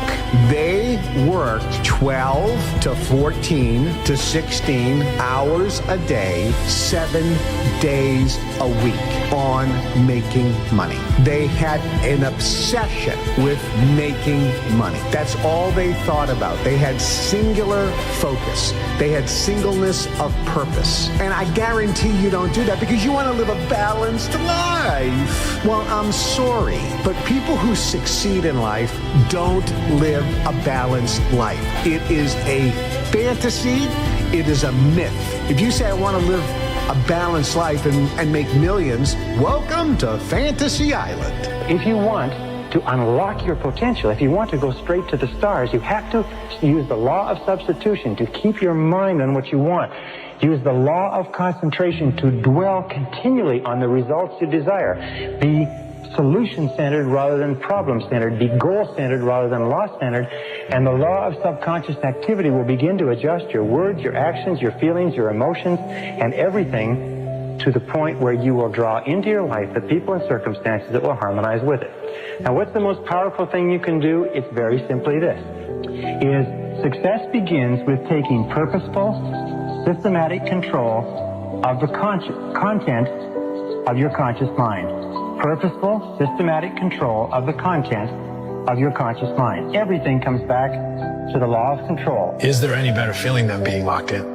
No. Like when you are locked in and you are, you know, you're taking, and you're in a rhythm and you every day you're knocking it down. You never miss a step. Like you go to bed feeling great. You wake up feeling inspired. You go in the gym with energy, right?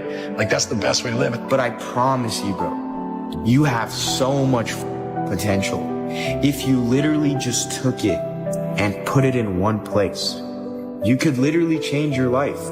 Truly believe that if you put your 100% effort into something, then you can't lose. God knows if you deserve the results. And if you truly try, you truly commit yourself 100% to something, I don't see how you can fail it. That I don't think you can. That I refuse. I completely refuse. You can't fail at it. You said you were going to do it this year, but you didn't. So what's going to be different about this year? What kind of person are you going to actually become in order to achieve what the you want to achieve? There's a law in physics that basically says that when you have energy that is vibrating at a particular frequency, within 17 seconds, other energy like that will be attracted to it. So if I'm having a positive thought or a negative thought, then what happens is that energy is attracted to it. I have other thoughts that are like that thought. So if you do that 17 seconds, 68 seconds, then momentum begins to occur. So let's say that I'm normally, all of our emotions have a frequency to it. So if I'm in despair or anger or worry, all of those are lower, denser frequencies. You get into things like contentment, happiness, joy, love. Those are higher, faster frequencies. Let's say that I normally live in contentment, and that's my set point because that's where I live. I think about that all the time. That's what my makeup is, that sort of thing. So I'm driving down the highway. All of a sudden a car cuts me off and I get angry. So now I'm in the lower, denser frequencies. And so then I go back to the office and I'm telling all my colleagues, you know, here's what happened. You know, this knucklehead cut me off. Go home, tell my wife that. What am I doing? I'm vibrating angry energy. I'm attracting into my world whatever it is that I'm vibrating. So where my thoughts are, that's what's creating my reality. It is easier to make money than ever before. You can make more money faster today than ever before in history. Why aren't more people making money? Wealthy people show initiative. Broke people don't. The faster you are, the more money you will make. Your bank account is actually a reflection of how fast you move. I was sitting with one of my mentors, Bill Perkins. I asked him, Bill, you're worth a lot of money. You've made hundreds of millions of dollars. Why do you think you've been so successful? And he kind of looked at me and he thought for a second. And he said, I move really fast. By the time somebody else has thought about an idea, taken it to investment committee, I've already started, made 3 mistakes, and found a better way. Now y'all look money hungry, and that's good. Anybody tells you money is the root of all evil doesn't have it. A broke person thinks that there's a limit to opportunity and a limit to the amount of money out there, that there's a finite resource of money. They think, I just don't have opportunities. I've missed the opportunities. There's this limiting belief around money that poor or broke people have. Rich people, on the other hand, understand this, that money is a renewable resource, which means if they lose all their money today, it's no problem. They can create more. Do you understand this? Do you think that you can create as much money as you want? You don't, do you? Working jobs we hate so we can buy shit we don't need. When you really want something, just in my life experience and seeing other people, seeing myself, seeing other people that like made stuff happen, it's like, man, when you really want something, you're gonna find a way, ultimately. Every single day is about winning that battle against yourself. And it might not be today or next year or 5 years or 10 years, but this thing takes priority and precedent over all other things. You have to want it. You have to want to be better. When you realize you have to make this shit work or you're falling on your face, it's a different kind of grind, a different kind of mentality, a different kind of person, a different side of you that you've never seen before that comes out when you go all in. Everybody has the desire to do something, but they don't have that, they don't know how to really complete the process of dedicating themselves and having the discipline to do it. Complete delusion. You gotta believe the delusion because it's only delusional until it works. So is it really delusional? You have to be crazy enough to think that it's possible. That's how you do something worthwhile.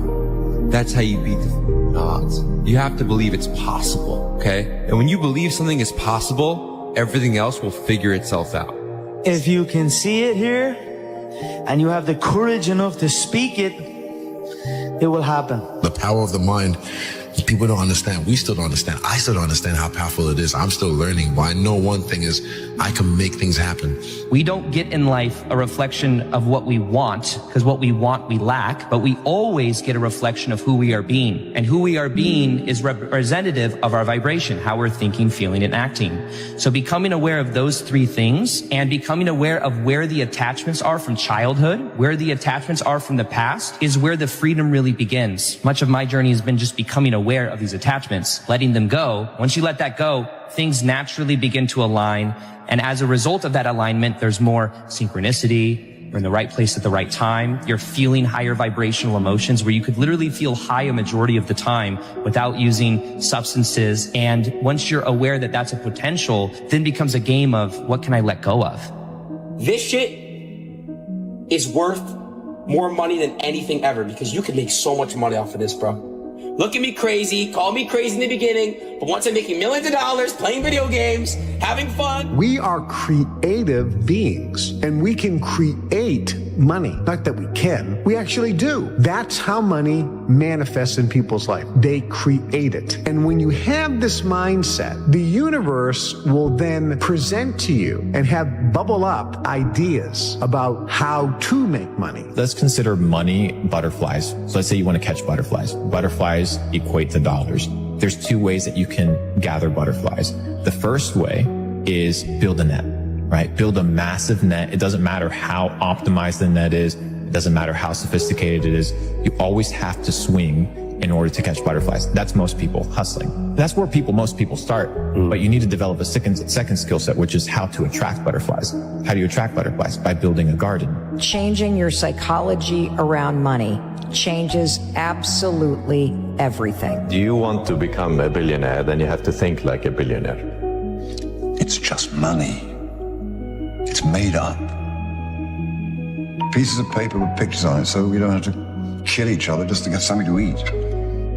Rich people's mindset, the millionaire mindset, the real most important millionaire mindset is this. You think and you know and you have complete confidence in your own ability to create. You know that you have the ability to create money.